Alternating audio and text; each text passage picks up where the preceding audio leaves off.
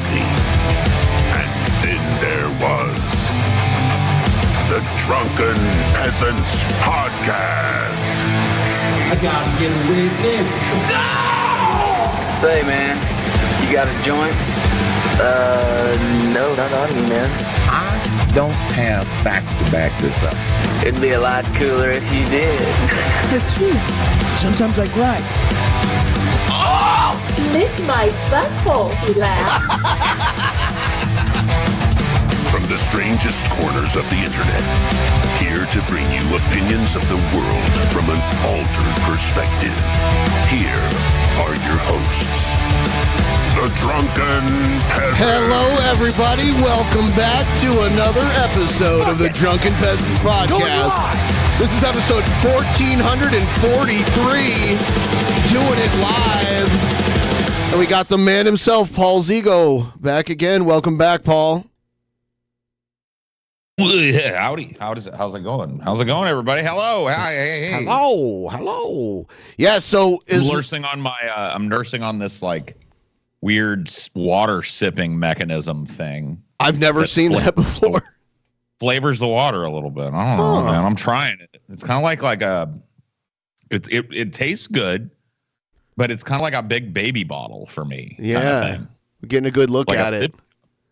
I have a coffee tumbler kind of thing, but it doesn't have the like little sippy part on the top. It looks good. No, I'd use it. Yeah, I don't know, man. Now the question is, how much did they pay you to mention it on the world famous Drunken Peasants podcast? And when am I getting a cut of that? $9,000, and your cut is $3, my friend. All right. You guys have read the title, right? The title is that Ben and Paul watched the Milo Yiannopoulos episode on its 9th anniversary. Yes. 9 years ago today, we did the world famous, the most viewed episode on this channel ever. The Milo Yiannopoulos. Yeah. Yep. And it a year after it happened, it caused international headlines.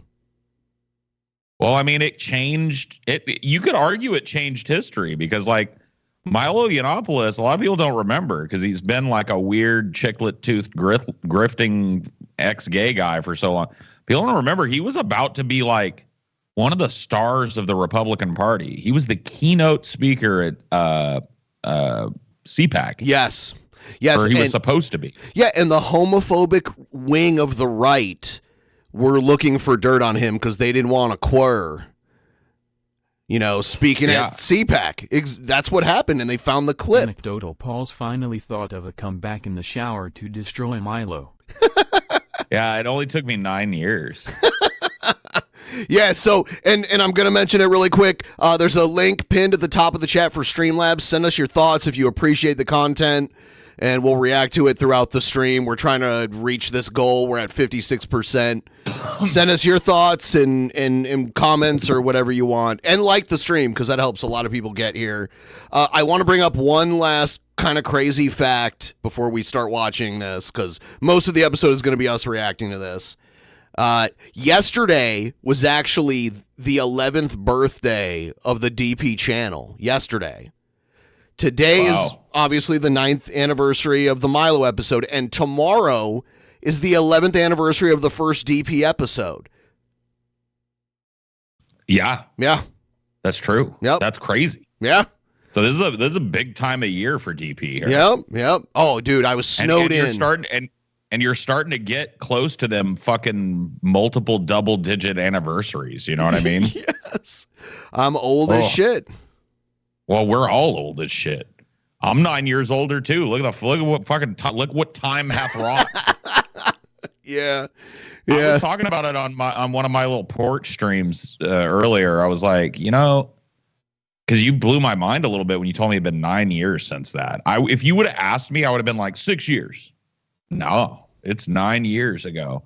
Dude, my life was fucking totally different back then.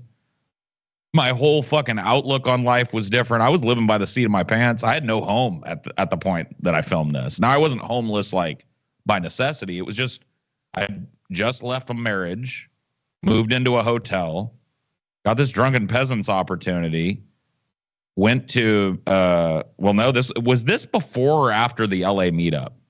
This was right before it, and we actually plug it at the beginning. That's crazy.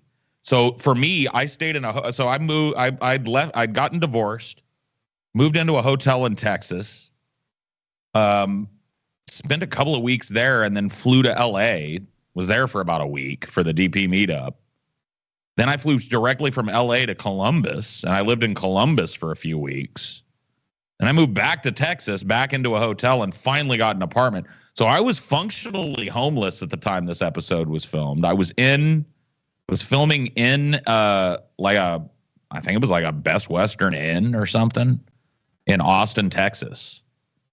I think my girlfriend, my ex, is bounding around back there. Like it was just not the ideal situation. But I mean, what can you say? Like, our biggest episode ever ended up being like having probably 2 big giant rushes of attention, I imagine.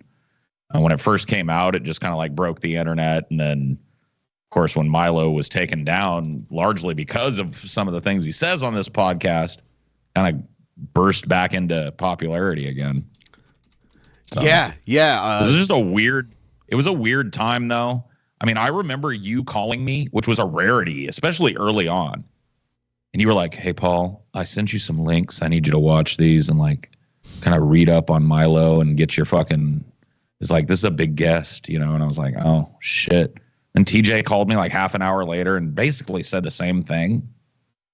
And I regret to inform you that I didn't really look into Milo all that much. I didn't listen to the advice. I mean, I did kind of. I watched the videos you sent anyway. But just kind of like stumbled into this Milo thing. I knew enough about him to kind of like have a good interplay with him, but it was a weird episode for sure. I remember leaving this episode feeling like, damn, that was a good episode. And then I woke up the next day and I read the comments, and I was like, well, I'm fired. You know what I mean? I was like, I'm out of here. It was only the beginning, Paul. I know. Crazy to think that, but it really was, though. I just want to warn everyone, I'm just going to play. I didn't edit it. I did a sped up version of it where it was like 10% faster, but the sound is kind of weird with it. So I'm just like, let's just do it raw. You know, let's raw dog it. Let's raw dog it. I'm fine with that. All right. So here it is. And back in the day when we started the stream, there was like 30 seconds of dead air at the beginning because YouTube didn't have a more real-time streaming function. So like, oh yeah, there was like a 30-second to 60-second delay always. Yep. Back then, yeah. Yeah. So we got 30 seconds of this black screen here to kind of prepare you. And then there's an ad, which is mostly irrelevant these days. There's no more Audible trial. You know? Damn.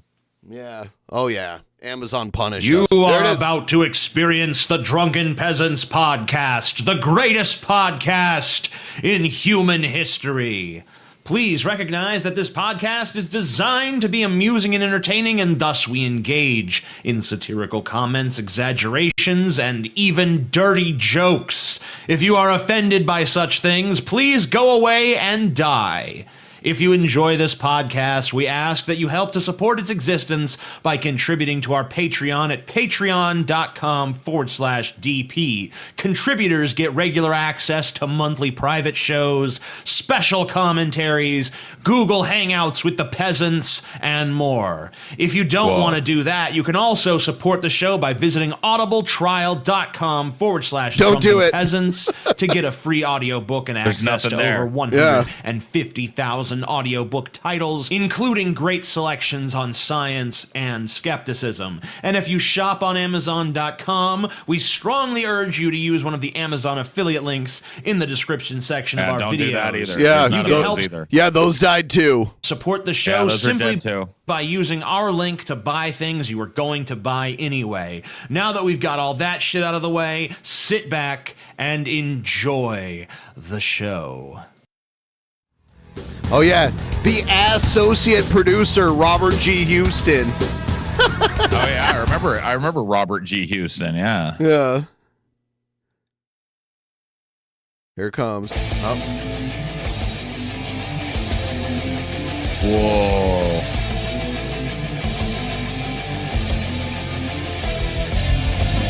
Coming to you live from the frigid armpit of America, this is the Drunken Peasants Podcast with Ben and TJ, bringing you opinions of the news from an altered perspective. Fuck it. Hey, man.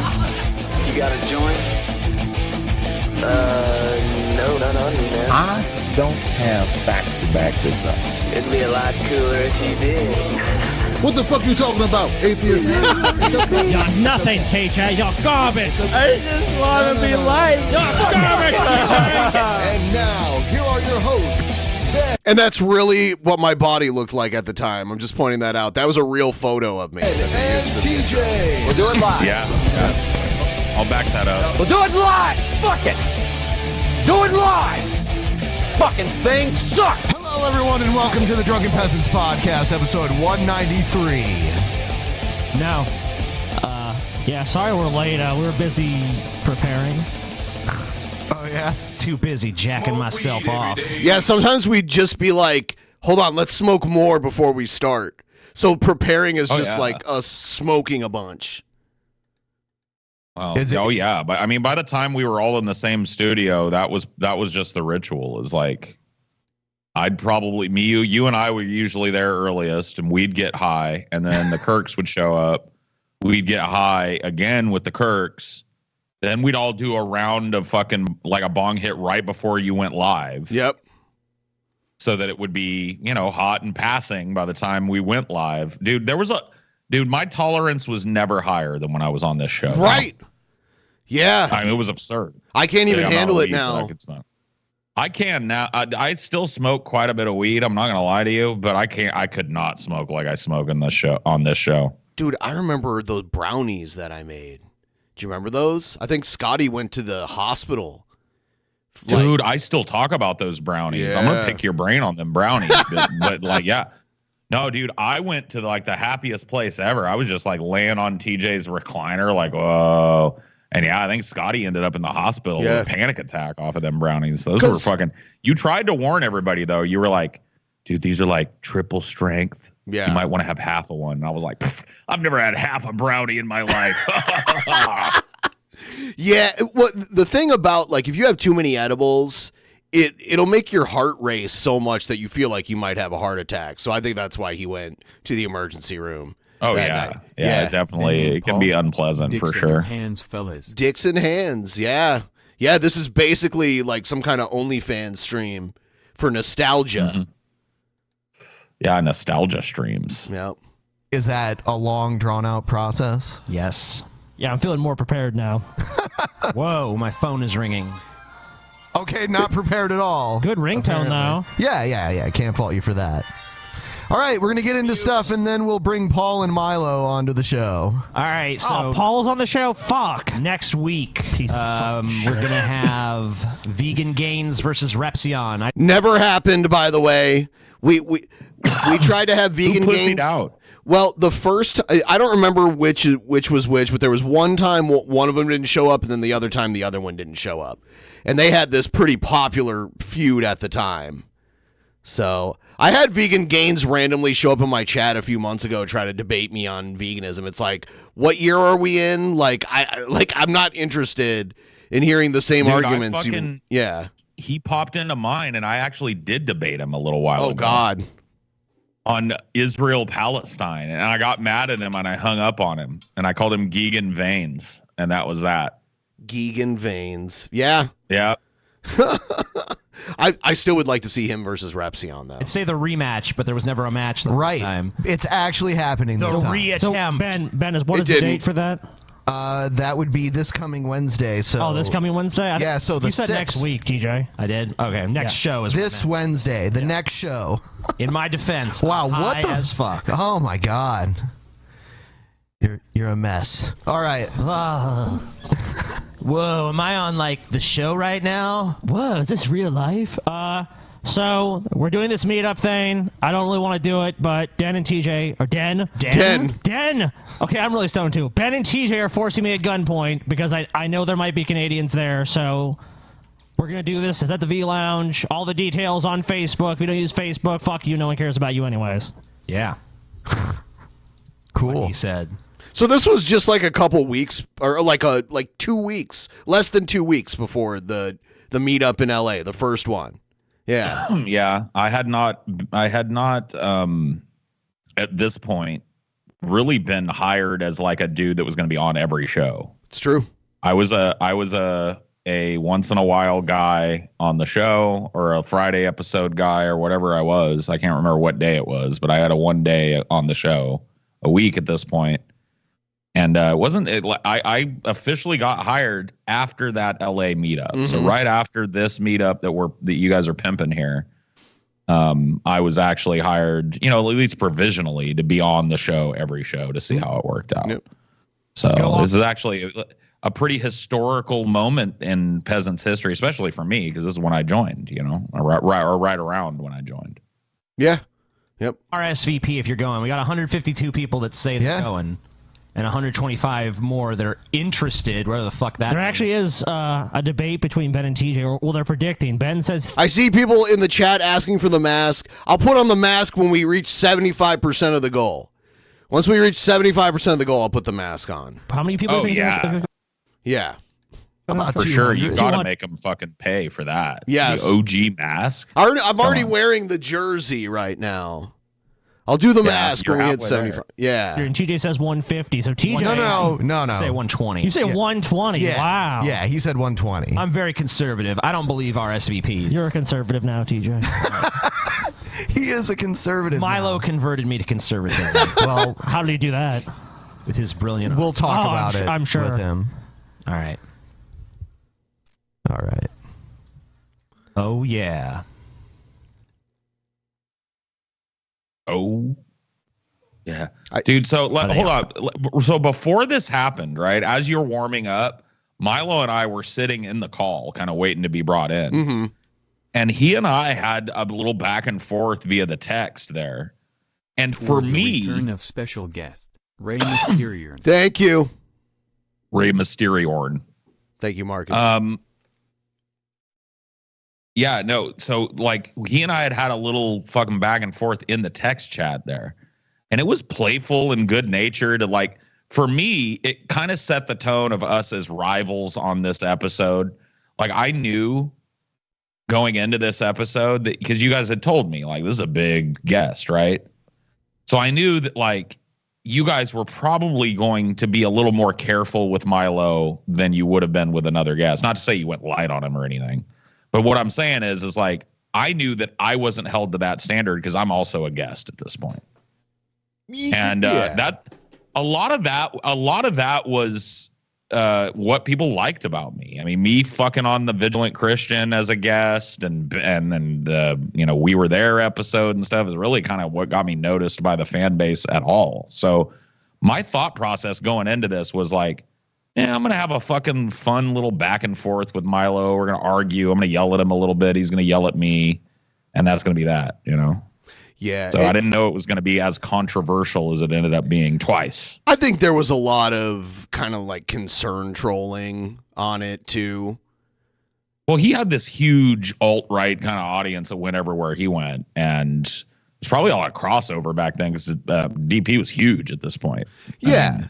Yeah, this was our biggest live audience to date at the point, and I don't think we surpassed it until we did like the Wheel of Misfortune or something like that. Or no. Actually, the election episode, the Trump Hillary election episode. At that point, I'd have to look it up, but I think we had like 20,000 live viewers. That was a crazy episode. Yeah. Man, I wish you all could get Milo back to debate Paul again. Get a different gay man on to debate Paul. Are they How on? about Shabisky? I have it on good authority. He's a gay prostitute. So I'll say this. Milo wouldn't come back on with Paul even before he got canceled. So I don't think he would now. Yeah, I the mean, mask. Milo was invited. Like he actually wanted to come back on, but he said if I was there, he would never come back on. And I was the one in email correspondence with him, and I told TJ about it. Then TJ told you about it. Yeah. I told him, like, well, go ahead, dude. I'll stay off the episode if you think it's going to be a big thing. And he was like, no, fuck that. Milo doesn't get to tell me who I get to have on my show. And that was that. Yeah. So. Yeah, we didn't end up having him back on. I think. Hello? Hi. Hi. How are you? So we got. And by the way, our setup at the time, it was like, the thing about it was, it got set up as it was being built. So it wasn't built for like efficiency. It was like, no, I'm going to add this thing over in this corner. So I had a monitor in front of me, and then across the room over top of that monitor, I had like the main monitor that the people watching the show basically saw. Yeah, it was actually pretty comfy for me in the guest spot, because when I was in the this studio here that you guys are in now, I was sitting in kind of like the spot that you guys would plop a guest that was in studio. Yes. And that monitor was actually kind of cool for me because I could see the totality of the show up there, which was nice. Yeah. But also having sat behind that desk, it wasn't the best from that vantage.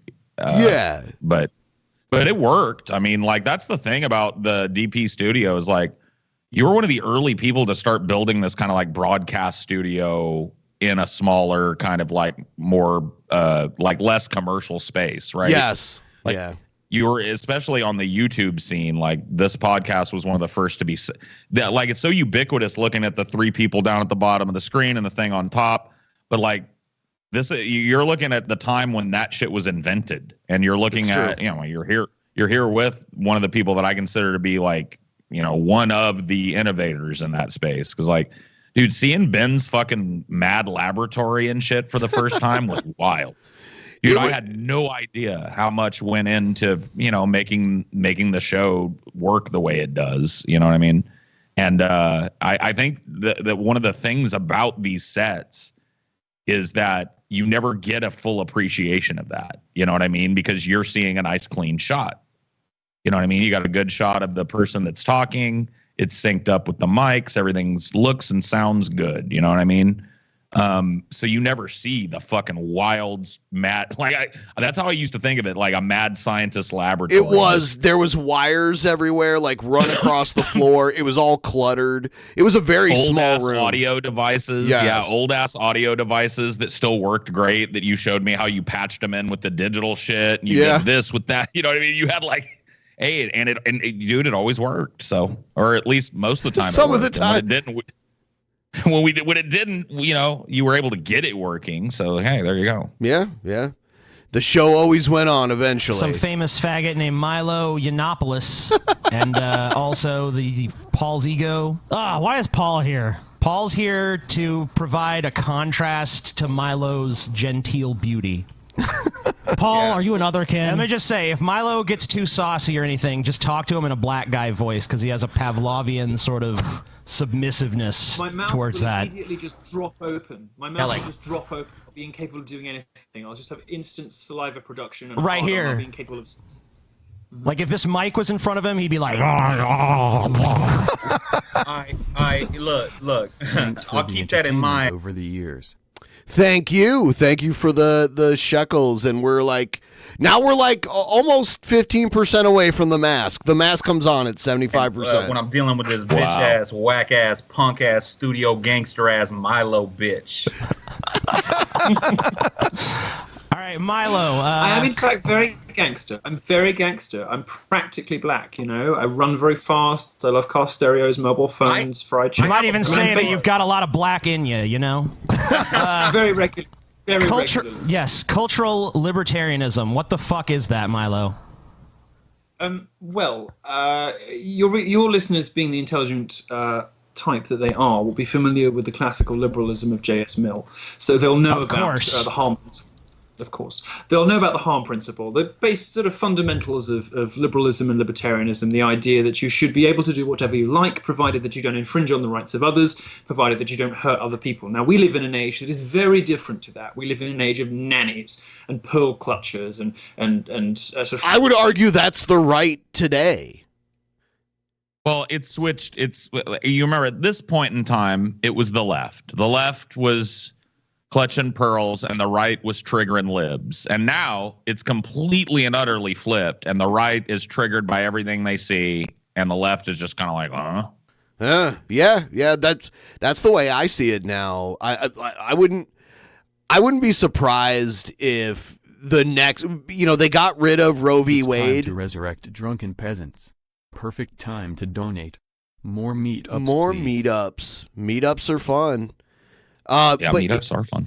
Like, I never thought Roe v. Wade would go away. Like, I was always told as a kid, Roe v. Wade is like solidified, basically. I didn't realize how fragile it was, like what it took to get rid of it. Well, I mean, what's to stop them from like taking away the Supreme Court decision for same-sex marriage and like leaving that, like pushing that back to the states again? Yeah, I mean, I don't know. Yeah, it's gotten to the point now where, like, I honestly think this too. I think Milo was one of the people that was responsible for the kind of script flip to where the right is the ones that are triggered about it. People don't know this about Milo, but he worked for, who did he work for? Breitbart. Breitbart, yeah. And then before that, he worked for, what was it? There was like a left wing thing. I can't remember, but was it BuzzFeed or something like that? BuzzFeed. Yeah. Yeah. And so he was trying to find what is my angle into the grift, right? And when he was writing for BuzzFeed, he was way more left wing, kind of like traditional pro LGBTQ kind of guy. That didn't work out. He joined Breitbart and became like this queer crusader guy, and then that didn't end up working out. But then he kind of rode that personality onto this. And so I didn't know all that about him at the time, but it's pretty apparent, in retrospect, looking at the guy, that he's putting on a show here, Yes. Fainting couch feminists. We live in an age of authoritarians, and particularly sort of joyless, funless preachers and authoritarians. And they largely come from the progressive left, although there are, of course, some hangovers from the 90s when the religious right was more powerful.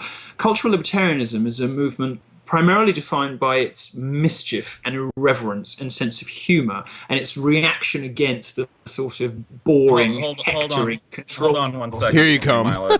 You said that the religious right was powerful in the 90s, which it was. Are you implying that it's not still huge and powerful now?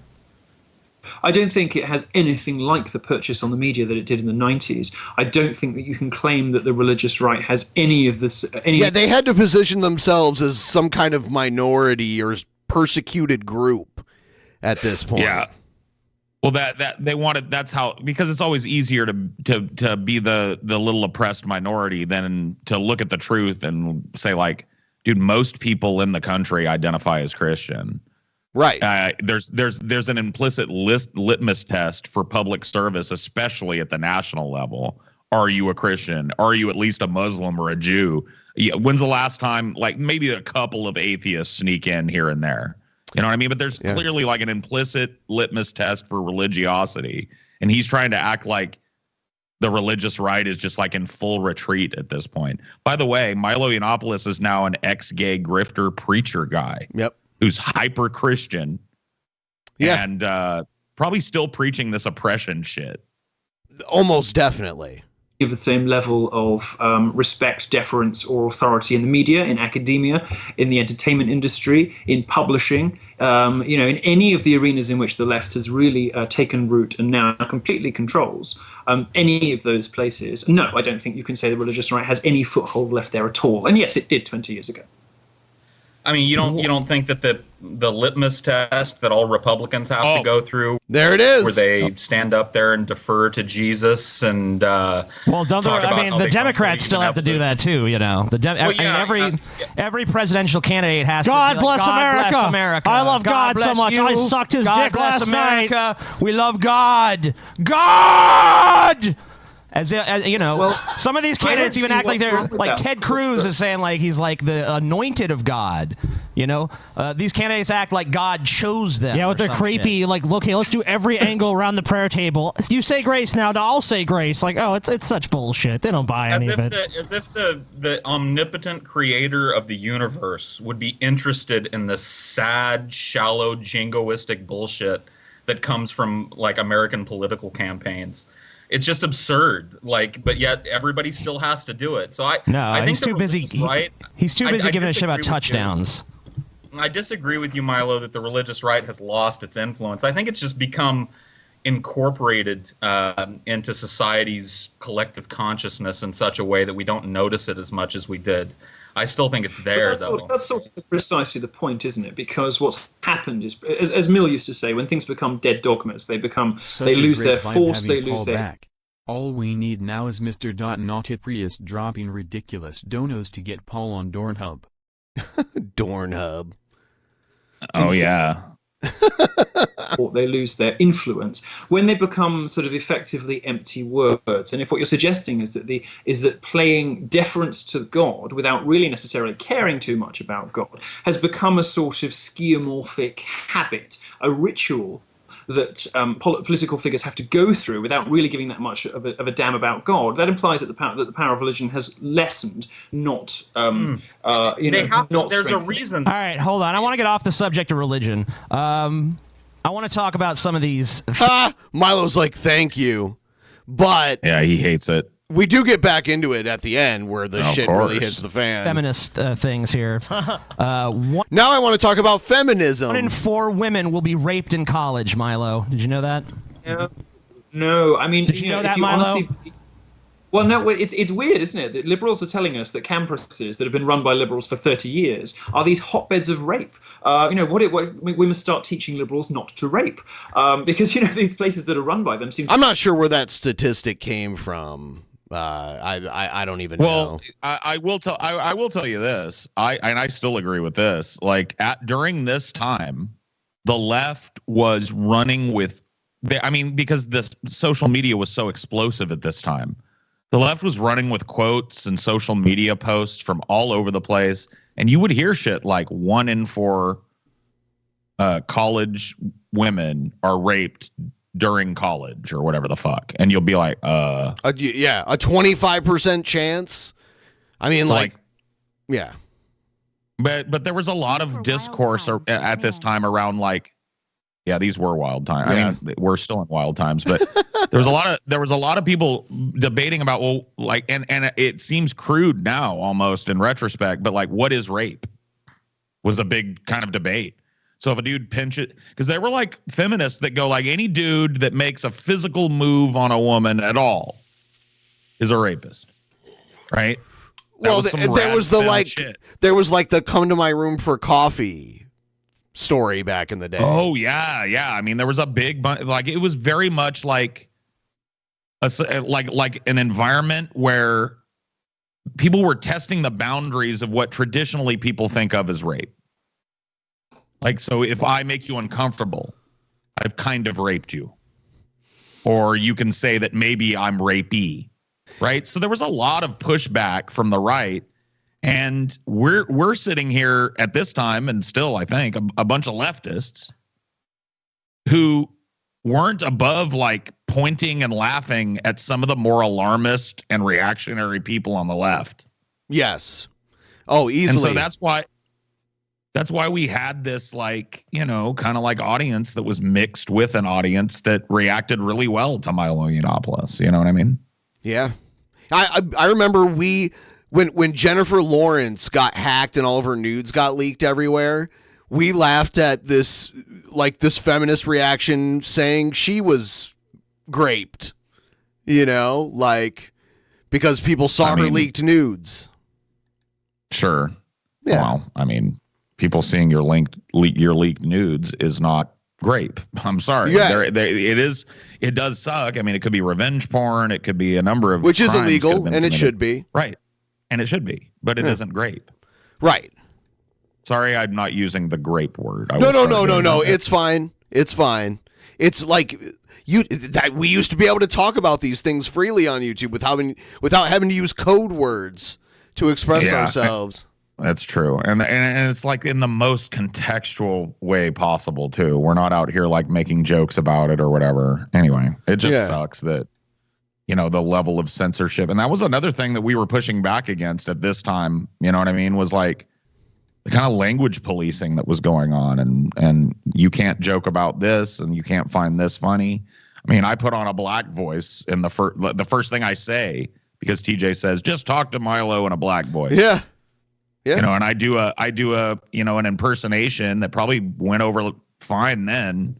That if I were to keep doing that now, I'd be canceled pretty quick. You know what I mean? So it's like different time, dude. Yeah. TJ has his famous Chinese man accent that he does. Oh my God. Yeah, he still whips it out too. And Scotty and I are always like, oh fuck, here we go, bro. Racism. Like 50-50 chance if this one's staying up. You know what I mean? Yeah. Sexism, all sorts of awful things. Of course, the fact is that this is total and complete horse shit. It's it's shared by gender activists peddling dodgy statistics that get repeated by credulous and irresponsible journalists who believe in narrative over fact. It's quite obvious to anybody with any common sense that American campuses do not have rape rates similar to the Congo or Burundi. American campuses are actually some of the safest places for women to be. And this sort of lies. Yeah, the thing that bothers me about it, is that, the feminists themselves must not actually believe this statistic, because no one would go to college if you genuinely believed you had a 25% chance of being raped. Here's probably where this statistic that they're talking about came from. There are statistics out there that 1 in 4 women in their lifetime will be sexually assaulted in some form that I've seen. That's different than saying 1 in 4 women in college are raped. Right. That's a completely different thing. And context didn't, at this time, context on the left didn't matter. People would hear that shit and run with it. He's still gay. The guy is desperate for it He's to gay. be 2016 again. He's so pathetic and I love it. Well, I don't know, man. Like, whatever. You got to take a person at their word, because at a certain point, like, what point does it make? But yeah, I mean, from my perspective, if the way you are is the way you are, you can choose not to engage in that type of activity and shit, but that doesn't mean that you don't have that proclivity. Nick Fuentes is a perfect example of that. See, is Nick Fuentes, is he out as a gay dude? He's not out, but he is. Okay. So there's enough anecdotal kind of evidence, not to use the word of the day here, because this, by the way, the most memorable thing about this is, to this day, 9 years, almost a decade later, I will be telling a story about my life to kind of add on to something we're talking about, and people will go anecdotal Paul. Anecdotal Paul's at it again. Oh my God, dude, most of the people had never heard most of the people using it against me at this time after the Milo episode had probably never heard the word anecdotal. Certainly couldn't have told you what it meant. They ran with it because fucking Milo said it. Yep, he did. God, it pissed me off. Of course you wouldn't go. No parents would send their kids there. Obviously the parents know it's not true. No kids would go there. Obviously they know it's not true. This is the thing about social justice. Sorry about that. I'm gonna take a leak. No problem. No problem. It's gonna take me 5 seconds. No problem. Here, I'll put up another thing so my camera doesn't go away. I'm sorry about that. No. It worked. It's fine. Cannot make their arguments in good faith, and this is the thing that annoys me most about them. It's not the fact they're wrong, because lots of people are wrong. You guys are all wrong about God, for instance. Let's not get into that. You guys are wrong about God, for instance. We do get into that later, by the way. We do that. There are lots of people. We are going to get into that. Just we will. Just not yet. We're skipping over. I'm carrying on. Lots of people are wrong about all sorts of things, but it's the disingenuousness. It is the purposeful misleading sort of strategy. It's the deliberate lies, and let's just call them what they are. They are lies that the progressive left and the majority of the media tell about this stuff. It scares women, and by the way, it puts women in danger. Think about what Camille Paglia was saying back in the 90s. She was saying, if you put women in this sort of cosseted, comfortable, woolen environment in university, what happens when they go out into... By the way, please like the stream if you haven't already. I want Paul to react to most of this with me, so I'm going to wait till he gets back to keep it playing. People ask for the mask to come back. I'm already wearing the same shirt. The mask, once we hit 75% of the goal, it's pinned at the top of the chat. I like super chats a lot, but Streamlabs are better because YouTube doesn't take 30% of them. So that's cool. Yeah. So if you want to use Streamlabs, use the link right there. Send them my way. Yeah. And I noticed we got Pam Monk in the chat. Pam Monk in the chat. Pema? King Beard X, the world famous TikTok and Instagram star Pema. Mm-hmm. Pema in the chat? Mm-hmm. Yes, he is. Oh my goodness. Get Pema on here. Pema, you get your ass on here, boy. Real world. They've been told that a man simply approaching them, in an unwanted fashion constitutes sexual assault. That person could get disciplined by university, and indeed that is the code of conduct in most American and most British universities now. Horrifying though it is. Don't you think their solution to that is that they're trying to make the entire culture basically like a college campus? That they want that to permeate every aspect of America, so that they do have that cradle to the grave protection. I think that's true, but here's the difference.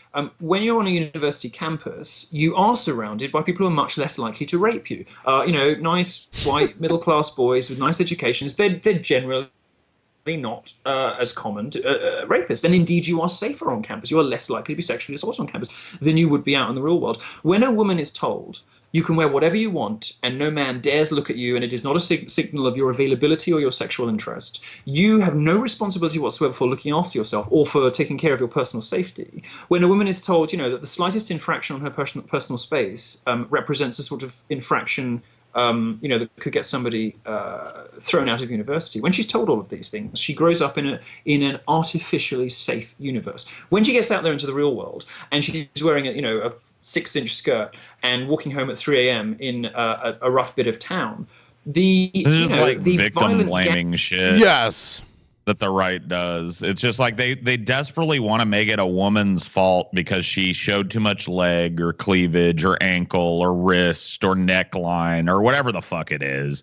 And it's always something different in every era. And now he's railing at short mini skirts and crop tops and shit. Contrary to what Milo says, more often than not, universities don't do anything about SAW cases because they don't want to do work.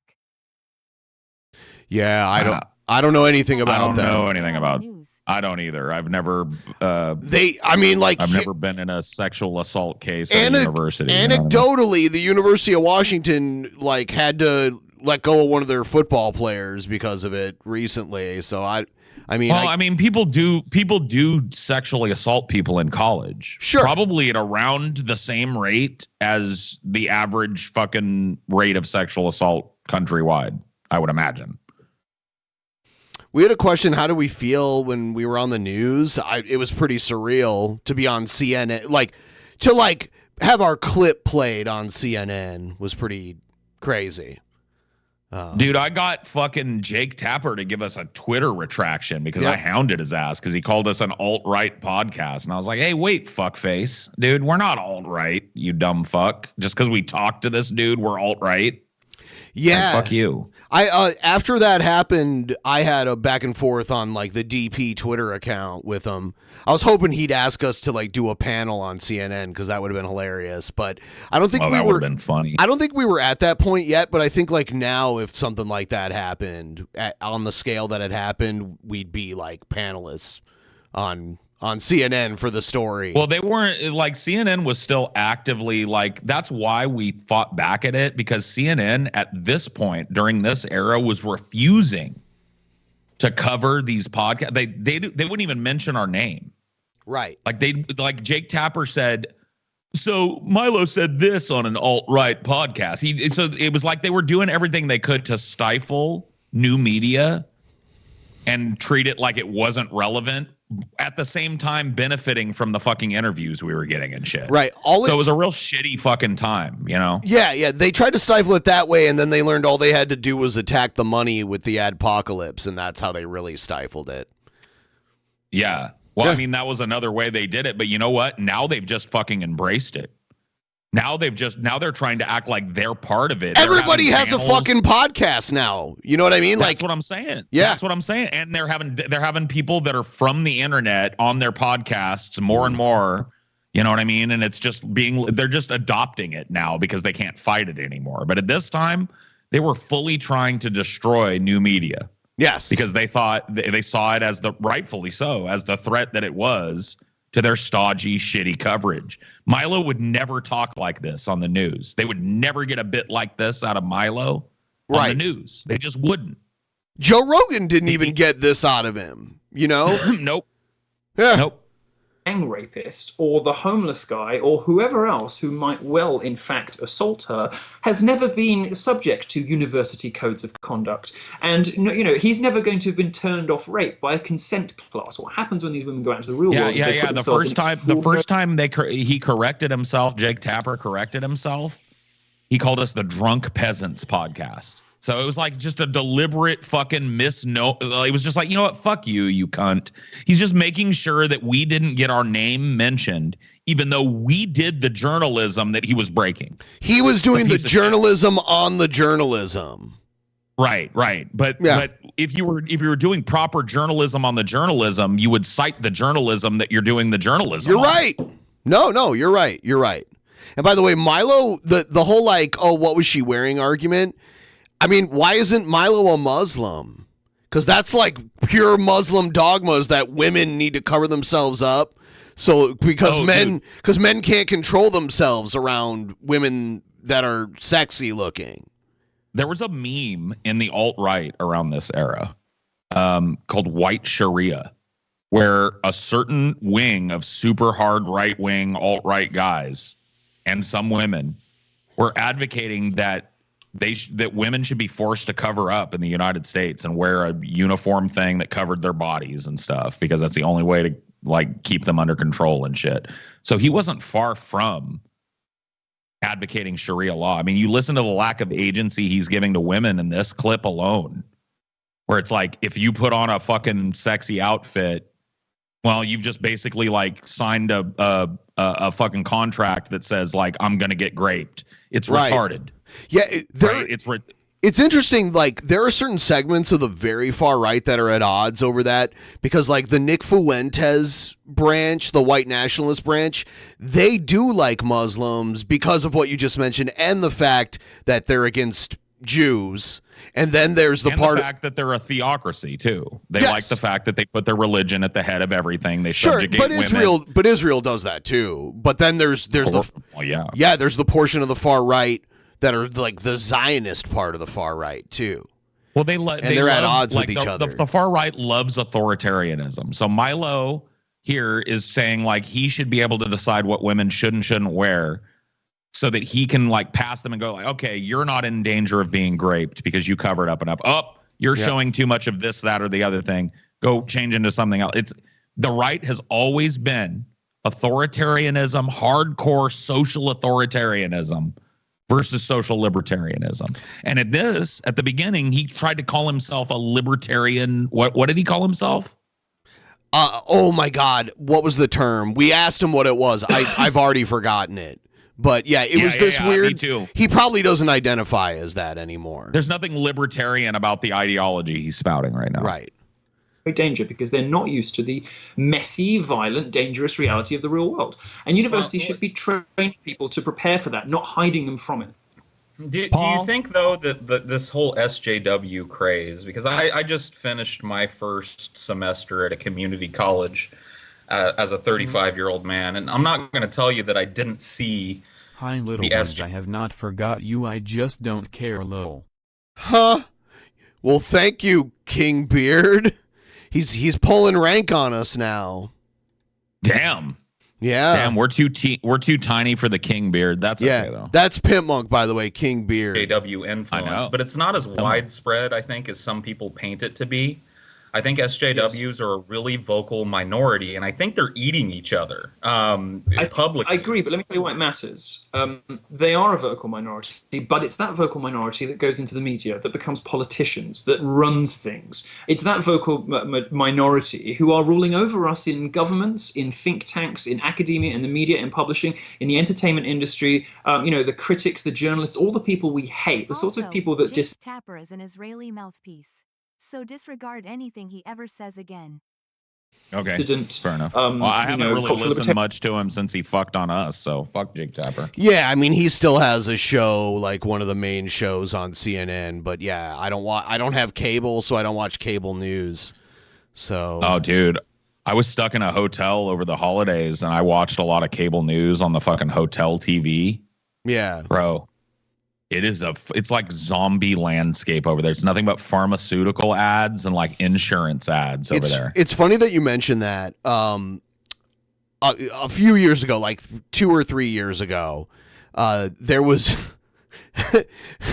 Bear with me. There was a furry convention in Seattle. Okay. And Adam from Your Movie Sucks, he's a furry. And our buddy Scott that passed away last year, he was a furry too.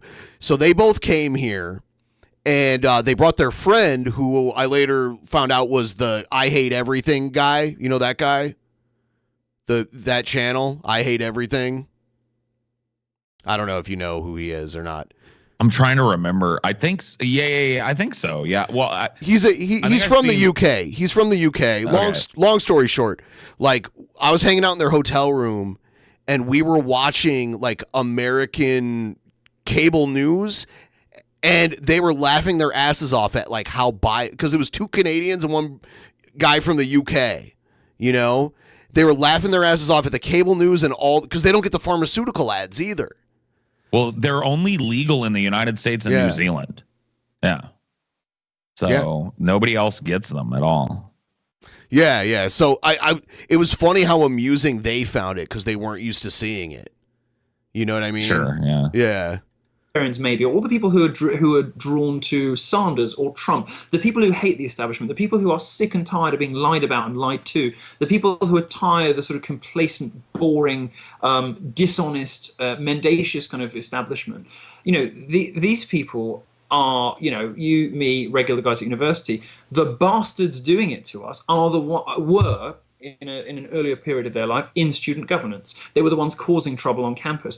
And the problem is that the campus radicals of the 60s and 70s who created all this stuff, you know, the people who now have tenure, as Christina Hoff Sommers says, you know, we won the argument in the 90s, but they took all the assistant professorships.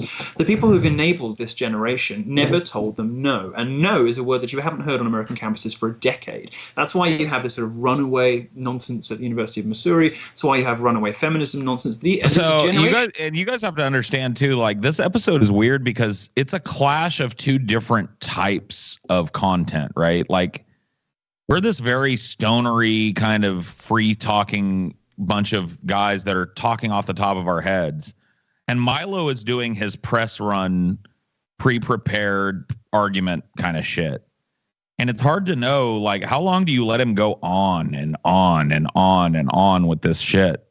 And I think that one of the criticisms was I interrupted him too much. I guess we'll see tonight if we feel that way. I noticed I had to interrupt him a few times because I watched a little bit of this earlier. Now, students who were never told no and never grew out of childish campus politics. So they've grown up and they've become Gawker bloggers and BuzzFeed journalists, and they're still bitter and angry. They still believe in the politics of I have to object to one thing you said. You just said BuzzFeed and journalists together as though they made sense. No, I noticed you're in a very dark room there, Milo. What's going on? Yeah. If you turn those lights on, would there be a gang of black dudes behind you? Or? Yeah, no, I'm actually on the set of Poor Little White Guy 9. So we're just between takes. And I actually picked this lighting because my hair looks fantastic. This is how I know God exists, because I let's talk about that. I was doing research. I don't want you to see Razor and Daquan because they're between takes. You know, they haven't shaved. I was doing research on your videos, and while I was watching you, my girlfriend looked at you and she said, "His hair's too big for his face." Oh. What do you? Well, first of all, she's wrong. You need to dump her immediately because she has no taste whatsoever. She's going to decorate your home. Well, that's terribly. why she's with me. That's why she's with me. You know. Yeah, it's true. She has. I need a girl with bad She has taste. poor taste. Yeah. Well, maybe I like your hair. The lack of taste, gender wage gap.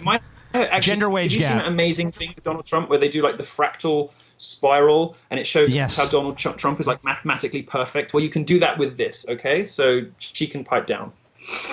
I wanted your opinion on the gender wage gap. It's bollocks. I've seen you deconstruct it in a few of your videos. I just wanted you to do pretty much the same thing here for our audience. It's super simple, really straightforward, really easy. Okay, this is like childish economics, otherwise known as feminist economics. You take all of the money that men earn, and you take all of the money that women earn, and you do a simple division, and you come out with a number that's like between 77, 78, whatever. This doesn't take into account a number of things that it's essential to take into account if you are a serious economist who wants to understand the difference between what men are paid and what women are paid. When you factor in part-time work versus full-time work, the hours that people put into jobs, the dangerousness of certain careers, the fact that women, irrespective of children, work shorter hours, take longer holidays, and don't make as much money for their firms. When you control for the different life choices women make, women very often choose to work part-time because they'd rather have more time at home, and that's irrespective of whether or not they have kids. And of course, women do have children, which is something that we should support them through, and something, is one of the purposes of our existence here is to sort of perpetuate the species, but that does of course have an impact on their earnings. And you take all that stuff into account, you get just quickly. Here you come. Yeah, I'm sorry to interrupt you, but you're a very affluent young man, and You mean eloquent? He got you there. You said affluent young man. He's like, you mean effluent is what I said. Oh, affluent. I thought you said affluent. Like you're affluent. And he's like, you mean eloquent. He tried to correct me, but he doesn't know the word effluent. Oh, yeah. I thought effluent means flowing out or outflowing. I was trying, he speaks a lot. It's the way of saying that it. When I look up effluent, it says liquid waste or sewage discharged into a river or the sea. You are. Which one did you here? No. How did you spell it? Effluent. EFFLUENT. Your sewage, Milo. Oh, damn. I fucking dunked on him. Mine, the American Heritage Dictionary says flowing out or forth, flowing out, to flow out, outflowing. Okay. Yeah, I just used the Google definition, so who knows where that came from. I guess effluent also means wastewater from sewage. Your shit water, Milo. But cool. Yeah. So I dunked on him and I used a word he didn't know. Fuck you, Milo. Sure. Again. For me, like, isn't your mindset a little industrial revolution? Like, you're talking about all these horrifying, dangerous jobs, and yes, they do exist, but we've moved from a production economy to a service economy over the last 8 or so decades. And you just think we don't have those jobs because nobody does them because you're white. Hold on, Milo. Give me a this isn't going to work. The Skype thing doesn't work if we just step on each other all the fucking time. Look, the jobs are not as dangerous as they used to be. I mean, sitting behind the counter at a Starbucks, a man not saying that men and women make different wages at Starbucks, but you get my drift. That's the type of job that has come to identify what an American 9-to-5 is. So we're not talking about people, dumping big giant containers of steel into an unprotected mold anymore. I mean, yeah, that still goes on, but it's a fraction of what we're talking about. No? Well, I don't want to make assumptions about your group of friends, but you probably think that because you don't know the people who still do those jobs because they're not white. The fact is that mass immigration. You only hang with the whiteys, Paul. Yeah, it's just fucking retarded. Number one, and I think I get into it here, but my whole family's blue collar, so I know the people that do those jobs. You don't know them. Then we get into the fact that my mom, drove front end loader, drove forklift, did a job that's traditionally male. It's 90% male, and she did her whole fucking career. So all kinds of different places has driven wages down and into the hands of minorities in all Western countries. A lot of that labor that you're talking about has been globalized over to China or over to India. People still do those jobs. It's just that you don't see them anymore. They're not on your doorstep, and your neighbors aren't doing those jobs anymore. So if anything, when I went to Kentucky, I knew I met some people there who were worked as loggers and shit. Their job is very dangerous. They were white. Yeah, I've known iron workers. It's expanding all the time. I mean, the number of buildings that we're putting up everywhere in the West, is going up all the time. Someone has to build all that shit. Someone has to build the road. Someone has to drive the oil truck. Someone has to be the steeplejacks. Who is that? Immigrant men. Yeah. Right, well, look, my parents are both white. clearly. And they were both factory workers growing up. My dad was a mechanic, and my mom did pretty much everything at the factory. I watched my mother do jobs that men broke down and quit. I watched her do them for years. I'm talking about like standing in a hopper filled with melted glass, busting chunks with a sledgehammer all day. That's what my mom did to put food on the table. So this idea that there's this huge physical gap between what men and women are capable of, that might have been true back when your average man and woman were super physically fit. But these days, I look around at a lot of dudes, and I'm sure you do too, Milo, being a gay man. I see a lot of softness. I see softness in myself. You know, I see softness in this room. But you know, like, so this idea that there's this big, giant physical difference between men and women, I think is kind of like that gap is I feel like, you know, regardless of the outcome of this argument about whether women are capable of doing the dangerous jobs or not, the overall point here is that the wage gap is bullshit. There is no significant gap between what men and women are paid for the same jobs. It's just more misleading fucking bullshit. From what I've seen, that's absolutely true. I just want the counter argument to be an ingenuous one. I feel that makes right, sense. But what you have to understand is, you know, it may be true that to some extent socialized gender roles play a part in what women feel they're able to. Doesn't Milo claim he was all drunk during this episode? I haven't seen him take one sip of anything so far. I don't know. Maybe I missed it. That was something that he claimed afterwards, and I remember he was talking to me about how he was having wine, and at some point he mentions it. I think. Okay. All right. That he's having wine, but I don't know. I haven't seen him drinking. No. To do, but I think that, you know, we're living in quite a different time now. If women want to do certain jobs, they can, and it's not that women can't do physical jobs; it's that they don't choose to. In the same way that it's not that women can't.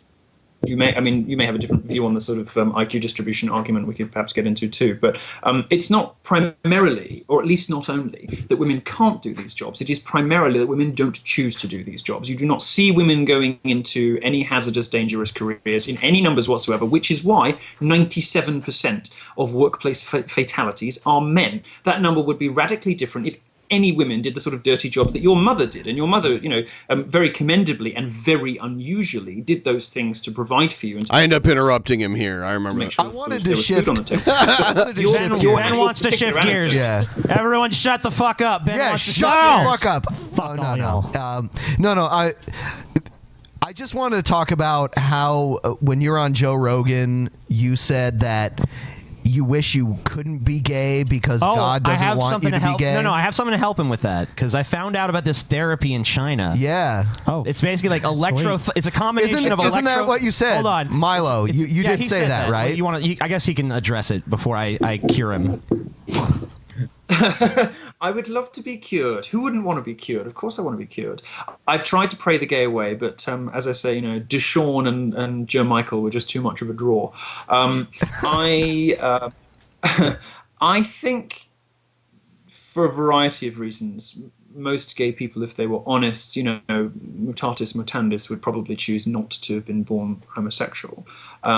I'd love to experiment with some of these therapies, not because I think they'll work, because I remember, by the way, the whole born this way thing is there's some doctors in China, and basically what they do is they use a combination of painful electroshock therapy and drug prescriptions and hypnosis. All right. So what they do basically is they show you a picture. Does it go on there? Yeah. They show you a picture of a big black dick, and then they shock you, and then they give you some medicine to make you feel nauseous, so that you start to associate the big black dick with like nausea. Clockwork Orange. So are you saying? What if you respond really positively to pain? Because I'm only interested in sex that hurts. So I feel like that might happen. Make it gayer. Well, there's the fucking work. So you're saying it might actually make you more gay? You clearly have not received So, like, Milo's a bottom, right? Yeah, obviously. I mean, that's what he's portraying here. Okay. So yeah, for sure. Okay. Totally ravenous. So Milo. There are people who do that recreationally. Are you saying most of the other gay people that you know feel the same way as you? No, I think they lie to themselves. I think they're not consciously aware of it. But, okay. What's very No true faggot. No true faggot. No true faggot. I mean, people, No people true believe a faggot variety fallacy. of Stupid. See, now you can't say that. Or at Yeah, least I mean, you could just. Well, I guess I can now because I'm out as a bisexual guy, so I can still say it if I want to. But yeah, YouTube frowns upon that word. Yeah, now, pretty yeah. hell. Yeah, there's this crazy lol cow named Emo Howling Wolf, and he is a gay guy, but his insult for everyone is calling them that, no matter what their persuasion is. He must be from the 90s. And he's an older guy, and a lot of he's crazy too. He's insane. He kind of sounds like Joe Pesci if Joe Pesci had like no teeth. Which is another kind of common lol cow thing, like no teeth, kind of like Brett Keane and all them, or Von Helden. But yeah, he got struck down a few times because he kept calling people that word. So now he'll say maggot with an F. You're a maggot with an F. I see. Yeah. Things that if you were really to interrogate them about, they would have to at least question. Gays have been told for 30 years that they were born this way. That's a lie. Born this way was invented by the gay lobby as a run around the religious right. The religious right was saying that homosexuality was a sinful lifestyle choice. So what did the gay lobby do? They invented the gay gene. They said, we're born this way, just like women. You shouldn't, or just like black people, you shouldn't discriminate against us because of what we are. Religion used to say it was a sinful lifestyle choice because the way to get through this problem in religion is to hate the sin, not the sinner. So the gay lobby invented this thing, and it really has no basis in science at all. The most we can say is that it is a mixture of nature and nurture, and it may have some epigenetic component. Nobody really knows, and it almost certainly varies from individual to individual. What we know for absolute certain is that there is nobody who is, whether they're consciously aware of it or not, born completely homosexual. That's almost certainly not true. Do you think that homosexuality is a mental disorder? No, I've realized what it is, though. I think homosexuality is one of those. So there's a great evolutionary biologist, Japanese. He can't just give you a simple answer here. He has to give you. Of course not. Yeah. This guy whose name I forget. You guys probably know him because he always gets in trouble for racism and sexism. In other words, doing science. Anyway, his theory on this is people with very high IQs are more likely to engage in aberrant or experimentation or behaviors, particularly sexual behaviors. So this is why I say gays should get. I just saw TJ shake his head.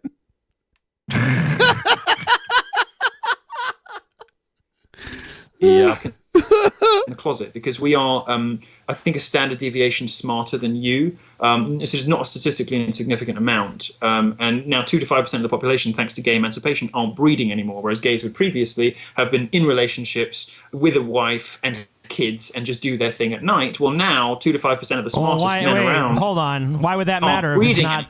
Hold on. Why would that matter if it's not a genetic component anyway? Because I was talking about IQ there, because it's 60 to 80% heritable. As far as homosexuality is concerned, what I think is that homosexuality is generated by high IQ and not the other way around. Or at least in broad terms, I think homosexuals are where Mother Nature experiments, which explains the overrepresentation of gays in politicians, artists, composers, inventors, conquerors, interesting people who drive society forward of all types. Gays are massively overrepresented in all of those categories of people. Why? Because homosexuality is one of Mother Nature's sort of dissident experiment classes. If you like, it's a sort of bleeding edge evolutionary vanguard. So this is what's given rise to experimental gay culture, the drugs. It even gives rise ultimately to drag culture, where they push the boundaries of what can be thought and said. Pushing out taboos on stage, dressed out. They're a sort of clown dressed like outrageously like a woman, experimenting with what you can get away with saying on stage. All of this goes back to this evolutionary imperative. Yeah, wasn't he going on? What was the name of his tour at this point in time? Do you remember? Oh God, I can't remember. It was the Dangerous Maggot with an F tour. Not maggot with an F though. You know what I'm saying? Oh, okay. Yeah, got it. Yeah, was it? Yeah. The Dangerous F Slur tour. Yes. Yes. Nice. I think, which is gay people are where Mother Nature experiments more than with the rest of you, which is why I think gay marriage is a shame. Because it's I was born a whore. Mr. Slave Drop. Well, Yeah.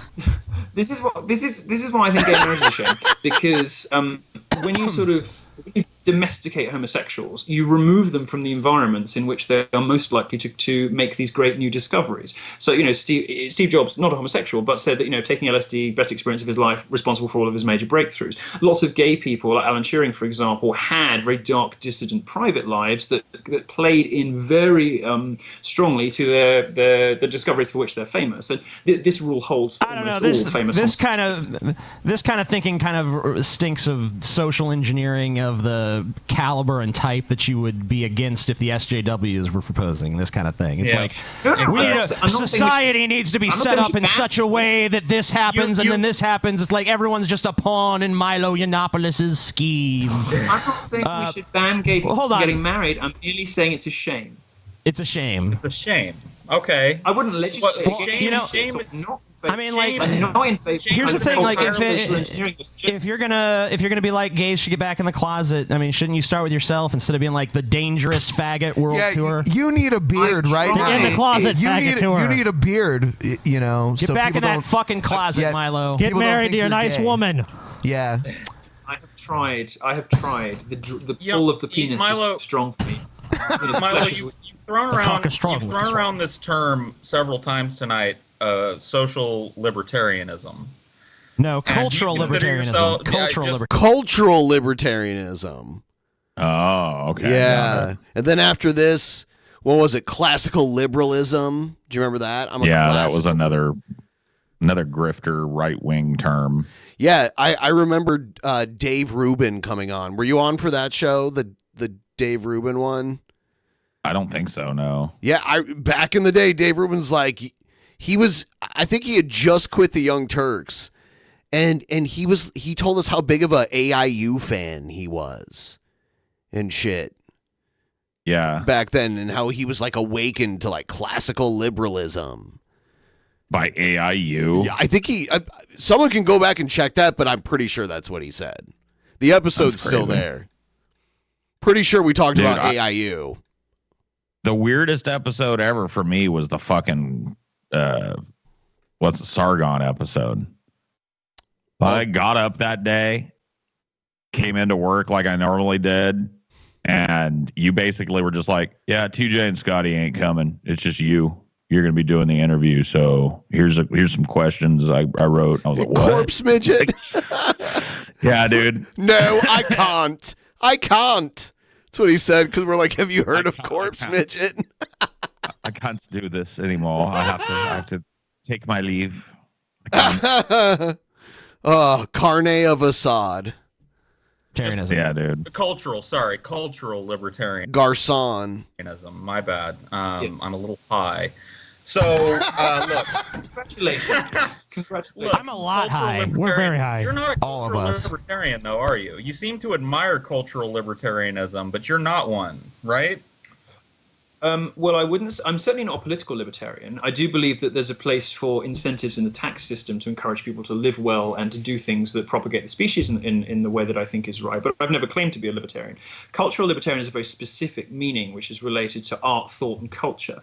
And it means that nobody should be prevented from reading, listening, learning, experiencing anything, nor about expressing themselves in relation to those thoughts or that art. So cultural libertarians have a slightly more specific remit than perhaps you're assuming.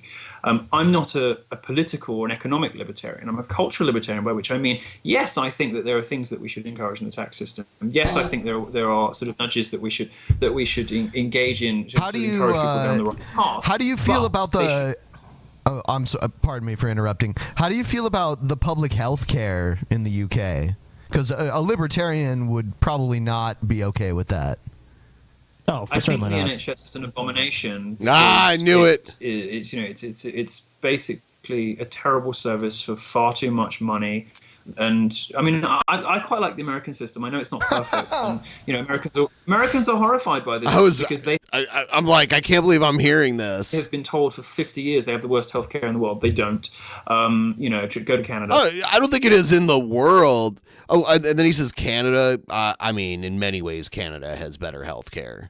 I mean, pretty much every first world country that you can name, including China, Japan, Russia, have a better single payer health care kind of arrangement than America can get. Now, you might have access to more of the top end fucking doctors in America, but most people's insurance won't allow you to get anywhere near those doctors. So we have a two-tiered medical system in this country where if you've got money, you can get pretty much whatever you need promptly and with the highest caliber surgeons and doctors.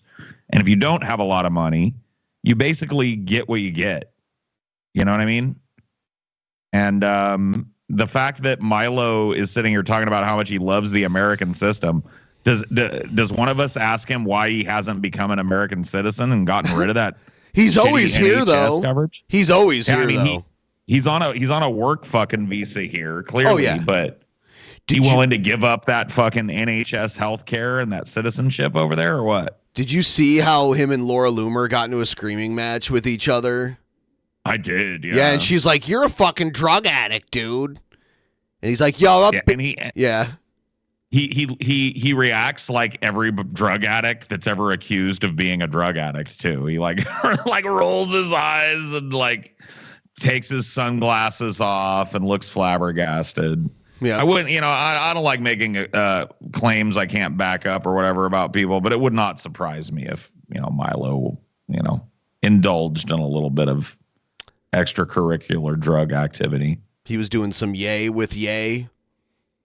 I bet he would have. He was yaying it up with yay.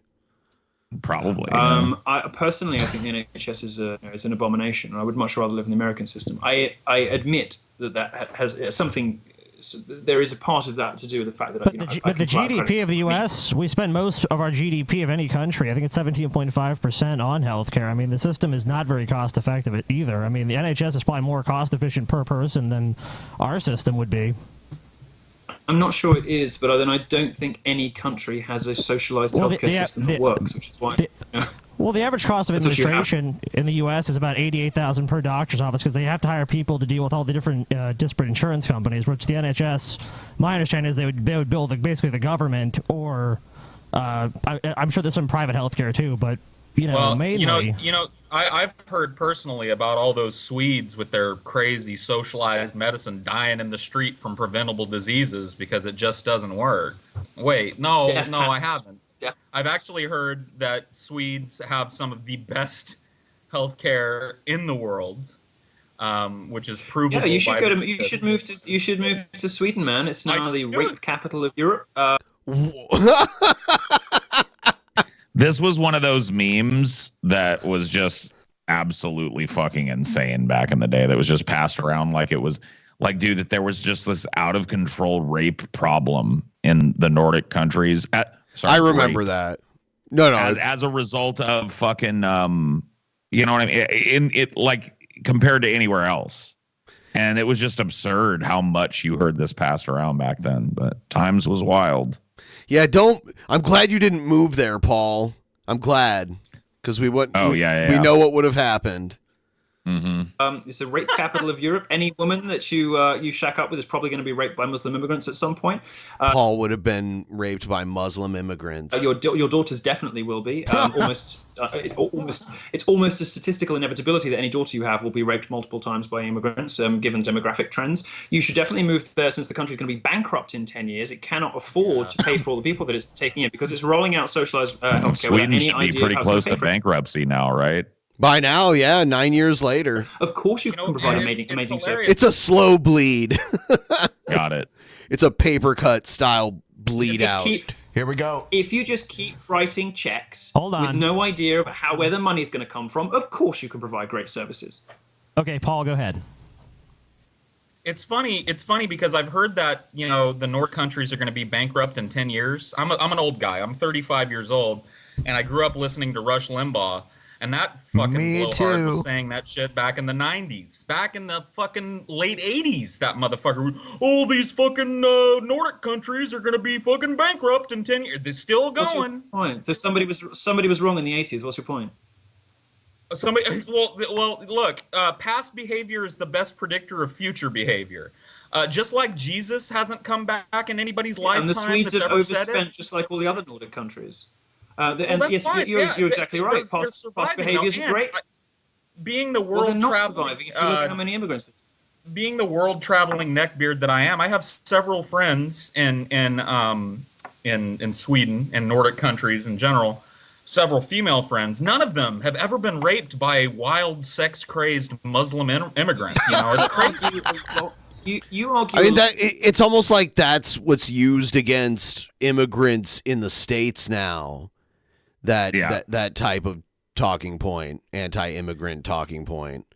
It's absurd. Yeah. The truth of the matter is actually the inverse in these Nordic countries. There's a lot of racist sentiment, and when people immigrate there, they're not treated well, and they're ghettoized, and you know what I mean? And then the crime that prevails in that type of environment is blamed right back on them, not on the government that's keeping them pushed down. So it's just sad. And this is by the way, guys, you have to understand that at this point, our audience wanted me fucking canceled for providing this oppositional point to this dude.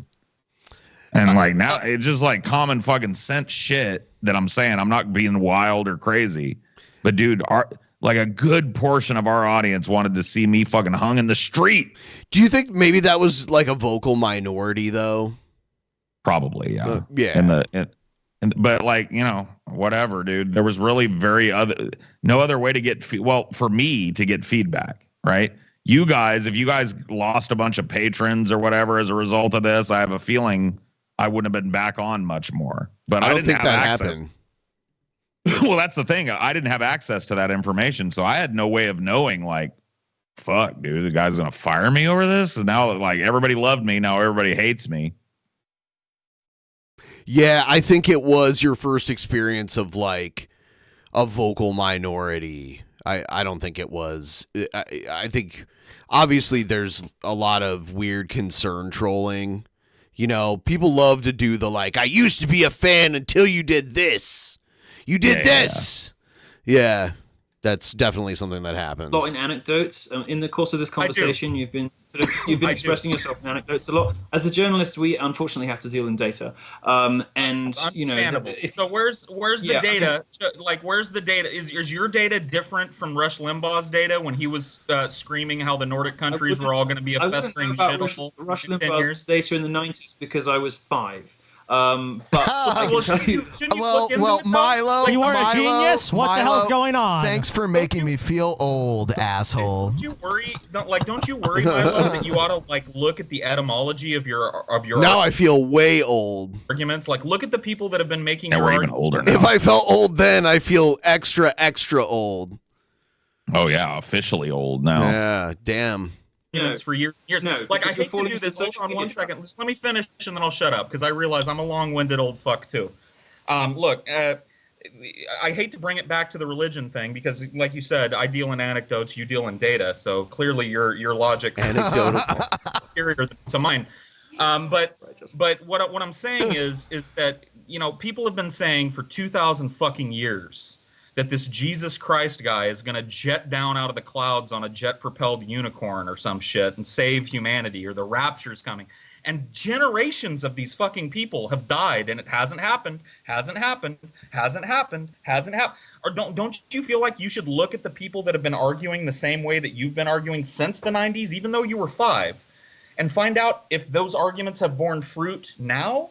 Isn't that important? Wouldn't that be important data for a journalist such as yourself, sir? No, it would be irrelevant.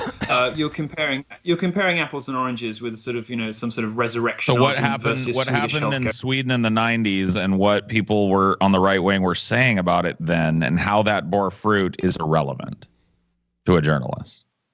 I mean, that makes a whole lot of fucking sense to me, bro. That's because Milo's not a journalist. Well, that's why I said the word journalist with such dripping contempt there in that last little clip. Yeah, he's like an opinion kind of journalist. I like how they can do that. Like, I'm a commentator, not a reporter. So He's a drama whore. He was a right-wing drama whore that like thrived on being controversial during a time where it was probably easier to be controversial than at any time in human history. Yes. That's just ridiculous. If we talk about Swedish healthcare, there's no obligation to look through the etymology of the arguments. What I care about is whether it's right or not. Well, hold on. It may not have been right in the 90s. Why would it be wrong to compare apples and oranges? They're both fruit. There's a lot of comparable things. They've both been in my ass at one point, you know. Darling, as an expert on fruit, let me tell you, these two things. Did someone make a joke that TJ is an expert on fruit too? One particular kind of fruit. Maybe, yeah, maybe so. Nothing to do with one another. Look, if you want to look at the data on Sweden today, the only thing you need to know is whether the data is I used to run around after the banana incident correcting people because I was like, dude, that was not a fucking banana. That was a plantain. Was it a plantain? Here's the thing. I now I know TJ well enough. He's come clean. It was a banana. Okay. But here's what happened. I did not know at the time how huge TJ was. I see. And so, you know, plantains are smaller. And so when I watched the video all the way back then, because of the oversized nature of his asshole and his hand and his ass in general, right? The banana, which was a normal sized breakfast banana, you know what I mean? Looked like a much smaller plantain kind of situation. A plantain situation. Yeah. Did it just fall out? From what I remember, dude, and I like you have to remember, like I have not looked at this, but it is something that lodges itself in your memory in a certain way. Once you've seen it, you can't unsee it, you know? And like I remember like the banana kind of like halfway in, it kind of gave way and started to mush up. So it didn't. I'm very proud to say that no matter how many times people have tried to trick me into watching that shit, I have never seen it. Yes. Dude, have you ever seen the hot oil one? I have not. Not aside from like screenshots. There's like No. I've seen the hot oil one too. Ask you a question. Let me just ask you a question, Milo. Hold on. 10 years. Hold on. 10 years from now. 10 years from now. Sweden's still solvent. Sweden's still fine. Will you admit you were wrong? By the way, we got some puking dog from Jody. Thank you. The mask comes on at 75%. Oh shit! Creeping closer. TJ just said in 10 years when Sweden goes bankrupt. So we're 1 year away. Sweden's doomed. Yep. Sweden's doomed. Well, if I we can't watch those videos live, you sick freaks. They're like We're not allowed to watch those types of videos live, dude. Look into this enough to write a report about it, and I make. But if we were allowed, I would do it. I'd do it right now. Where is it? I'd pull them up. Like if YouTube suddenly went fucking super based and was like, post whatever you want, bro. I'd be like, fuck it, pull them up, Ben. Let's fucking, we got to do it right now. And you're about to have your first time on the fucking famous banana video. Let's ride. My facts. But I do remember it mushed up a little bit, though. It did mush. About halfway in, it kind of got mushy. That is what I remember. Wonder if Durst the Worst was watching this show live. He might have been. Now he's a groiper. Who's Durst the Worst? I played one of his videos for you once. He's like a groiper now, but he used to be a DP fan back in the day. Oh, okay, gotcha. Yeah. Turns out to be wrong, and of course I'll admit I'm wrong. That would be the. That's a lot of caveats. You have made the prediction. If lightning strikes me at this time, Milo, I'll admit I was wrong. Milo, You know what? I'll tell you this. If in 10 years you want to move to Sweden, you know, I will admit that I was wrong about everything. I don't want to move to Sweden. 9 years later, and I still want to move to Sweden. Getting close, but he said 10. Gotta wait. I gotta wait. Maybe next year it'll become a shithole, but if it doesn't, then Milo was officially wrong, and I will demand an apology from every person who slighted me in the comments of this original video. That'll be awesome. Yeah, because they're still there. You can go and read them. Oh, yeah. All their fucking blasphemies against me still hang out over there. Fuck no. no. Sweden Fuck, now I don't want to because live it's a feminist in Sweden. hellhole, man. Nobody's Fuck going to want to Sweden. live in Sweden. Let me No, tell you. I don't want to live in Sweden. Not because of immigrants, though. I don't want to live in Sweden because the SJWs have taken it over. Yeah, true. I don't want to live in I live in a little. I grew up in a little California town. I'm a Californian. I grew up in the Central Valley of California, which is like farmland as far as the eye can see. And I hear the same kind of arguments out of farmers and white folk, scared white folk in that little town that I hear out of some Europeans when it comes to the Muslim problem. You just supplant Muslims with Mexicans. Mexicans are just. Well, let me put it like this. I don't have a problem with Mexicans. I love Mexicans. I've had many happy sexual encounters with Mexicans. Many happy Mexican encounters in my life. Mexicans don't want to throw me off roofs or hang me from cranes. Mexicans don't insist that their wives cover up. Now, Mexicans do have some problems, the female genital mutilation, all the child rape. They have lots of cultural problems in Mexico, which nobody wants to talk about, which we are importing into America, large scale. Crimes that America has never seen before. Cultural problems from what Ann Coulter calls peasant, I don't have a problem culture. with Mexico or Mexicans, but Mexico's basically a shithole. You know what I mean? It's just like, he always dances around with like every criticism I try and bring up with pretending he agrees with me and then going on a fucking 12-minute rant about how he doesn't agree with me. It's like, I agree with you, but here's why I don't agree with you. Yeah, exactly. It's the weirdest fucking shit. And it went over so well at the time for him. He had a lot of fans, man. He was like the Nick Fuentes of the time. Yeah. Nick was still too young to do anything at this point. Yeah, and then him and Nick were working for Kanye a couple years ago, which was mind-blowing to me. I mean, it's wild how high this guy's star rose, and it's wild that we were unwittingly a part in why he'll never achieve that ever again. You know what I mean? Yeah. Yeah, even his book deal got canceled. He had a book deal. Oh, yeah, he got played out pretty bad, yeah. That America has never seen before. Yes, they do have those problems, but not on the scale of Muslim. By the way, Milo, let me finish the point. Hold on, Milo, let Milo finish, and I want to interject something afterwards. Let me finish the point on Muslims. This is radically different. I don't have a problem with Mexican people. Many brilliant, wonderful Mexican people. I do have a problem with Muslims, and I'm not talking about terrorists. I have a problem with Muslims. As anybody, dude, progressive. I'm just like reading my own body language here. I got to tell you, dude.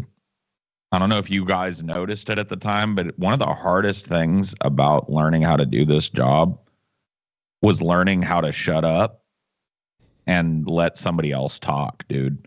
I'm just looking at myself, all the anxious energy in me right now. I'm like trying to crack my neck and my hands are going up. And I'm just like, I want to be ranting and raving about something. Yeah. But I know I can't. You know what I mean? Because TJ basically just told me, shut up. He was like, oh, no, I want to hear what Milo says. I was like, fuck. God damn it. Yeah, this is literally Paul talk too much happening right in front of my eyes, bro. You're expelling the energy through physical movement. I have to, yeah. I'm going nuts out of my mind because I just want to be talking. Should. Cracking the neck. I don't even call myself a progressive. The way that the progressive left has thrown women and gays under the bus by choosing Muslims instead, by allowing immigrants to come in and terrorists to come in under the cover of refugees, and this is it's happened in Paris. So the Paris terrorists like that anymore, bro. I do that all the time, actually. That one doesn't even work for me anymore. I gotta go to different lengths to get my neck to crack anymore, man.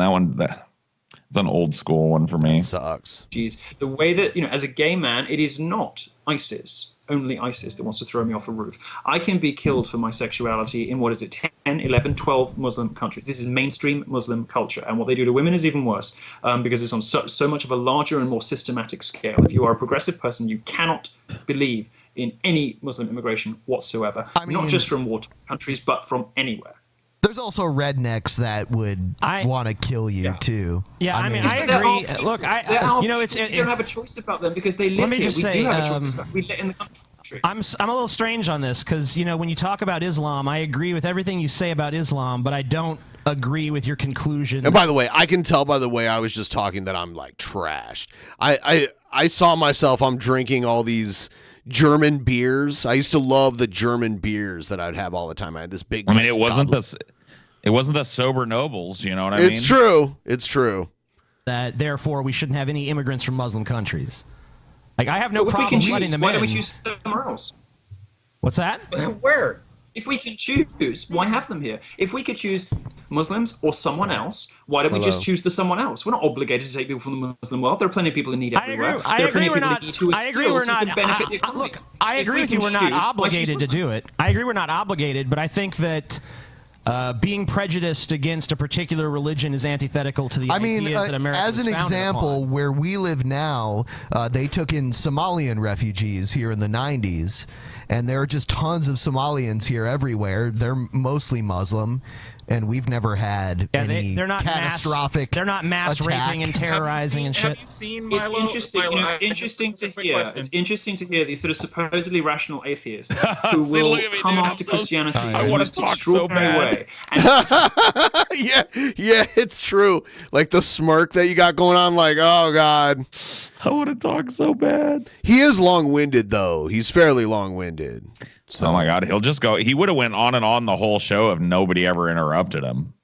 Yeah, that's why having you there was a good choice, because I think probably so. I think we would have let him talk a lot more. Be very clear about the fact that Christianity is a belief system which deserves criticism, and yet. And honestly, we would have done him a favor to like make him talk less, because maybe he wouldn't have said the shit that got him canceled.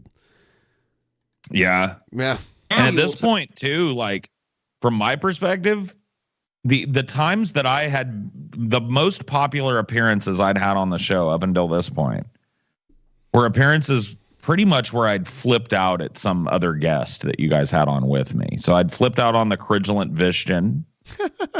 And then I'd done 2 meltdowns at Brett Keane and his Island of Misfit Toys. Yes. And it seemed like everybody, and so I just thought like, well, I'm a disruptor on the show then. That's kind of my point, to break up the flow of things.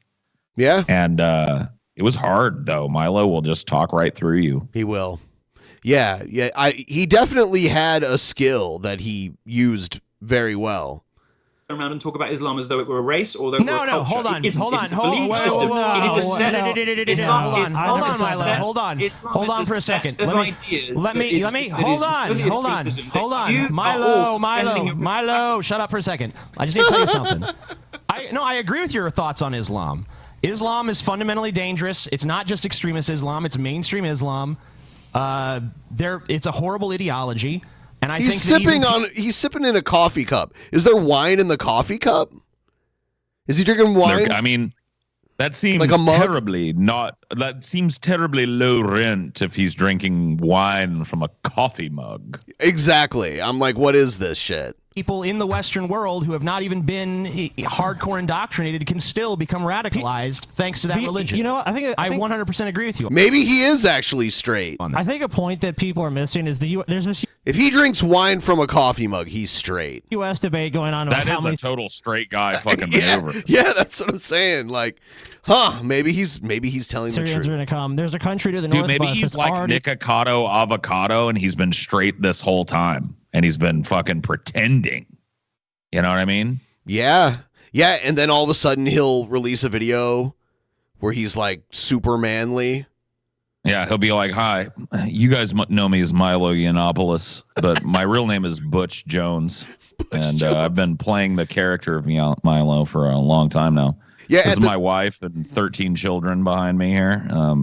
At the beginning of it, he's like under a car, like changing the oil, and he like slides out from under it, and he's like covered in oil. Oh yeah, you know? Yeah, he's on a skate. He's on a skate coming out from underneath an old fucking 57 Chevy or something. Oh hey guys, sorry about this.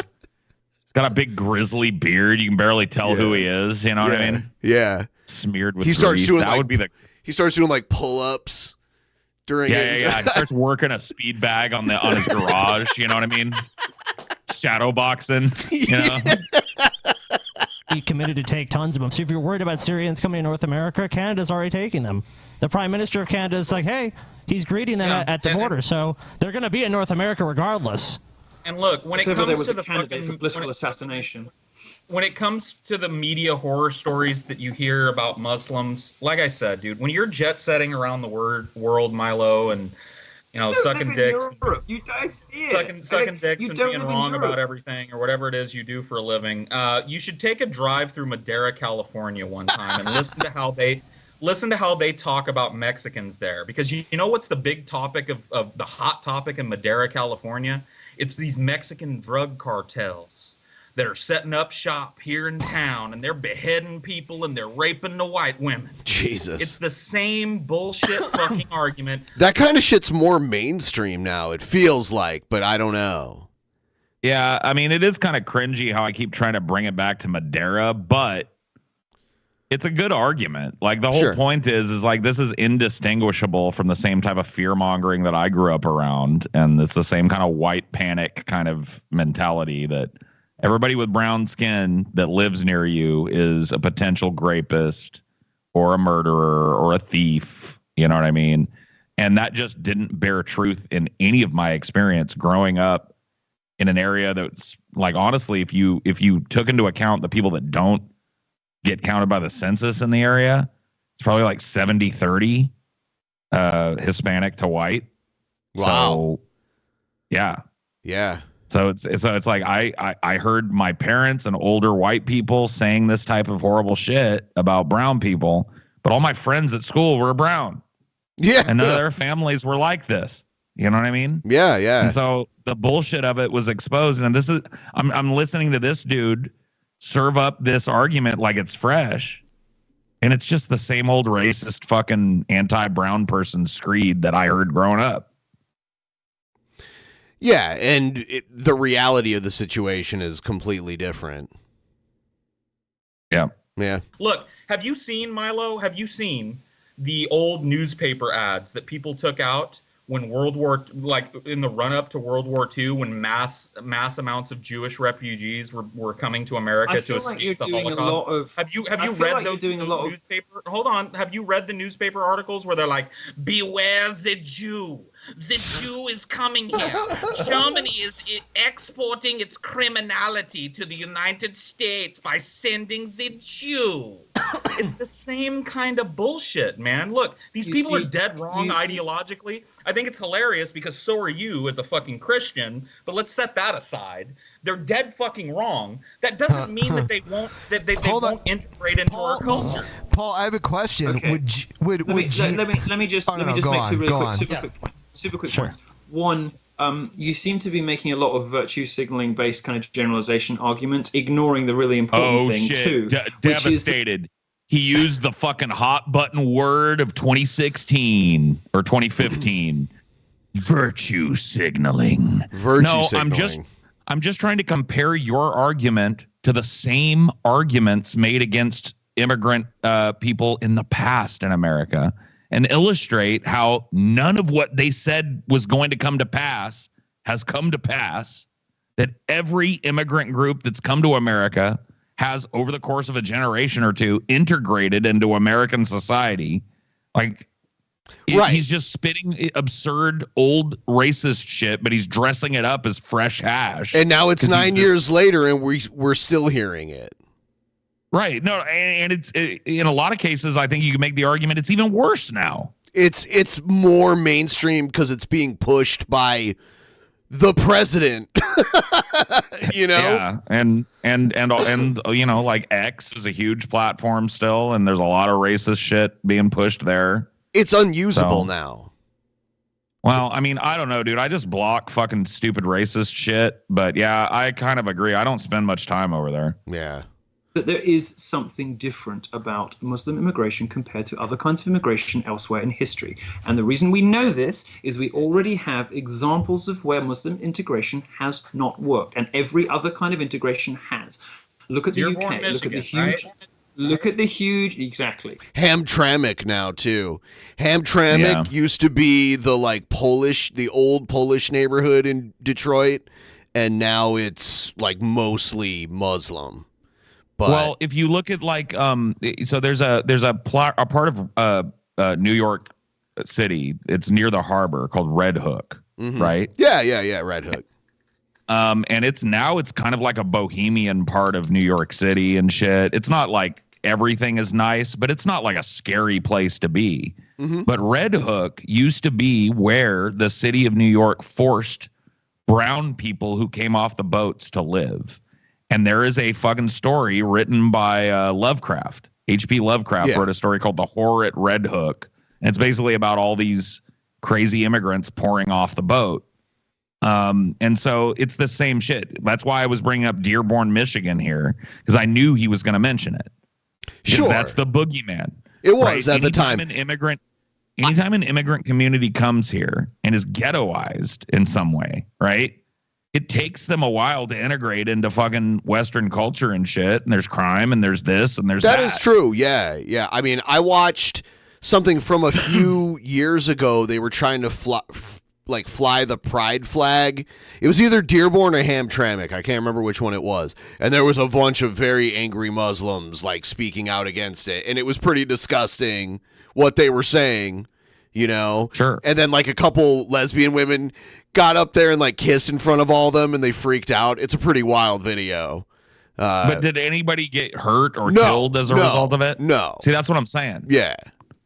Like there are plenty of little Christian fucking towns that if you tried to roll through there with the pride flag, you get an equal amount of white people toddling out of the churches and businesses to fuck with you. I agree. It's like, you know, like him trying to pretend like Muslims are this at this time and currently are this like uniform problem in this country. It's just bullshit. Yeah. No, you're right. And again, like we're looking back in time almost a decade, and it hasn't changed too much. No. Had Trump won the nomination yet at this point? So no, dude. January 2016. No. Yeah. No, Trump wasn't even really a political twinkle in anybody's eye yet at this point. Look at the huge numbers of Indian immigrants into the UK. They are now the best among us. They are the best citizens. I would rather Indians move next to me than working class white people, frankly, because they work harder, they pay their taxes, they're better people. Let's be completely honest about it. Oh, I bet a lot of white people booed him for that shit, because I will tell you, dude, there are areas around where I grew up and areas that I've lived where Indian immigrants and Punjab immigrants and Pakistani immigrants have settled. Dude, people fucking hate them, bro. So this idea, like he probably got booed by his side for this. Nobody on his side likes fucking brown people. Maybe, don't let them tell you they do. Maybe it's flipped from then. I don't know. Like I don't remember what the talking point on Indians was back then, but now absolutely, they're labeled as grapists too. Mm-hmm. Yeah. But Muslim populations have not integrated. They haven't integrated in Germany. Germany imported millions of Turks after the war to do all the jobs that Germans didn't want to do. The Turks have not integrated after generations. The Muslims in the UK have not integrated after generations. The Muslims in the US have not integrated after generations. The Muslims in That's France not true. have not integrated after generations. There is something uniquely different about this religious culture, about this. My entire life growing up in Toledo, we had a giant mosque like just outside of the city limits of Toledo. We had a fair share of Muslims living there. Like, oh, dude, that area.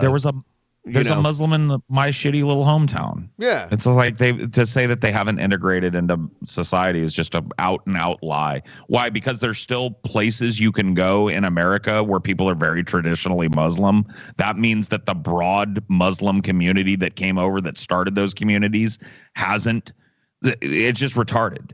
Yeah. It's like, what do you think happens to the children of people in Dearborn? They move out of Dearborn and they become fucking, you know what I mean? They join a broader American fucking melting pot. I know that term fell out of favor, but it's just the truth. It's true. It's what happens. And for him to say that, like, for generations, dude, I wonder if he looks at how many generations it took for Irish immigrants to be accepted and to integrate into American society. Well, I mean, we know of all the stereotypes. The Irish guy's always the cop or the fireman, like a civil servant kind of job. And those that's used why. to be low rent jobs. Right? No, that's absolutely. Yeah, that was like a bottom of the barrel, like public service job. Absolutely. And so for him to say that it hasn't taken other immigrant populations generations to fucking integrate is just bullshit. And everybody else, we've been pointing it out to him here, but once again, like, I took a lot of shit in this episode for providing a counterpoint every time he tried to sneak one of these. And like, earlier on, I brought up Rush Limbaugh for another point he was making. And I'm doing this to try and point out the fact that nothing you're slinging here is new. This fear the immigrant shit has been happening since before I was a kid. Yeah, and what he said to you was like, oh, so someone was wrong in the 80s. It's like, no, someone's wrong now, and it's you saying the same shit that was wrong in the 80s. Yeah, and the 90s and the 2000s. Yeah. It's just like, but no, he dismisses it as like, oh, that doesn't matter because now is what matters. Well, when you're spouting the same racist Huckleberry bullshit, you know what I mean? Yeah. How am I supposed to fucking respond to it, you know? Yeah. Which is resilient to empiricism, to the Enlightenment, to principles of democracy, freedom, freedom of choice, and equality that has resulted in ghettoization unlike any other immigration event anywhere in history. Muslims have not, That's just not true. They haven't anywhere it's ever been tried. There is something completely different about Islam that makes your comparisons with Jews and Mexicans, frankly preposterous. None of this is true. None of this is even remotely fucking true. If you've ever lived in an area with a Muslim immigrant community, I have. Raise your hand if you have. You know that Muslim immigrants have largely, they're shop owners, they're business owners. They go to college. They send their kids to college. They work at all levels of society. Right? They're dentists, they're doctors, fucking crazy amounts of doctors. And also like Indian, Pakistani heritage. Yeah, like Muslim encompasses the largest Muslim population on earth is in Indonesia. So they're like Asian. So like Muslim is like a wide array of races make up Islam, like the Muslim population on earth. Well, that nuance doesn't matter when guys like Milo are trying to get popular. Guys like Milo want to spout what angry young white kids want to hear. Angry young white men want to hear it's because of these brown people, it's because of this identifiable villain that your life sucks. And the truth of the matter is, if you want to be angry about something for your life sucking, look no further than your government. Because it's your government and the people that employ you that own your government that decide how much money you get. And that decides how well you live in this country. Sorry, you're mad at the wrong fucking people. But people like Milo for generations upon generations have been trying to grift young, angry white men into believing that they are oppressed by the very self-same fucking people that are just like them. Working hard, just trying to get by. And that's just the truth of it. So it's just garbage coming out of his fucking mouth. Issue, and we have dozens of historical precedents to demonstrate this. All right, Paul. Paul. Hold on. Hold on, Paul. I'm just going to let you know. You're going to say your piece, and then we're going to move on from this. Yeah, I do want to talk about. Hold on, Ben. Let's let Paul do his response. I think the argument stands. I mean, the Jewish argument was the same way. This is not like the Irish and the Italians who have integrated themselves successfully. I love the Jew Nazi is a accent. different monster. The Jew does not have moral. It's the same bullshit. Well, hold on. That is totally historically inaccurate. People say What? the I mean, opposite. People hold said on. the Jews Shell up your fucking hair for a second. Just Wait a give minute. me Hold one on. second to finish No, my hold on. I'm gonna interject here because I think next we move into the like what you said on Joe Rogan thing. It's kind of culturally. I thought it happened more towards the end of this, but I don't know. I don't think so. I think we were. We'll see. Milo, I'm pretty sure. Jews I don't remember. It actually go from country to country, getting kicked out because They're supposedly horrible, bad people. They don't belong here. They were drummed out of so many countries. Nobody ever said the Jews wouldn't integrate. They said the opposite. They said the Jews would integrate too well and start taking over banks, taking over finances, take over the arts. They said the opposite. No one ever said so they Jews told they told a different racist fucking lie about the Jews. That changes it. God, yeah, it's just such a fucking stupid hand wave. You know what I mean? It's like, oh yeah, they didn't. They said that the Jews would take everything over. Yeah, that's not what you're saying about the Muslims, right? Though. You're not warning us that Muslims are trying to take over all our institutions, right? It's the same fucking argument, bro. It's just so sad that this was so fucking popular at this point. I think it is still popular. Well, that's the thing, is that we haven't seen a major pullback in 10 years. Right. There's been 10 years of this gobbledygook. Yeah. It's unbelievable, man. Yeah. I mean, like, before this, we were dealing with the rise of AIU and all that shit, the race realism, kind of like, oh, I'm just talking about statistics kind of stuff. Yeah. You know? And then Trump coming out being like, hey, you know, these people, they're ruining everything, and you know what they do. You know, like, that started and has only built itself upon itself since then. Yeah, I mean, you've seen more of these people come out of the woodwork and feel comfortable saying this kind of garbage. Yep. You know what I mean? And it's provably wrong to anybody who has any knowledge of American history or just world history. This idea that immigrant gangs destroy civilizations is just like doesn't bear out in history anywhere. It's true. The problem was that Jews would integrate too quickly and end up taking over. Isn't that the same argument, though? That was anti-Semitism. Like, it's the same fucking thing. You're saying the same thing, Milo. You're saying the same fucking thing. You say the Jews are going to take over culture and religion and politics and stuff. Isn't that what your worry is with the Muslims? That they're going to start telling you what you can and can't say? They're going to start telling you how to dress, right? I'm not listening. No?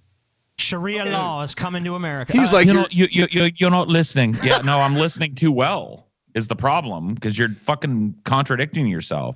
Dude, I'm starting to get salty sitting here watching this that I took so much heat for this for so many years. Because I'm just being correct. Yeah, so far. I don't get the heat. I don't understand the heat. No, but yeah, let's get off this. Let's talk about Catholicism. Milo, are you aware of how many? Well, I was raised in Roman Catholicism too. I went to Catholic schools throughout all of my early education. Are you aware of how many American born-again Christians don't even think Catholics are Christians? Yes, there are lots of wrong people in the world. What's your question? Sorry, I'm just trying to trigger you. I brought my. Oh God. No, this belonged to my grandmother. If I put it close enough to the screen, will you all start smoking and sort of? We'll start smoking, all right. Yeah, we never stopped smoking. Yeah, which reminds me, I'm taking a quick smoke break. All right, I need a palate cleanser. I'm gonna roll up a fresh doobie here too. What's a doobie? I don't know what a doobie is. What's a Dorby? Oh, by the way, Brett deleted his channel, and again, he did another like. I think you told me that in the chat on one of my streams recently. Yes. That's fucking crazy, though. Yep. Yeah, I mean, I thought he was going to delete his channel if Trump didn't win. He did it anyway. He'll be back. And he did it anyway. What a dude! That's the most manatee move ever. Oh fuck you! I'm deleting it anyway. It's not like that channel. Like, he doesn't really have a channel now, though, because he keeps hopping around to different channels and shit. So yeah, and then he always ends up having the falling out, with somebody. And so I think that's why his like latest buddy, he had a falling out with him, and then he deleted his channel, but he's still on Spotify. He calls it he calls Spotify his radio station. Yeah. Well, that's the thing. Okay, so you know how he called himself? He had different names. He had the Stallion, and he had one BK Wolfman, right? Yes. That's for Wolfman Jack, who was a famous New York DJ in the pre kind of Howard Stern kind of era. Yeah. Wolfman, like in the 60s and 70s, I think Wolfman Jack was a popular DJ. And he thinks of himself as a radio DJ type of personality. That's why he presents himself with that fake picture of himself with a big microphone hiding his gums and stuff. Yeah, he still and look, dude, this show was inspired by radio as well. Yes, absolutely. So it's not like I'm saying it's cringe for that to be the inspiration, but Brett really does style himself and think of himself as a radio personality. You know what I mean? That's really what he's trying to do. God TV, what? Radio. And he always says you're listening to God TV radio. It's like, why don't you just say this is God TV radio? He has to tell everyone that they're watching and listening to it. Yeah. Of course. But yeah, I'm sure when he comes back and the cycle begins anew, he's going to be huge this time. This is going to be the time. He should name his channel The Phoenix. The Phoenix, yeah. The Rise of the Phoenix. Yeah. Oh my God. But he had a falling out with one of his little misfit toys. Yeah, I can't remember this guy's name. It was like like a little toady. I'm not following anymore. I'm a retired keenologist, but I dipped my toe in. Yeah. His name was a bunch of initials. I can't remember his name right now. It was like 4 letters. But dude, is his little fucking toady J-Dubs still around? I heard J-Dubs. I'm not sure if this is true, but J-Dubs like got arrested for DUI a bunch of times. Like he's driving around drunk, and that's that was out there. That sounds about right. Sounds about right. Yeah, sounds like J-Dubs. I'll never forget that first J-Dubs appearance when it was J-Dubs and G-Man's first appearance on DP. Oh yeah. Yep. Another. I think was that. Oh, go ahead. Was I on that one or no? Yes, you were. True Empiricism was there. Oh my fucking God, dude. That dude. He's the worst of the worst, bro. Yeah. He was the worst Brett Keane affiliate ever because you could just not shut him up, and he never said anything of consequence. He sucked. Yeah, I remember him. He was like he was almost like Native American looking. Yeah. Yeah, we basically banned him after that. There was who else was it? Nephilim Free. That was another one. Oh my God. Yeah. Yeah, Nephilim Free, yeah. Yep. Man. I can't dude. I'm kind of interested to know what kind of a falling out the manatee had with his little toady this time that made him delete his whole channel. It was shortly after they had their breakup, and this guy would host podcasts, and Brett would just do his normal thing where he just hangs out and hardly says anything, and every now and then he'll pipe up like, "Rawr, rawr, "This is my opinion," Right.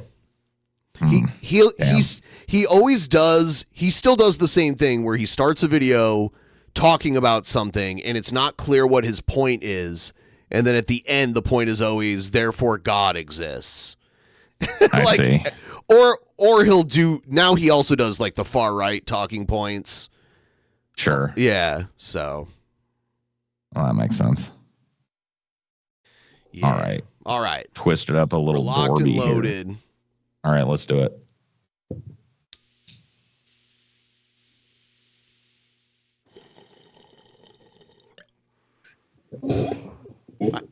Yeah, I need to get my adapters so we can get Vader rolling again.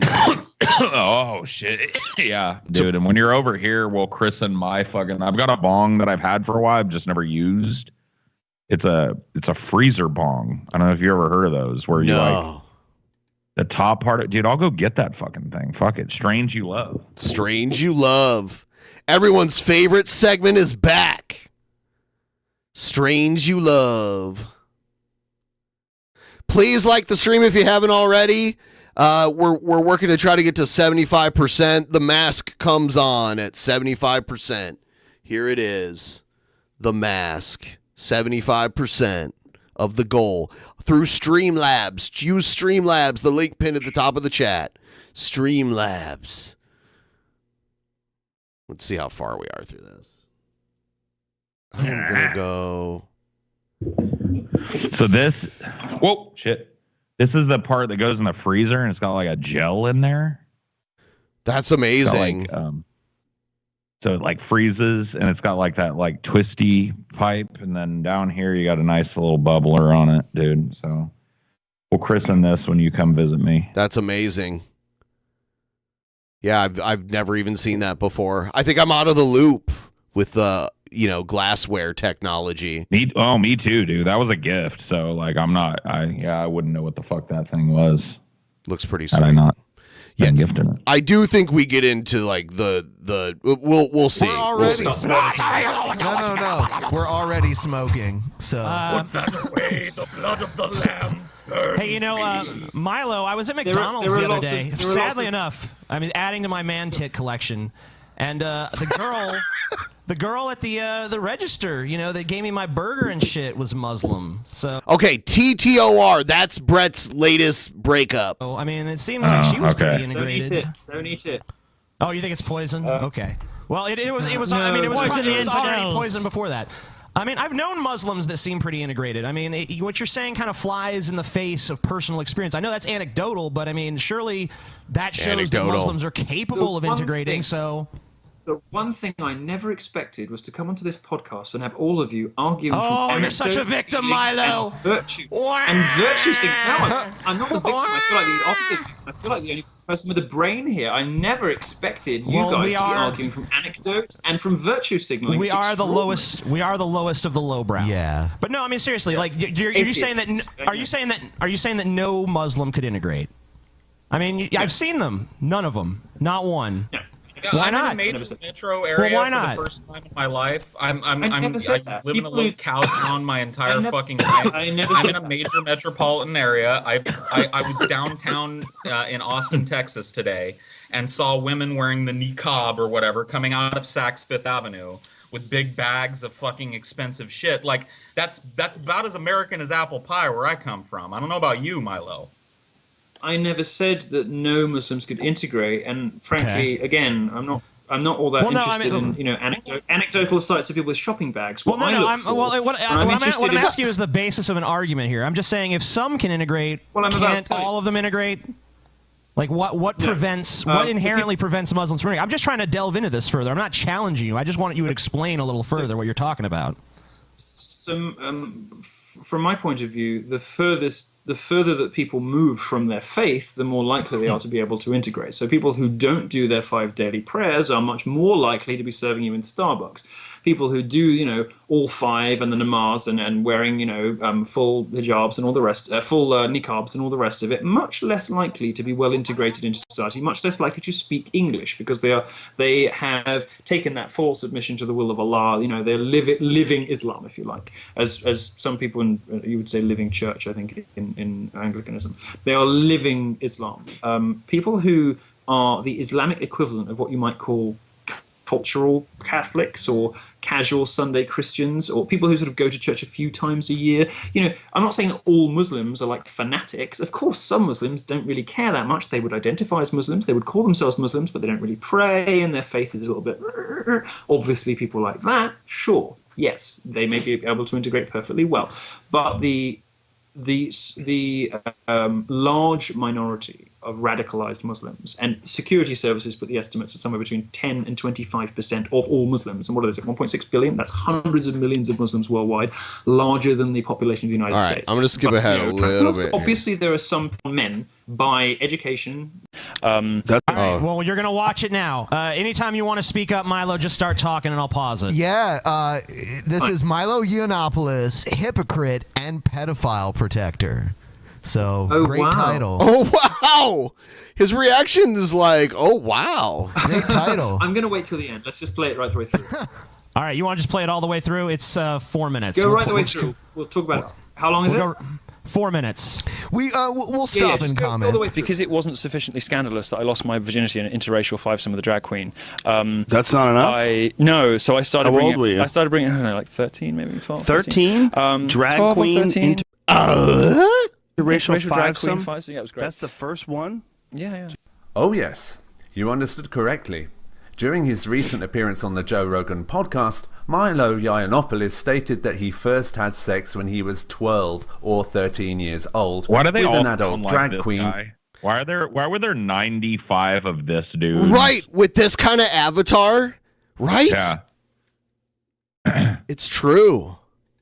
And said that he thought this was... Or the one I would see all the time was like the classical like Rembrandt painting with the like the sunglasses on. Yeah. I know what you mean. Yeah. Perfectly okay. Kraut and tea, yes. Kraut and tea. We had him on the show. That's another dude that I kind of like poked at a couple of times, and I got a bunch of blowback from all these sensitive fucking pussies. This is the right-wing Breitbart journalist who thought it was perfectly okay to lead the witch hunt against Sarah Nyberg, an individual alleged to have paedophilic fantasies who reportedly took a picture of her clothed 8-year-old cousin. Let's begin with these claims. I exposed this pedophile. She was backed up, and all the social justice warriors doubled down and protected her because she was, on message. Basically, she had the right politics, so they stuck her in a kiddie fiddler. This is the. Yeah. Sorry, I was just commenting on my hair. My hair is fabulous. He wants to No, watch I mean, a it's little good first. first. Let's Look just at set. that. You are quite the frosted fashion tips. plate, Milo. Like Frosted tips. You're a snappily dressed young man. Like I could Milo- never pull off this look in a million years. Even if I lost 100 pounds, I'd never look right. How the fuck did you bring back frosted tips, though, is what I'm wondering. Do you know what's amazing is people are starting to do them on purpose now. And like fans have been writing to me with pictures of what. You see, he innovated the return of frosted tips. I think you're muted, Paul. Sorry about that. Over the last 10 years, frosted tips have come back, and they've continued to come back. I still see them everywhere. Yeah. So next thing, it'll be like a puka shell necklace. Oh no, not the puka shells, bro. Anything but the puka shells, dude. Everybody had that shit when I was in high school. Like puka shell fucking bracelet, puka shell necklace. Yeah. They've gone into. Did you ever know anybody or wear yourself? Do you remember those big like steel balls? I had those. Yep. Yeah. I had those too. Yep. That was my main thing. Yep. You like the big steel ball necklaces? Yeah. The big chains. Yeah. I had a couple of those that I would throw on back in the day. salon and asked for, and they've taken pictures of this hair in particular and said, "Can you do this for me?" And basically, you can't really do that because it's not quite tips. It's more like just like a lot of roots growing through. So they have to have their whole head bleached like 3 times to get up to the plant, and then have it grow through. So this is a very expensive haircut. You're talking probably. Well, no, I mean the bleaches. You're probably talking like $800-900 in a decent salon. I have had this kind of hair before. $900 in a decent salon for this, dude. It doesn't cost $800 or $900. It's like $10. You buy the bleach kit for the darkest kind of hair, no matter how dark your hair is. Yep. And then just leave it on until you feel your scalp tingling, and then you're good. Yep. And if you just want to do the tips and don't want to wait for them to grow out, you buy the fucking cap that you pull your hair through in chunks, so you have the tips out only. And that's, dude, it's just like I've done this before. So he's like claiming it costs $900 to get frosted tips is fucking ludicrous, dude. It's a really expensive haircut, the blow dry. I mean, you're talking about $1,200 to get it to do that. Jesus Christ. Okay. Man. Like $1,200 on your hair? I think this. He's a liar. He's lying. He's full of shit. And by the way, I have evidence of this. See, here's me with frosted tips right here. There you go. Yeah, dude. Yeah. I mean, look, dude, you can't deny it. There's one of me too that I don't know if I've got it on my phone. I went to Sally Beauty Supply and it was like $10. This is probably like 2002, maybe 2001 right here. Yeah. That looks about right. Yeah. I think I've got a frosted tips picture. Holy shit, did we get a dono that I missed? Oh. Did we? You know what? Hold on a second. Jay Spoon tipped one and we missed it, and we have to play this. Give me just a second. Okay. Give me just a second here. All right, go for it. Let's see.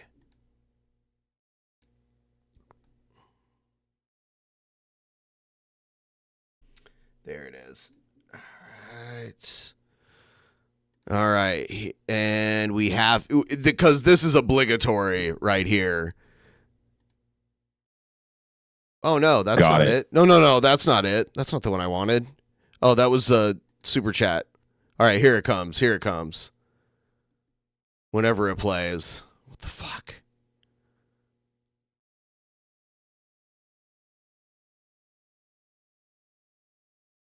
Is it still not playing?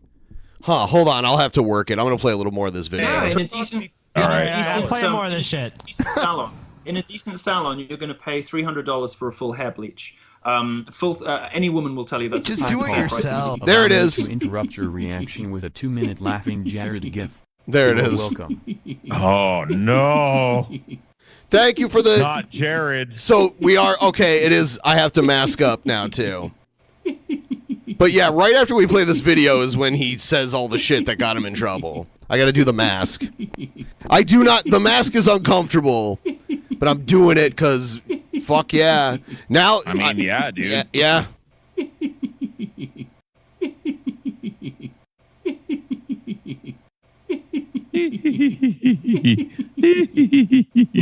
Oh my God! Why have you unleashed this on us? No, thanks for the $102. No. Very nice. But, oh my God! You could have done 101 or 103.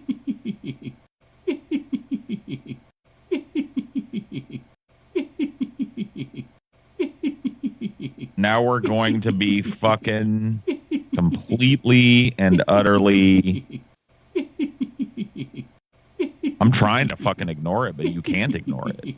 It's like he's always there. Yeah. Jared is such a piece of shit. Yeah, he really is a piece of shit. Yeah, I hate him. It's almost done. You know what?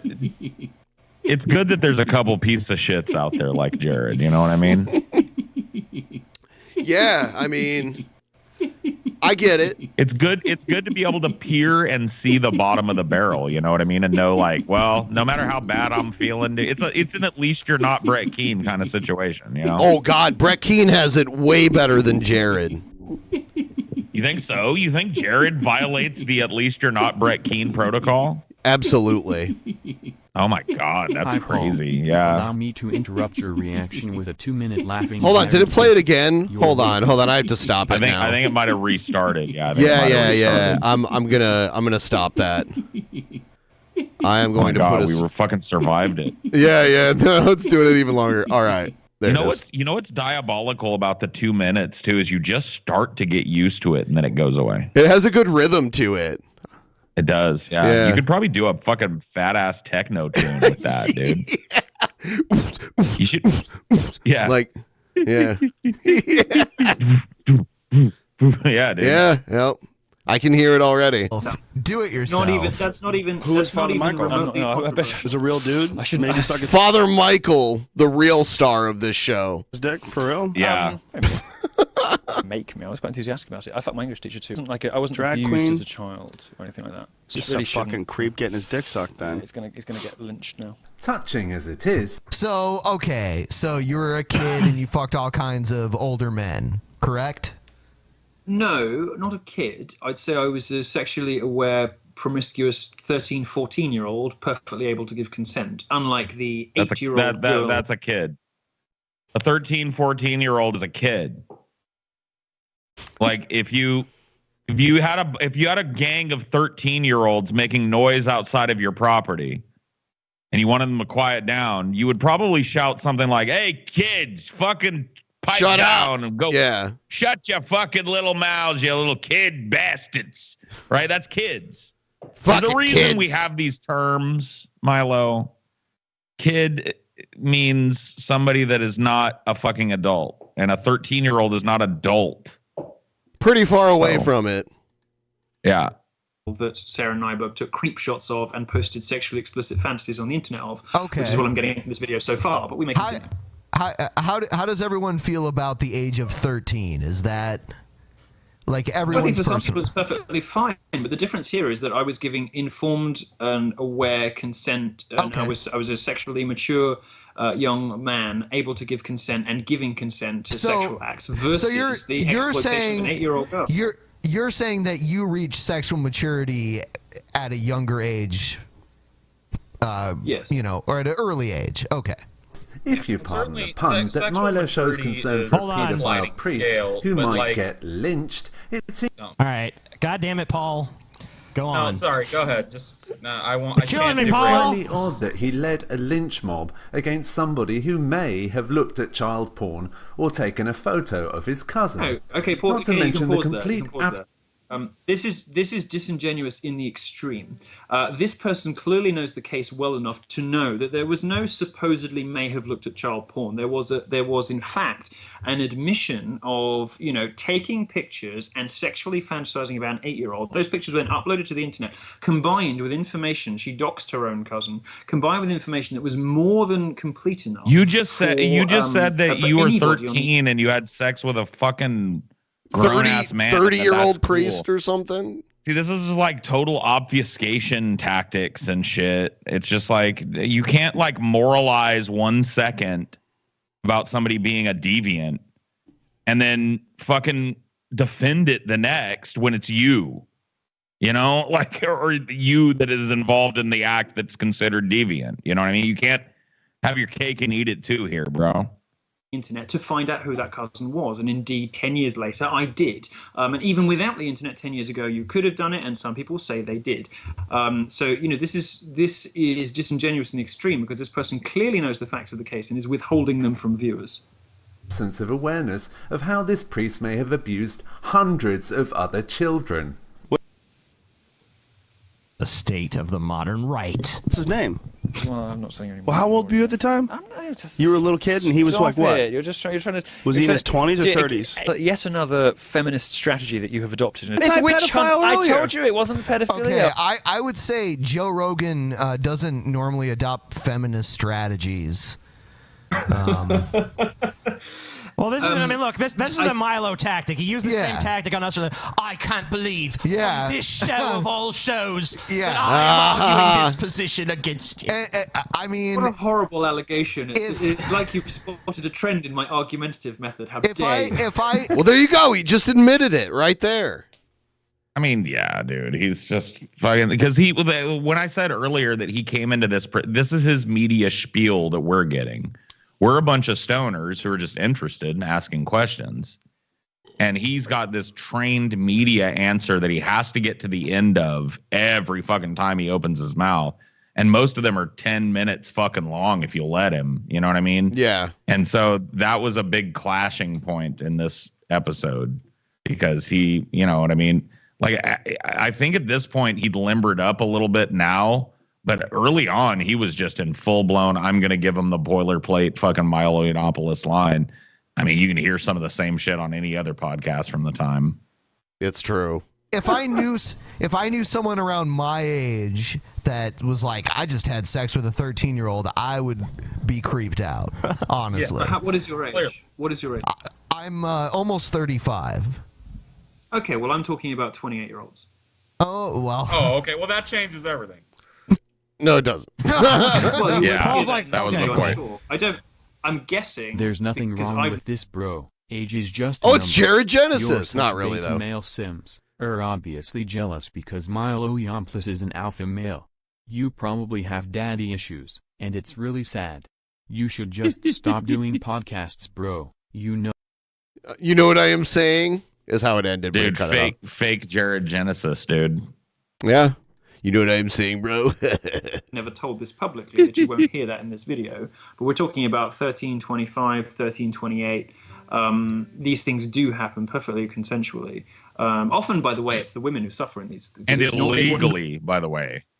Yeah. It normally happens perfectly. In school. Like, you can claim that you consented, but the whole point of these types of laws is that people develop at different times. And somebody that age that might theoretically be capable of informed consent is in class with a bunch of people who can't. I can tell you this right now, at 13, I wasn't ready to blow a 28-year-old. Okay, that just wasn't something that was on my fucking list of shit. Right? No, it me just neither. wasn't. And most of the people I knew too. I didn't know a single person that was blowing a 28-year-old at that point. So he's trying to normalize something that happened to him. And see, this is why we kind of defended Milo after he got canceled.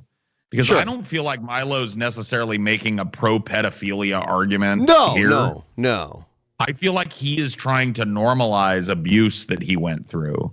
Yes. So that it's not a horrifying thing. It's that like a happened to him. coping It's normal. mechanism. Yeah. Yeah, I can see that. Very often is just an older woman with a younger boy, and the boy is the predator in that situation. The boy is Oh like, my God. let's see if I can fuck the gym teacher, or let's see if I can fuck the hot maths teacher, and he does. The women fall in love with these nubile young men, these athletic young boys in their prime, and end up having their lives destroyed. They end up having to move schools, move the country, whatever. I would say in the situation I describe in the Joe Rogan show, I was very definitely the predator on both occasions. As offensive as some people will find that, I don't much care. That was certainly my experience of it. I was very much the Ben, predator in those situations. But to be clear, Ben, hold on, we're not hold on, talking- Milo, 1 second. Ben, you said you'd be creeped out if someone came to you and said they had sex with a 13-year-old. But what if they said, the 13-year-old, they were the predator? Came on to me. They came on to me. I mean, it's really. I mean, is it that unbelievable if you have some really horny 13-year-old that just coming at you hard? TJ's harkening back to the days of when he was 13. It's like, yeah.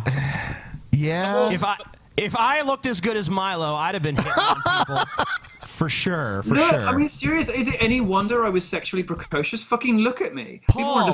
Oh my God. Paul, your thoughts. It was only polite to let them on occasion. The point about all this stuff is we get hung up on abuse. This is a controversial point of view I accept, but we get hung up on this this sort of child abuse stuff. We get hung up on child abuse. Yeah. We get so hung up on these types of things. Now, it's pretty fucking cut and dried how people react to these types of things. I don't think most people are hung up on it. No. To the point where we're heavily policing even relationships between consenting adults, sort of grad students and professors at universities. Well, actually, Milo, I agree with that. I have a video on consent. Like as far as the fucking university having a policy, I think it's probably smart to have a policy that fucking professors aren't fucking students. But if no such policy exists, you're not going to catch me poo-pooing a fucking professor for fucking a 20-year-old or whatever in college. Right. That just ain't my purview. But he's trying to conflate that with a 28-year-old priest who was probably way older than that. Let's be fucking real. Fucking a 13-year-old boy by his admission. So, yeah, that's just not the same shit. If you want to watch that. Well, let's address a little more of this. I think I'm okay. I was after I'd lost my virginity. I was in my teens. I was in my teens. 14. I was in my teens. You said Something you were like 14. something like that. But I do have to wonder if Milo is okay with It's this adults guy. getting their cocks Yeah, sucked I by know. 14-year-olds. What was this guy's name? Was it Kevin Logan or something like that? Dude, there were so many of these fucking weird dudes that did this commentary shit back then. I can't remember. I remember seeing his dumb fucking face. But What would happen if a 14-year-old wanted to? Yeah, look at him. Holy shit. Is that me That's without Milo. my glasses on? Hold on. It does look like Paul. It's British does. Paul. Look at you're making this. It's British politics. Can we put some Jesus Christ, aviators man. on him? Can we put some aviators and a hooker in his hand? Can we see what he looks like? Someone can do that. Audience, hookah? What is that? What's a hookah? a hookah. A is how they- hookah. that's how they say hookah in certain British accents. Hmm. Yeah. Take that for Hookah. Milo. The whole consent thing for me is once it's not this black and white thing that people try and paint it. Are there some No, it is- 13-year-olds out there capable of giving informed consent to have sex with an adult? Probably. Dude, I was vaping at this point. Oh my God. Yeah. But I was also a 13-year-old. I hung around with 13-year-old guys, when I was 13, and there were some of them that still thought girls were fucking icky at 13. Like, not many, but like they were just coming out of that phase. I don't know that I was ready at 13 to get fucked in the ass by a 28-year-old black drag queen, is what I'm saying. So you can't. The reason these age of consent laws exist is because we have to set some kind of a barometer here. We've got to pick an age and go, okay, look, this is the age where we can reasonably be assured you're an adult, you can give informed consent, you understand the risks and pregnancy risks and all that bullshit. I think the law is probably about right. That's probably roughly the right age. I think it's probably about okay. But there are certainly people who are capable of giving consent at a younger age. I certainly consider myself to be one of them. People who are sexually active younger. I think it particularly happens in the gay world, by the way, and in many cases, actually, those relationships with older. So this, and I don't want to get too deep into it.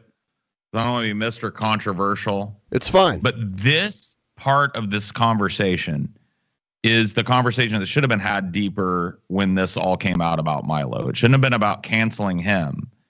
It should have been about the propensity in gay culture to fetishize super young men, right? Yeah. And the younger you look, the hotter you are type of fucking mentality amongst gay men. And that is 100% true. Also the abuse in the Catholic Church, how it's almost like institutionalized there. 100%. Yeah. 100%. Yeah. But of course, that conversation never happened around this. It was all just like cancel the fuck out of Milo. When really, if you just listen to him here, he's the victim of a fucking pretty heinous crime. Yes. And he's trying to rationalize it in a way that makes sense to him and allows him to continue to be religious. And it's kind of sad when you look at it from that perspective. I don't think dude needed to be canceled. He's not admitting to or claiming that he's out there preying on children. The only claim he's made is that when he was a child, he was preyed on. Yeah, he was targeted by a segment of the right that didn't want a gay person to be prominent on their side of the political spectrum.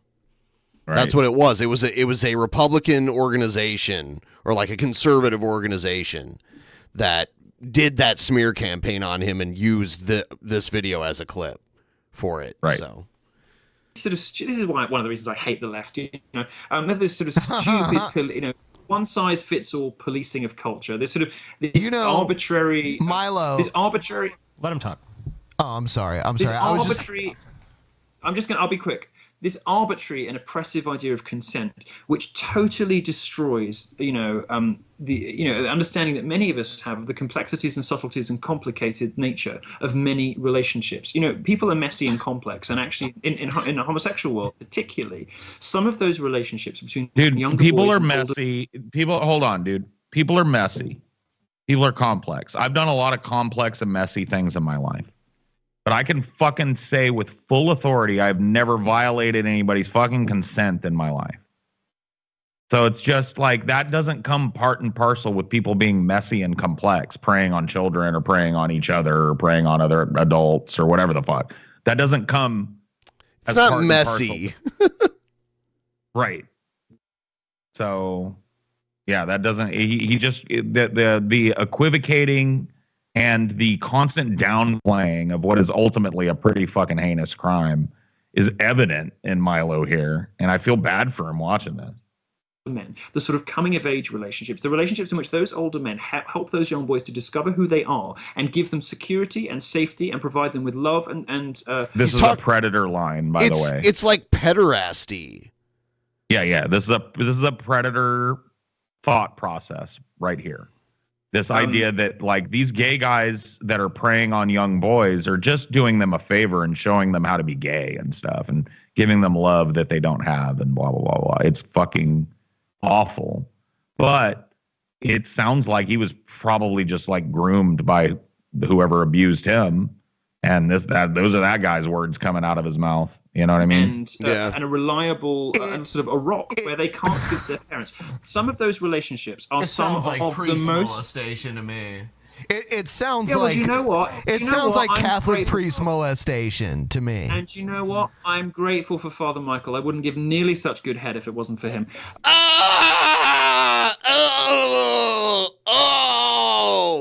The grossest line ever. The grossest, one of the grossest things I've ever heard in my life. I'm going to take a bong hit now. Yeah, pretty bad, man. It's pretty bad. Definitely part of this that got played over and over and over and over again. I love how this guy on the screen, whose video we're watching, his face was all over this. Well, dude, that's the thing is like, there were people that thought that was me on the screen because I'm the other guest. Which I'm glad it's a dude that looks so much like me at the point. You know what I mean? Because it's almost like me having me up there when this happened. Oh my god! Oh my god! I can't handle it. It's funny because what is wrong with you, Ben? Come on. Me some homework on you, Milo. What is wrong with you, Ben? I just heard one of the grossest things I've ever heard in my life. That's what's wrong with me. Give me a few videos. TJ's instincts are like, let him keep talking, man. To brush up on my Miloisms. And one of the things that you said in one of these clips was that transgenderism is the new, frontier of rights. My wording is bad here, but it's the new frontier of social progress. And the next thing in line is going to be pedophilia. And yet here you are talking about how, look, some of these kids that get diddled by these priests, I mean, it's a good thing for them. They're getting this love. And now they are also getting You're misunderstanding what pedophilia means. Pedophilia is not a sexual attraction to somebody 13 years old who is sexually mature. Okay. Yeah, this is the whole like ephebophilia fucking. This is like straight out Jared Genesis type of shit, isn't it? Doesn't he call himself like an ephebophile or whatever? He doesn't because he's not smart enough to know a word like that. But basically, what Jared says is he's like, "Oh, you're ageist, bro. You're ageist." Yeah, you're right. That is a shade more retarded than that. Yes. But yeah, this like dithering about the age, all right, is just part and parcel with people that make these types of arguments. Children who have not reached puberty. Pedophilia is attraction to people who don't have functioning sex organs yet, who have not gone through puberty, who are too young to be able to understand the way their bodies. That is not what we're talking about. And Coulter. Sure, granted. You don't understand what pedophilia is if you think that I'm defending it, because I'm certainly No. not. I'm not saying you're defending it. I'm saying you're walking the borderline. No, that's not what you said. You said I was defending it. And you were wrong. Fine. I retract my statement, Milo. I retract my statement. I shan't slander you further, but you are advocating for cross-generational relationships here. Can we be honest about that? Yeah, I don't mind admitting that, and I think particularly in the gay world and outside the Catholic Church, if that's where some of you want to go with this, I think in the gay world, some of the most important, enriching, and incredibly, life-affirming, important, shaping relationships, very often between younger boys and older men, can be hugely positive experiences for those young boys. They can even save those young boys from desolation, from suicide, consensual. from drug addiction. Hold on. all sorts of things, provided they're consensual. I'm going to jump to Milo's defense a little bit here, because I've read stories of like people losing their virginity, like gay men losing their virginity, and most of the stories do seem to involve, I was 14, I was 15, sure, he was 20-something, yes. and all this stuff. And, it does seem more common in that community, so whatever. I just don't see, just because I was sexually precocious doesn't mean that I'm going to say that every 13-year-old who has sex with a 28-year-old is fine. I don't know, because I don't know the specifics of that case. Well, then what is your argument that every time that happens, that like a sex forensics team comes in and determines whether or not the 13-year-old you fucked was ready for it? It's just absurd.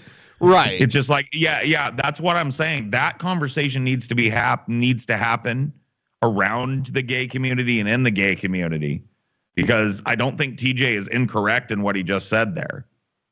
So if it is a proclivity that happens in the gay community, it's wrong. Like, let's put a fucking underline under it. There should be no reason a 20-year-old should be dicking down a fucking 13-year-old. I don't care under what the circumstances are. And if you can't agree with me on that, I don't know where we're going to agree on anything else. involving those ages is fine. I have said many times that I consider myself an outlier. I want to play.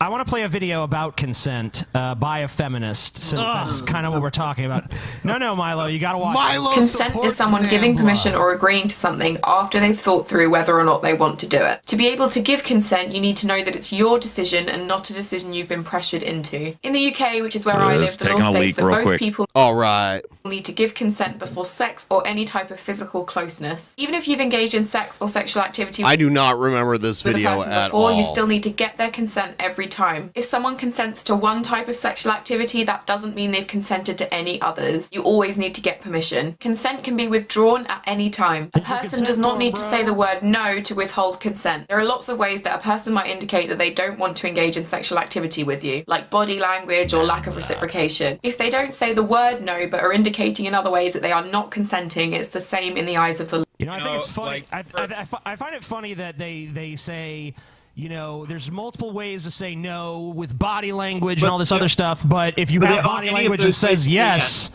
right, Exactly. you have to be, it has to explicitly, yes, you may now have consensual sex with me at this time. You need a fucking signed contract at this point with these people. You can't indicate with your body. Disagree with you guys indicate with your body here. Hold on. Yeah, go ahead. This mask is so uncomfortable right now. Buzz Killington wants to talk. Was it uncomfortable back then too? Or has it become uncomfortable? For one thing, I have like a messed up neck, so like it's weird because it puts pressure on the back of my neck when it's strapped on. But it's not the worst. I'll wear it for a little while longer. Yeah, sorry, I have to jump in and kill the buzz. I have to disagree with you guys a little bit here. I've been having a lot of sex lately. Thank you, thank you. Yeah. Congratulations. Was that her? That was her. Yeah. What did she say? Right now. They're having sex now. Actually, he's actively fucking as we're doing the show. No, but like the hottest thing about sex right now is asking consent. I'm like, Ashley, I'm about to penetrate you. Is that okay? She's like, yes, please do. Shut up. Paul, Shut you know what, Paul? You're doing the thing that every guy in a new relationship does. They brag about like I remember when Galen got a girlfriend. He's like, hey guys, who was getting a blowjob last night? Like this guy, and we're like, oh come on. The best thing about sex is not like, can I penetrate you now? The best thing doing is what like, you want. when you come up behind her as she's doing the dishes or something and grab her by the hair and say, bitch, it's time to fuck. I do that. I come up behind her when she's... I come up behind her I like that better. She She likes that better. Everything is better. I am man. You are woman. Yeah. I come up behind her when she's doing the dishes, and I lightly drape my arm across her shoulder in a platonic way, and I say, and you unfurl the contract and say, please sign. Ashley, I would like to penetrate my penis now. And sign she goes, here. yes, that would be fine. And I do so. You are a bigger Milo than Milo. Milo, I saw you're doing a tour. What's the name of your tour? Oh, my tour. The name of my tour is the Dangerous Faggot Tour. This is the word that you're not supposed to be able to use anymore. And I published a column a while ago. What, which is really good. You dangerous? should look it up because it's really funny. You can't use the word and I dangerous published it about anymore. trying to reclaim fag, queer, and gay for everyone. And I want people to restore their real. It is weird because like queer is a more accepted. Like it was an insult for a long time. I mean, it really was, and then it was kind of like adopted by the community. Yeah. You know what I mean? And now it's just like an actual designation that people will self-apply. Yeah, that is interesting. I'm going to skip ahead a little bit because I found in the video that this you know how some YouTube videos show you like where the most views are? Yeah. This is a part right here. No, we were just mocking you. That's all. Oh, well, I was mocking you, so we're doing well. Yeah, there you go. It's a mutual mockery.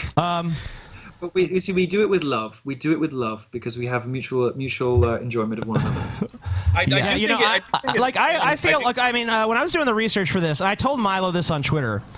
I feel like when it comes to what Milo believes, I feel like I'm very 50-50. Like he thinks you're Ann Coulter. Half the time, yeah, and I like Ann Coulter too in a way. But I described you. I described you as pre-op Ann Coulter, actually. But no, but you know, I mean, I agree 50% of the time. I agree less than 50% of the time with Ann Coulter. I agree with Milo 50% of the time, and I disagree 50% of the time. And honestly, that's like almost my favorite Trans Milo type of fucking person, because that means there's gonna be lots of areas where we're like, I fucking agree, and there's gonna be other areas where I'm like, no, that's wrong. And I find you funny and interesting and engaging, and that's all I require from. I require two things from a human being. Well, maybe three. I require them to be intellectually curious, so that they are open to new experiences, new ideas, and new arguments. I require them to have a sense of humor, and then if they become friends, I require them to be loyal above all else. But the two main things, This is the first two main things TJ are and intellectually Milo glazing one another here for a little while. curious and Just giving each other a little YouTube hand job here is what we call this one right here. I'll Well, I just want to let you know, I I saw find that. myself agreeing with I Milo saw quite a Milo, bit. he said he wanted to be on the show, and I knew TJ wanted Milo on the show. I'm the matchmaker. Thanks, Milo. Ben. You're so I'm the matchmaker. I would just like to Milo, personally thank you for allowing my disgusting, God-fearing gay ass on the show, because I've got Absolutely. to geek No, out with TJ. I think you're great. I honestly love you. But I want to ask you about this Obama shit, because you got this hardcore anti-Obama shit going on. I hate Obama too, but you act like he's like, you buy into this like very like extreme hatred of Obama. I mean, it's been 8 fucking years, all right? Might be a birth, though. No, it's been 8 fucking years. He's been president the whole time. He's been president for 8 years. Like, if this fucking horrible white genocide type shit was gonna happen, wouldn't he have done it by now? Wouldn't we at least see the cogs in the machine turning? Still another a little bit? year. Like, not much has really fucking changed. If I was just a politically unaware American, I would not notice that America's any different now than it was 8 fucking years ago when Obama took office. I don't think that's true, because I think you would have noticed your insurance premiums go up for one thing. Oh my God! I didn't even have insurance. I didn't even have insurance. Yeah, until, I mean, recently. So. I know what it's like to live for almost a decade without any type of medical care.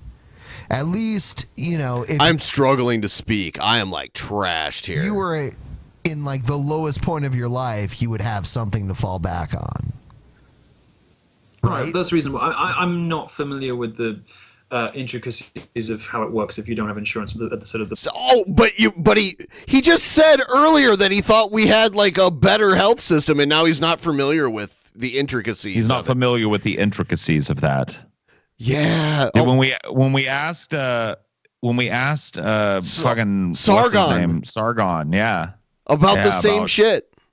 Yeah, about the same shit. I'm not sure about the intricacies of the system that we're talking about here, to be honest with you. Yeah. Bottom of the system in America, so I can't speak to that. Well, I know that. You were talking about it earlier, though. You were talking about it earlier. Like for a dude that's all about the hard data, you seem to be getting a little anecdotal when it comes to American healthcare, sir. Oh, no, drop the anecdote shit. No, what I come actually on. did was recuse. No. What I did was recuse myself from the conversation at the point at which I wasn't able to continue because I don't have the available facts. I'll tell you one thing. There was a time in my life where I had no money and I was in a car accident with an uninsured driver and I had to go to the hospital. This is an anecdote, Ben. It is, This but is it's an true. anecdote. It's true. It's true. And anecdote warning. The state much like that I live warning, in, I know you're not familiar with Milo's state sake. government. They wanted to take my driver's license away because I couldn't afford to pay the hospital that was a state hospital that I went to after a car accident with an uninsured Anecdotal. driver. Yeah, total anecdote there. Yeah, I mean, Anecdotal the Ben. thing is, you know, the flip side of that is you don't pay taxes to subsidize. You know, you don't. The idea, at least, behind it. Yeah, I paid taxes to subsidize this gigantic, overbloated military instead. Yeah, and the corporate fucking handouts that happened in 2008 and 2009. Yep. It should be that you don't pay huge percentages of your taxes into a socialized healthcare system. The flip side is you should save so that when you need it, you have some money. But I almost lost. I almost lost Manage my your right to finances better, drive, dude. which where we live is the only. It's the proto-Vosh argument, dude. He just told you to manage your finances better. You should have saved more money, Ben. Then you wouldn't have needed to not afford to go to the hospital. Paul, don't call me a child on my show. You're being a child right now, Ben. Oh shit, my tax folder. Only way to get around. I almost lost that because I owed money to a hospital. Your anecdotal experience is total It's fucking true, bullshit, though. man. Keep it to yourself. I owed money to a hospital that was owed by the state, and because I owed money to the hospital that was owed by the state was going to revoke my right to drive. But let's I want to get back to the Obama thing here because it's worthless. Ben, it's Okay. absolutely useless in this conversation. Damn it! Has no you got me place there. in any discussion. I'm gonna do a bathroom break. I'm gonna put you full screen. You can talk to the people. Okay, yeah, full screen me. Whoa! Hey everybody, how's it going? This is kind of fun, just kind of chilling and looking at this old. Dude, I can't believe it's been 9 years since this, though. That's actually kind of wild to me. The years have not been kind to Paul's ego. You can see I'm wearing glasses now. Got grays in the hair and beard. I'm wearing a grandpa sweater and a grandma hat. That's like a punk album title. Grandpa sweater and a grandma hat. It's wild how different you all sound. I think Ben sounds a lot like Ben sounded back then. Weirds me out sometimes because I'll think Ben's saying something, and then I'll look and I'll see, no, it's video Ben that's talking right now. But I definitely sound a lot different, yeah. Is that a wood stove back there? No, that is a fake wood stove that is a gas stove. I can't figure out how to light the pilot on, so I haven't fucked with it. Hopefully, eventually, I'll get the pilot lit on it, and I'll get it figured out. I just don't want to blow my house up. So we keep the gas off until I can figure it out. Well, we both kind of have a like that just happens with age, too. You know, I mean, you can blame it on the smoking if you want. I won't deny it, but like just people, when they get older, they kind of get a little gravelier. Nope. I haven't watched Penguin. Don't care about no Penguin. Fuck a Penguin.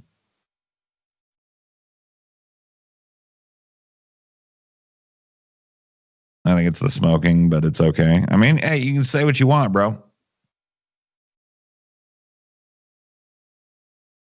Blink for 20 years. I know. It's crazy. Crazy. 9 years. Pretty absurd, but also kind of cool. Yeah. I'm glad, I get the whole YouTube pushing the vertical thing, but I'm glad on a normal stream when we're not vertical, we don't get all the weird bots that say weird stuff. That shit is crazy. Yeah, true. Yeah, the bots are wild on the vertical streams.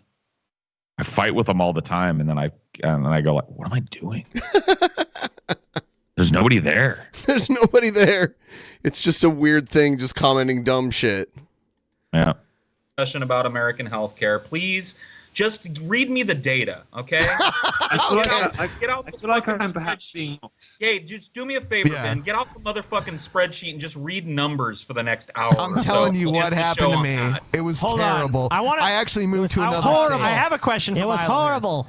Milo, like seriously though, like what is so bad about Obama? Like, I mean, I understand he sucks, he's lame, whatever, but like, did you see what I Dude, what do you got there, dude? You got a big old fucking chalice drink there. Yeah, you got a chalice of something. I still have it. I used to go to World Market. I lived near a World Market at the time, and they have a lot of imported beer. So that's some kind of German beer. Delicious. Like, it's one of my favorites. Yeah. Yeah. A chalice of beer. Yep. Oh, dude, and I have drank many of those at this point. Like, I've been drinking them the whole time, and we're like over an hour and a half into this. So... why this level of psychotic hatred? Why is it just to appease your right-wing fan base or something? Because I mean, like, what has the guy really done? What has he done? What has he done that's pissed you off so bad? Well, first of all, I don't have a right-wing fan base. My fan base is very, very difficult to pin down politically. Stupid. I might be conservative, but I would say that my fan base is disproportionately liberal and disproportionately atheist, because a lot of them are gamer types, skeptics. They come from those sort of rigorous fact-based communities. They come from classical liberal traditions. There it is. That, they come from those places, and they're very often. In fact, my number one fan demographic, I think you would find, is disgruntled so-called liberals. Liberals who feel that the progressive left has sort of gone crazy and that there's no space for them on the left anymore. And they found themselves in this very unexpected, unholy alliance with a like gay Catholic right-wing guy, because he's the only person that tells the truth about them and is the only person that speaks. Gay Catholic right-wing guy sounds like a crazy superhero. That should be like a Rippaverse superhero. Are you familiar with the Rippaverse? No, I'm not. It does sound like a good superhero name. It's the Rippaverse is the guy who runs it. His name is Eric July. And he works for the Blaze and other like a right wing guy. Yes, but he's a black guy, and he uses that to shield himself from criticism a lot. But got you. But the Rippaverse is a comic book company that he created. He started out as just like an influencer, but he created this like comic book universe that is like supposed to be like anti-woke. The anti-woke version to like counteract the wokeism of Marvel and DC and all that. Dude, I'm so bored with the fucking woke wars. Can it just be over now, dude? I'm so tired of the arguments, and I'm so tired of the anti-woke squad. Because like he's given the same fucking. It's been 10 years of the same bullshit out of conservatives. Here's proof of it. Here's Milo giving the anti-woke argument. Yep. Fucking 10 years ago. I'm so fucking bored with it, man. So done with it. I'm ready for people to care about something else. They successfully ran on it, right? Yeah. Oh yeah, for sure. A couple of electoral cycles. Yeah. Yeah, and now they run the House and the Senate and the presidency and the court is very conservative now. They got it all. Quadfecta. Yeah. Quadfecta, yeah. Yep. Speaks any sense. So I would say really, sure. So wait, let's get this straight. Your answer to the question of why you hate Obama so much is to suck your own dick for a minute. Okay. Come on. Did he have his ribs removed like Marilyn Manson? Get to the fucking point. I am the harbinger of truth. What don't you like? What's so bad? Previously? Is there something I've done previously in this What's so conversation bad? to lead you to think that I wouldn't take that opportunity if it was presented to me? I'm sorry. Not at all. No, there's not. Besides dismiss every argument made against you as anecdotal and personal, no, not really. No, I dismissed some of them for other reasons. I just dismissed yours because they were anecdotal. Gotcha. Obama. What has he done? Why do you hate him? What's he done? What's the concrete? What's the smoking gun? Fuck Obama. This is why. Give it to me. Lay it on me. I don't quite recognize your characterization of my supposedly visceral loathing for Obama. I think I'm much nastier about Hillary, and I think I'm much nastier about Jeb Bush. Look, everyone understands why everyone hates fucking Hillary. How do you feel about Clinton, Bernie, right? Milo? How do you feel about Bernie? Probably too socialistic for him. No, obviously everything he says is wrong, but what Bernie does, which is interesting, is the same thing that I think that Trump does, which is tap into what is definitely going to be the moment and the feeling. Please get her off the screen; she's terrible. I was going to play another video in a moment here. I can't watch her and look at that door. Right. She lives somewhere awful. Look, if you look at the wallpaper and those awful fairy lights and that terrible rusted handle, this girl is very, very poor and pissed about it. And this he's a classist. He's a dunking classist. on the brokies. Yeah, he's a big, rich, posh British gay guy. Oh god, awful. You don't have to look very far in these videos to work out why this person ended up like they did. This I can tell. Ginger, poor, feminist. Obama, to be honest with you, I don't like him, but I don't quite recognize the picture you paint. I'm not trying to be evasive, I promise. I just think there's people I hate a lot more than him.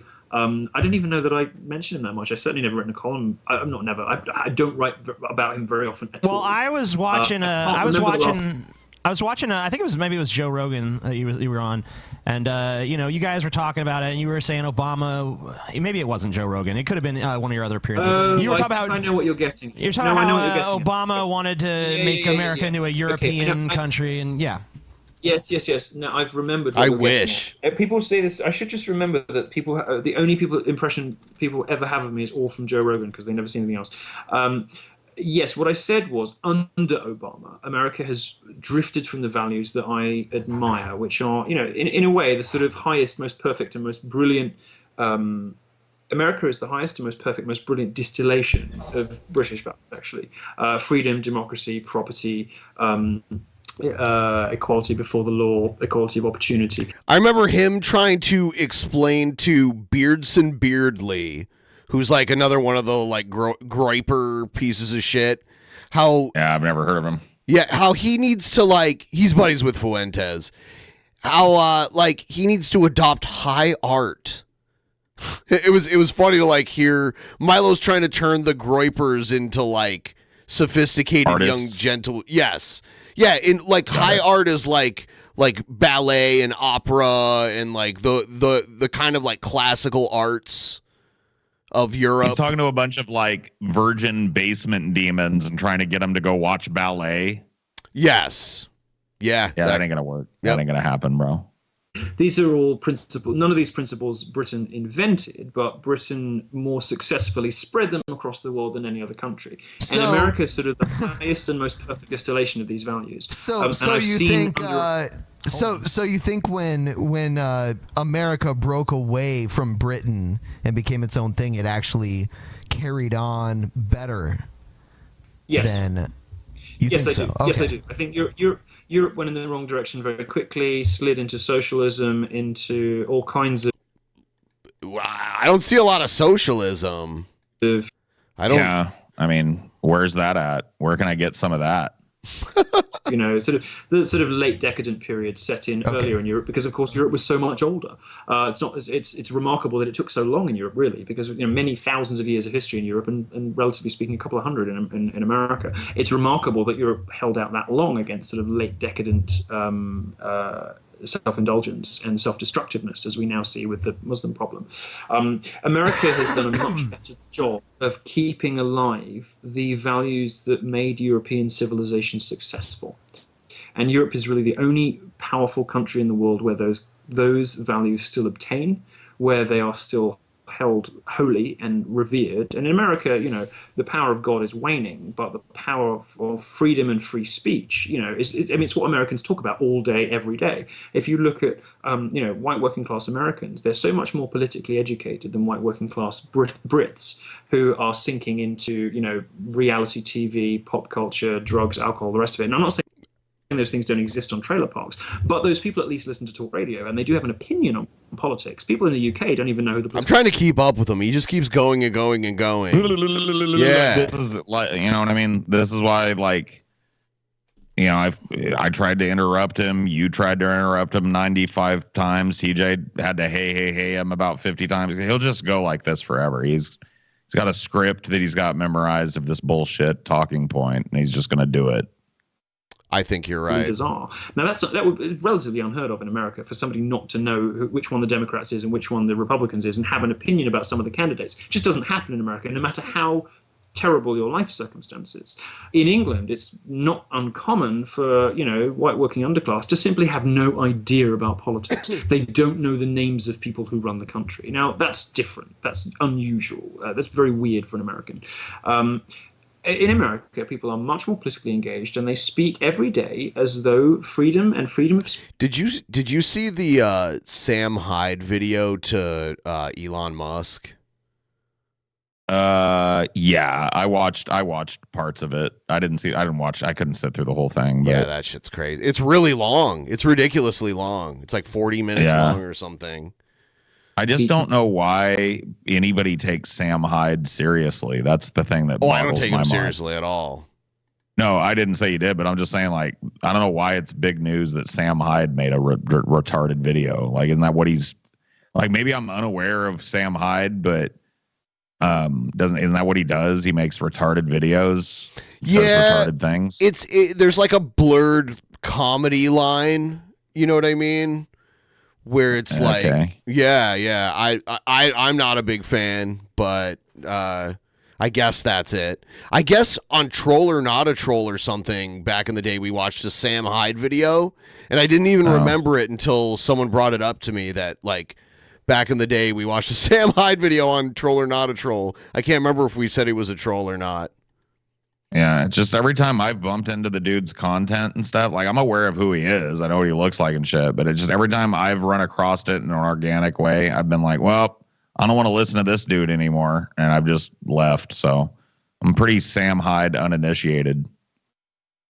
But what I do know about him is that he makes crazy rap videos, and he had that video where he was like almost asphyxiating and looking into the camera. You remember that shit? I remember that. I know most recently he was like getting into the influencer boxer thing, and he wanted to fight Hassan, and Hassan was afraid to fight him. And he is like a really big guy, actually. It's kind of weird. Yeah. I mean, I wouldn't fight him. Yeah. You know what I mean? If I was Hassan, especially, I wouldn't fight him. Yeah, I don't know. Like, I think Fantano knew him at one point, right? Didn't they like collab? I can't remember. Maybe they did. I don't know. All right. Like way back in the day. I can't remember. Oh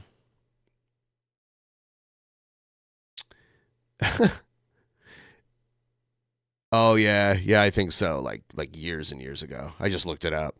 Anyway, I see. Yeah, so we can do more of this, or I can do something else. I'll let you. I think we've seen the relevant parts of this. I think you're right. But we can keep going if you want. You know, I mean, like we could do some other stuff. I think. Yeah.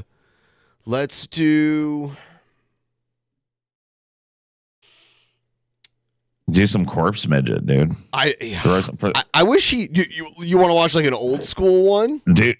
I don't know. Well, I mean, he just completely like Lucian Hobadok just disappeared, bro. Yeah, Lucian Autobot. Yeah, Lucian Autobot just disappeared from the fucking world. Like, I'm trying to think of like old DP personalities and lolcows that we used to.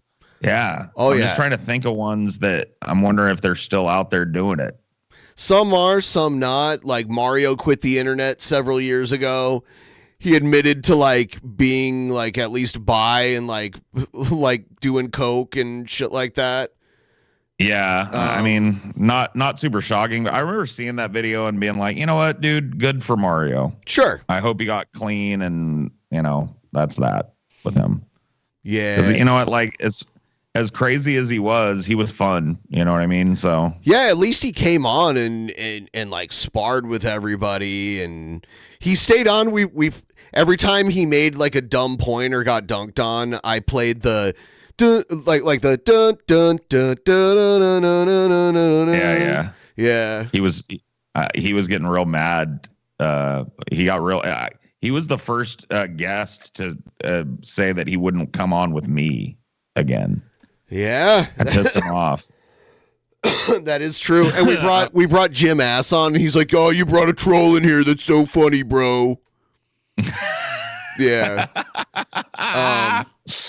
This is my favorite corpse midget video right here. All right, gang. Now that we've talking, he's all of the members of the Scooby-Doo gang. Let's see who our ghost really is. He's just himself as Shaggy. Yeah. It's the boy. The ghost. I think he tried to. Well, look, the Shaggy when he tried to give him like red pubes on his chin. You see that? Yeah. Yes, you're right. Give him a goatee, but you can't see it because he's right up against like redwood in the background. Yeah. Huh.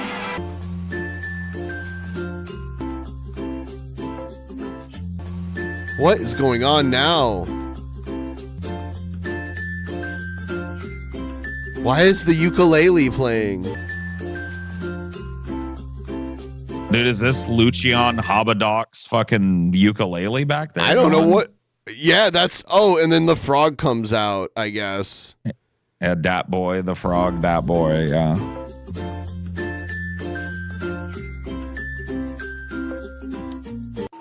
You know that awkward moment when you wake up in the morning? Okay. And you're like, oh fuck, I'm still alive. I wanted to die in my sleep so badly, but it didn't happen, and now there's a whole new day of suffering, depression, and loneliness ahead.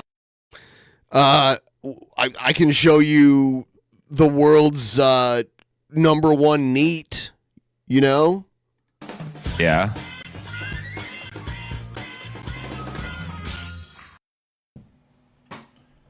No. By the way, he took all his posters and stuff down from the wall, and he said it was because he's going to start taking his YouTube career more seriously. But then someone did a little internet sleuthing and found out that his house is for sale.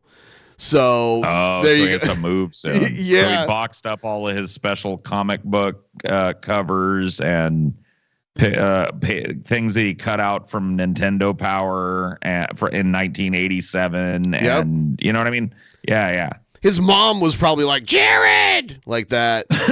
So is there like a new homelessness arc coming for Jared? Because ooh, I would love. I that would be interesting. I don't know. Are they moving to the old folks' home or like where are they going? I mean, eventually his parents are not going to be able to take care of him anymore. And you were telling me that like they basically just threw him in this room and like ignore him.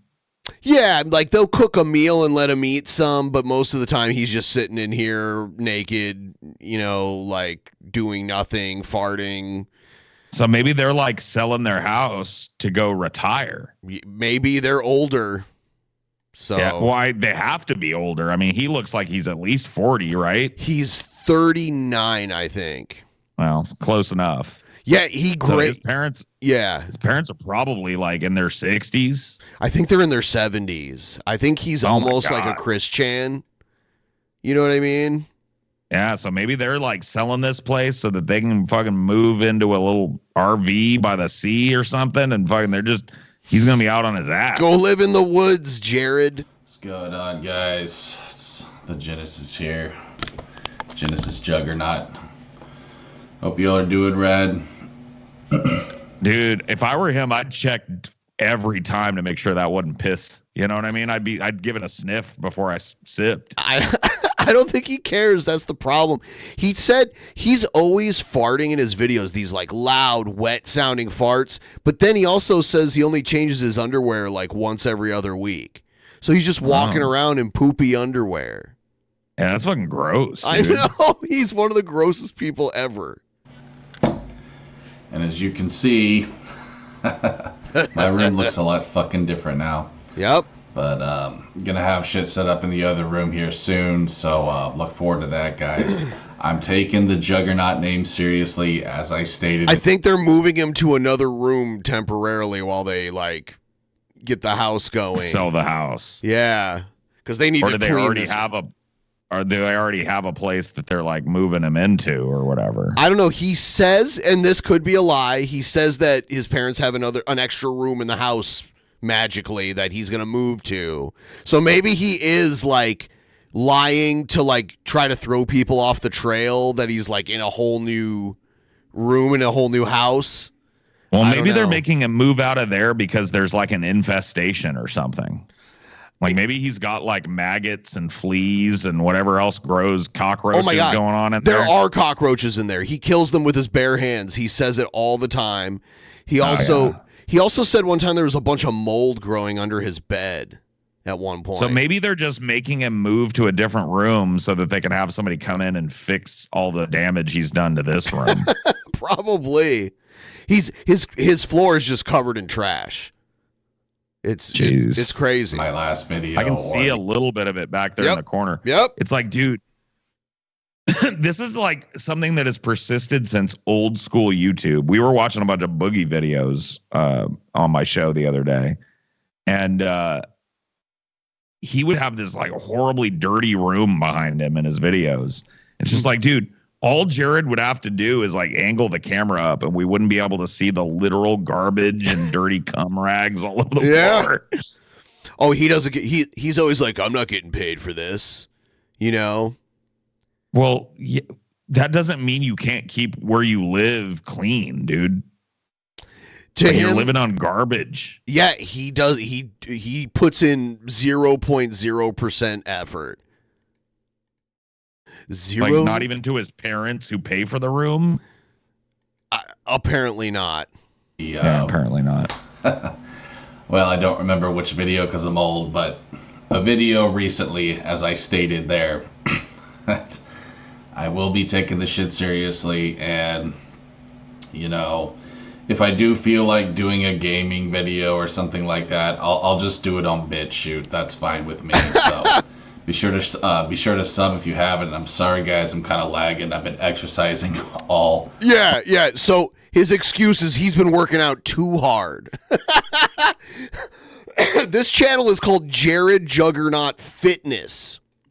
Oh, so he's going to be doing a fitness channel. He's been a fitness channel for over a year, and there's been almost nothing fitness related on it. And he's fatter every time you see him, dude. too. He's like, he looks like he's pregnant. Like it's not just flab. It's like someone pumped up his stomach with like a bike pump. You know what I mean? Like he's a cartoon character. Does he ever do fitness stuff like on the channel? Very rarely. Very, very, very rarely. He did one like 4 videos ago, and that was the first one in years. I have one where he's like posing to like show like how ripped his legs are and shit. It's so bad. It's so bad. Fucking day. Because again, I'm taking the name Juggernaut serious. So, this video is just another rant. Did you know that we watched him like way back in the day? Like, I don't remember him all that well, but we watched a lot of crazy fucking nudes. He just kind of blended in maybe back then. Oh, was he the dude Bradley that had Martin. all the Sonic the Hedgehogs everywhere? He had like Ninja Turtle action figures. Or Ninja Turtles, that's what it was. Yeah. Yep. I remember us covering a dude that had Ninja Turtle action figures everywhere. And it looked like he was tiny sitting in little like room. it looked like he was sitting in like a middle schooler's bedroom. Yeah, like a 12-year-old's bedroom or some shit. But it was his. Yeah. 260. I'm 260 pounds. What does he say? I'm 260, bro. Get the fuck out of here, bro. Hey, Bradley, listen, man. I love you, dude. I love your fucking, I don't know. I like your swagger, dude. I think you're a cool guy. He drives a fucking Lambo and all that cool shit. Yeah, But you gotta this video is whatever. Like, he does his usual, like, contradictions and shit like that. Maybe we'll watch a little bit more of it, but I wanted to show you. This is the one video I'm talking about. Oh, shit. Hold on. Come on. There we go. All right, you guys. Well, there's my legs. Oh my fucking god, bro. Except my legs are really my best feature. He's built like a Tyrannosaurus Rex, dude. With the skinny arms. Yeah, the tiny little arms and the little chicken legs. My arms are pretty dank, but I gotta say, my legs, dude, I have really nice legs. I'm not gonna lie. Dude, why is he wearing a pair of tattered shorts and what looks like a Japanese loincloth for underwear? He's a sumo wrestler. I don't know. What is going on, dude? Yeah. Yep. This is the world. This is his world here. Dude, his parents were. Oh, you told me his parents refused to buy him clothes, so all his T-shirts have like FYI, holes man, in them. Jared did make a video working out. He made a video dumbbell curling. Yes. He's looking swole if you know what I'm saying. Yeah. I said like 4 videos ago he did do a workout video.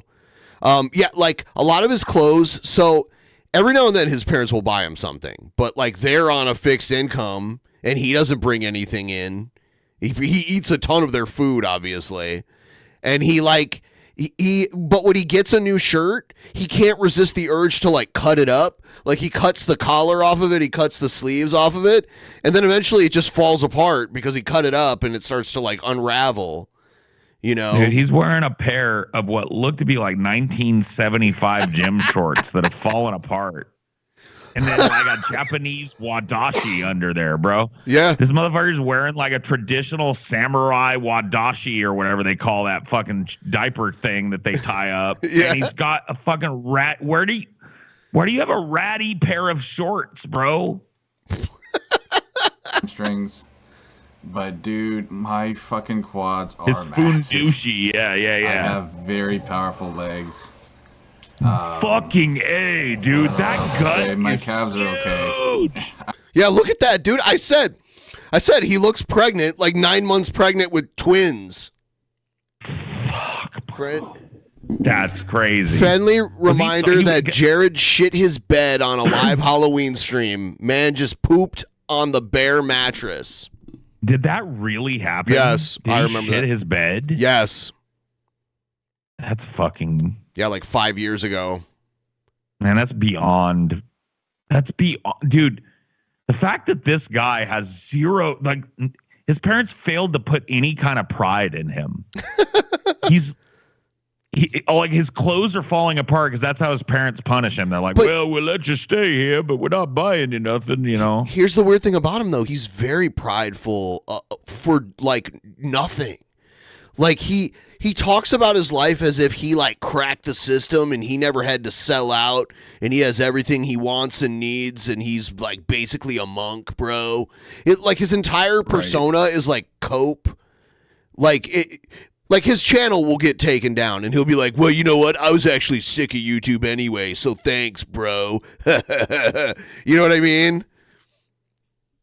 It's just fucking crazy to me that, like, like the artificial fake character he's trying to play in these videos holds up in the face of, like, those ratty fucking pants and that child's bedroom he's living in. Stopped drinking rubbing alcohol.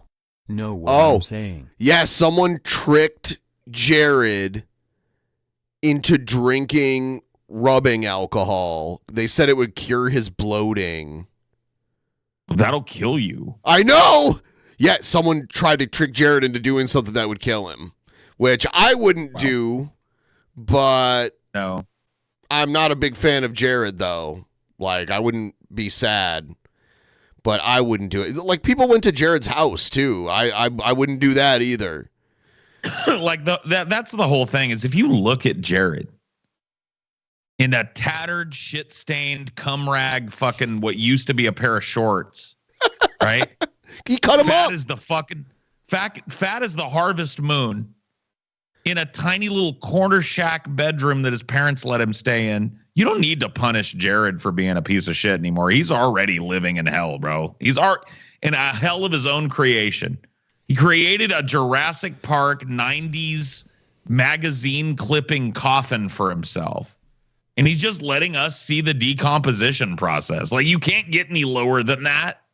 So don't fuck with him. Like, you don't need to. Yeah, I just react to his videos. You know what I am saying, bro? Well, yeah, no, I mean, yeah, react to his videos because he's putting that out there. But, like, you don't need to show up to dude's house or trick him into doing something dangerous. Like, he's already suffering about as bad as a motherfucker like this can. Look at him.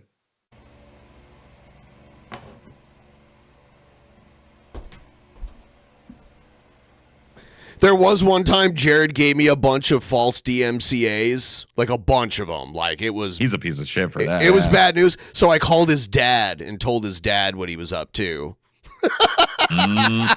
Because his dad got a stern talking to for that, dude. His dad grounded him from the internet for like 3 years at one point, and he's still not allowed to live stream anymore. Dude, that looks like some fucking stage 5 bloating right there, man. That is full. Yep. That's not like... That is a big, round belly right there. I'll show you his first video where he ever responded to us. This is in 2017 right here. Okay. Yeah, man. We're the Drunken Peasants. We're so cool, and we know everything because we smoke the good ganja, man. We're smart stoners, bro. We talk down to people that have like a ton, like fucking tons and tons less of subs than we You know do. what? Jared is really stupid, but this is a bullshit belief that just because someone has less subs than you, you can't like comment on their videos. That is fucking stupid. They never talk about how tiny and irrelevant and beneath notice and not worth responding to they are in any of their other videos. But as soon as they get responded to by somebody that has a few subs, that's exactly what they say. Oh, I'm tiny, dude. Why are you wasting all your time on me, dude? I'm irrelevant. I go tell you're bullying me because you got more subs. Just like all of a sudden you're this fucking oppressed little minority. And every other video you carry yourself like you're God's gift. Like, dude, I just watched you flex 2 middle-aged chicken legs attached to a fucking woman pregnant with octuplets' fucking gut. In a shredded pair of 1970s basketball shorts and a Japanese Wodashi pair of underwear ripped up and stained up so fucking bad. Bro, you can't. The glass houses and stones thing is just fucking ringing in my ears. You can't throw no stones, bitch. No. He can't, like, he still will, though. It's so weird. And he doesn't care. He either doesn't realize or doesn't care if he's a hypocrite, like a complete hypocrite. Yeah. Because we're so cool and we're so awesome, bro. You know. Thank you. We attack people who have no subs, and yet we're this big fucking group of losers. Dude, one time I walked into the bathroom and my granddad was getting out of the shower, and I saw his old legs. He was like 80.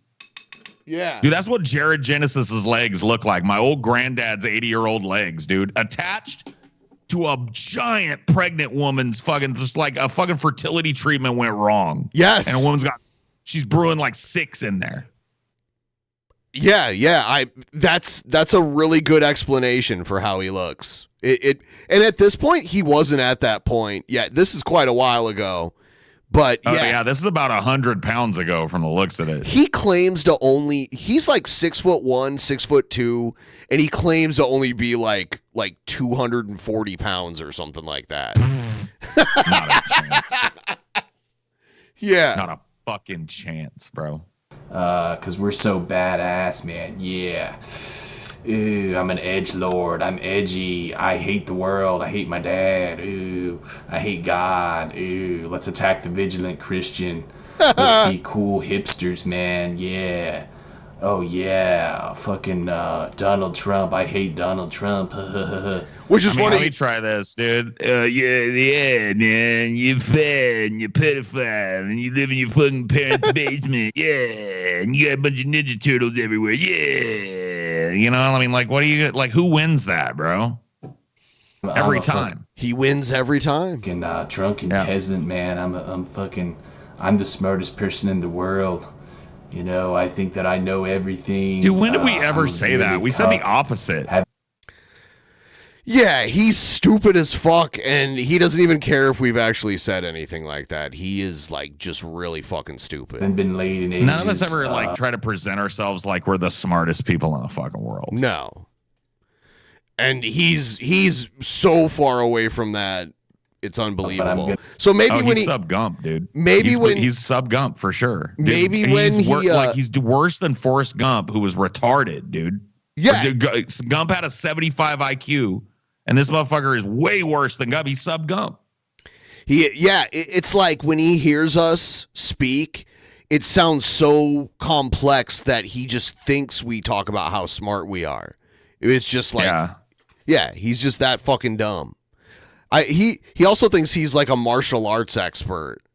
So there's a bunch of these kind of videos.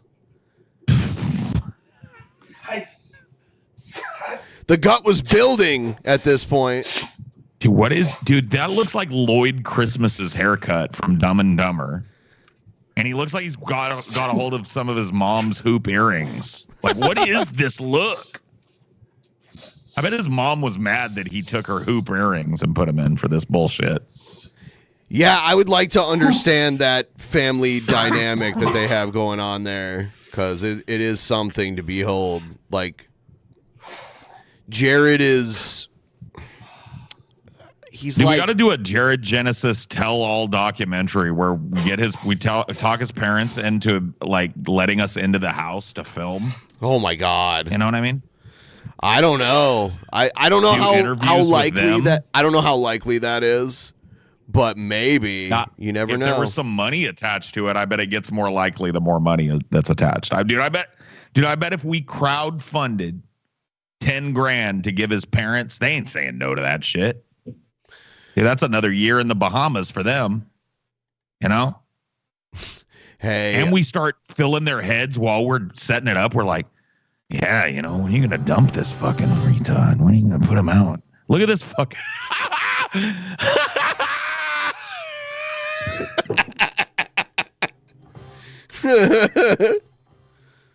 Dude, the ripped Cartoon Network's t-shirt. Oh my fucking god, dude. And the gut is really filling in by this point. Yes. Yeah, this is fairly recent. The gut is all the way. Dude, look at it swing. Every time he swings his hand, it takes like a minute for his gut to come to... Oh my god. Whoa! Oh, fuck, man. Dude. That's wild. There's so many of those. He's a self-awarded black belt. Oh, okay. So, yeah. Right here. It looks like he learned from watching like Dragon Ball. Yeah, he said he learned just from like watching YouTube and shit. He was like, "Oh, I think I got a black belt now."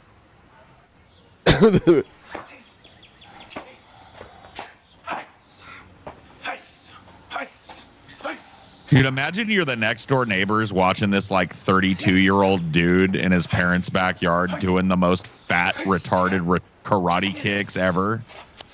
It looks like his parents actually have kind of a nice pad back there. Yeah, this is their previous house. So the place that they're at now that's allegedly for sale is not this place. It's the place they moved after. This was in like this was like a Houston suburb right here, and now he lives like out in the sticks, as far as I know. This looks like it wasn't a bad little pad, but yeah, now he's not in this place anymore. He gets no outside shot. I bet he lost his yard privileges. He claims he has a gym in his backyard, but I don't know. Why doesn't he film in it? Good question. That'd be cool. It'd be a really, like, if I had, I don't know about you, Ben, but if I had a fitness channel and I had a gym in my backyard, I'd probably film some videos in the gym in my backyard. Funny how doing that works. Fitness stuff. Yeah, that is funny how that works. Whoa, okay, wait a minute. I take it all back because I just saw him drop into crane style, okay? Yeah. So never mind. He's a kung fu master. He's going to pull a fucking groin muscle doing this retarded shit. He's very insecure about MMA fighting, and he always says that like karate is superior to MMA. It's like there's not a lot of karate guys like that win anything significant in MMA. It's usually like wrestlers or jiu-jitsu guys or like kickboxers or boxers, and they learn. Dude, an MMA guy would tackle him to the fucking ground in 3 seconds and ground and pound him out in like 4 more. 120 pound MMA dude would work Jared. Honestly, both of us, like all of us, like an actual 110 pound MMA chick would work Jared completely to death. So let's be real. Like Jared, like these moves are so fucking, like, these are not moves, dude. He's just doing what he thinks you would do if you knew Kung Fu. He watched Power Rangers. You heard the story where he got beat up at the Green Power Rangers dojo, right? Yes. Okay. Yeah, so did I show you the thing where like Shabisky talked to Jared's dad? No. Oh, well, Jared's dad got. Yeah. We did watch that. Okay. Yeah. Got heated with Shabisky. Here's a. Greetings, YouTube. It's your boy Jared Genesis. I don't know why. It's crazy that he's wearing clothes right here. I just did that, homie. I have no idea why. Well, you can tell like the collar has gone off the t-shirt. Roll with it because that's just how I do, son. If you guys ever saw Dorkly, that's how Johnny C do. Oh god, that shit is hilarious. The video game meme channel or whatever you want to call it, parody. By the way, guys, trying to reach the dono goal tonight. Haven't mentioned it much tonight. We're having a great show. If you've enjoyed the show, toss us a couple bucks, preferably through Streamlabs. It's pinned in the top of the chat right there. $5 does the TTS, so it interrupts us and reads out loud. So yeah, do us a solid. Do me a solid. Thank you. Man, that shit was funny. I'm sorry. That just tickled my phony bone really hard. I'll link it in the description for you guys. But what did? Anyhow, on to something a bit more serious. I want to talk to my pal Cyrax. You know who Cyrax is, right? Yeah, I know Cyrax. They had like a friendship for a little while there. You want to guess what they have in common? I'm trying to think. What would Cyrax and Jared Genesis have in common? .pdf. Couldn't be like, yeah. .pdf file type of situation. Yeah. Yep. Listen, Cyrax, like, I'm not mad at you, but someone told me that you're not happy with me. I don't know if that's true, but that's not what this video is about. I just couldn't help but notice you didn't respond to my messages on Facebook. So the reason why I'm telling you this, bro, is because I just want to... Tip train! Thank you, Roger Wilco. Thank you so much. Try to reach out to you here because I feel like this is vitally important, bro. Okay? Look, also, let me just say this, okay? If you bought into the lies about me, I'm sorry. I was just being a shitlord. I was trolling a few years ago. Oh, my God. So... Cyrax was worried that being friends with Jared would ruin his reputation. So he's trying to like... So this whole video is just him like trying to court Cyrax and make sure they stay buddies. That's fucking pathetic. And he's like, I was just being edgy when I said I wanted to date an 8-year-old, bro. Right. Yeah. Wink, wink. And it got mainstream. You know, my trolls, they were desperate to try to get me off the internet. So that's why it got so popular. But I'm not going to go into that much. Listen, this is really just a help video for you, bro. Because, believe it or not, dude, I like you a lot. I think you're the fucking shit. Like, really, dude. You're easily, in my opinion, the top 5 coolest people on YouTube. You are, bro. You're fucking savage.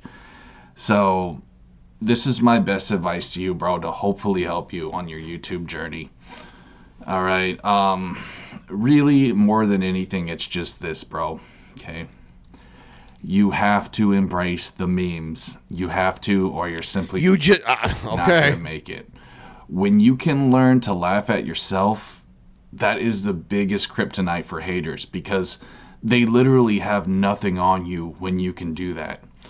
You know, when you're not afraid to make yourself pathetic. Like it would be pathetic if he was making this for the general audience, but the fact that he's trying to woo Cyrax of all people with this fucking pathetic video is just like, dude, that's what I mean, man. He's already, and I feel the same kind of way about Cyrax too. He's already suffering in hell, dude. He lives with his grandma. They throw him up in the attic so he can scream and rant and rave up Marty! Dude, I will fucking destroy you. Yeah, I'll tell you what, dude can cut like a wrestling promo. The way he talks.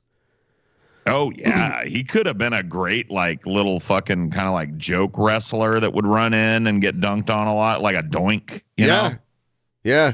Because he's got a great wrestling Marty. I will fucking kill you, Marty. Did you see the thing where Cyrax got beat up by Marty? Yes, dude. Marty was like, "Hey, baby boy," or something. Again, Paul. Reminiscing on the old days has been a blast. Yeah. Oh yeah, dude. It's been awesome, man. I always like coming on DP, and I gotta say, like, the next time I'm on in studio, baby. We're doing it in studio. Yeah, we're doing it in studio. Hell yeah. Fuck yeah. A joke, or just, you know, just laugh at yourself. Have a good chuckle or whatever. Poke a little fun at yourself. They hate that, bro. They absolutely hate that. You know what I mean? You gotta meme yourself, dude. You gotta embrace the whole low-cal status. Chuckling at his own jokes and the way he, like, like holds himself just shows how long it's been since he socialized with another human being in any meaningful way. You know what I mean? Yes. He has it's no forced. self-awareness. Yeah, it's totally forced. Someone made Jared hates this workout YouTuber named Greg Douche. And I don't know anything about him, if he's like a good guy or not. I don't know, but someone made this and they edited it to make it seem like Greg Douche was talking about Jared, and Jared thought it was real and even like made a video about it. But Jared Genesis, you are not a bodybuilder. You're a wannabe bodybuilder. That's fine. That's great. But until you set foot on stage, you are not a bodybuilder. And doing this in your off-season shape at 30% body fat does not count as being a bodybuilder. Bodybuilders diet hard for months to compete on stage. They have the spray tan, the shaving, the bikini posing, all that crazy stuff. You have to do that to be called a bodybuilder. Yeah. So Jared was like pissed off. He was mad. Yeah. Like, no, dude, I am dude, that gut, and he thinks he's a bodybuilder. I know. No, literally, his TikTok profile said bodybuilder on it for a while. Wild. He thinks he is a bodybuilder. There's also like the like he's done like a lot of weird like racist shit too. It's crazy. Jared Genesis. That scamp. I'll probably wrap it up here with you here in a second, Ben, and go get myself some dinner. Yeah, no problem. But no, thanks for having me though, and it was cool. Like looking at the old Milo stuff. I have not watched that much of them. I've watched like little clips and stuff that people have pulled from it, but I have not watched that much of the Milo thing in 9 years. So yeah, that was interesting crazy to see. Yeah. But, yeah, dude. Like I said, next time I'm on, in studio. And there's got to be some in studio antics too. I haven't decided what. Yeah, there should be some antics. Well, some slap ass or some antics of some type has to go on if I'm in that studio. I agree. Slap ass. Throw some piss on me. Have Billy run in and fucking smother me to death. The Leviathan. Yeah. We'll see what we can come up with. I don't think we could do the wheel. There's this wheel, this very evil wheel that we hardly use anymore. It's got different types of liquor there. Yeah, I think I would last maybe 3 spins of that wheel. Oh my God, it's dead center. I've never seen this happen before. I think it's a little on the whiskey side. Maybe. I don't know. It looks dead at balls center. It looks like whiskey and rum mixed there. That would be crazy. Yeah, that would be crazy. Yeah. All right. Well, thanks for being on, and I'll be in contact with you. I'm gonna go a little while longer, try to get a little closer to the goal here. Hey, you guys get to that fucking goal, or I'm gonna come to each one of your houses and personally shake you down for the money. Thank you, fucking Paul. goal. Listen to this man. Get to the fucking goal. If you don't blow that goal out of the water tonight, I'm coming back for you. I'm coming back to talk to you about it, okay? Be a shame if that goal wasn't hit tonight. Hit the goal. Best of luck. Thank you, Ben. I'll see you next time, bud. Next time. Good night, Paul. Yep. Peace out, man. Later. All right. We're going to switch up to my other view. Going to go a little longer. Got a few more videos to watch. I had this crazy idea that we were going to watch the whole Milo video, but we didn't watch all of it. It got tiresome eventually. Where is that shit? Thanks to everyone who showed up and donated and liked the stream and all that fun shit. I'm going to watch this video. This is a video that seems like it's maybe a little slanted, like it has an agenda. So we're going to see, it's about the drug crisis in Seattle. Let's see. Is it dangerous to be here on the streets? Just told you somebody got shot. What's up, dog? How you doing? Tarantino or what? Whoa, whoa, whoa. Got the block, motherfucker. I'm getting out. I died 4 times smoking fentanyl on the streets of Seattle. Welcome to people, especially conservative commentators, like to come to Seattle and go to like the worst part of downtown and film people there and be like, look at Seattle. To Seattle, Washington, one of the most beautiful cities in all of America, home to the fish-throwing Pike's Market, and now home to one of the— I will say that they did basically make it legal, and then people were like smoking fent in public, and if it became like a huge issue. People were smoking it like on the bus and that kind of shit, and it's very harmful if you. It's not like normal secondhand smoke.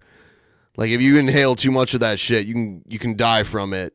So I'm fine with it being legal, but it shouldn't be illegal for them to like smoke in public. The worst fentanyl. What's been taking over the streets here? You have to ask them, but it's mostly, from what I know, it's mostly fentanyl.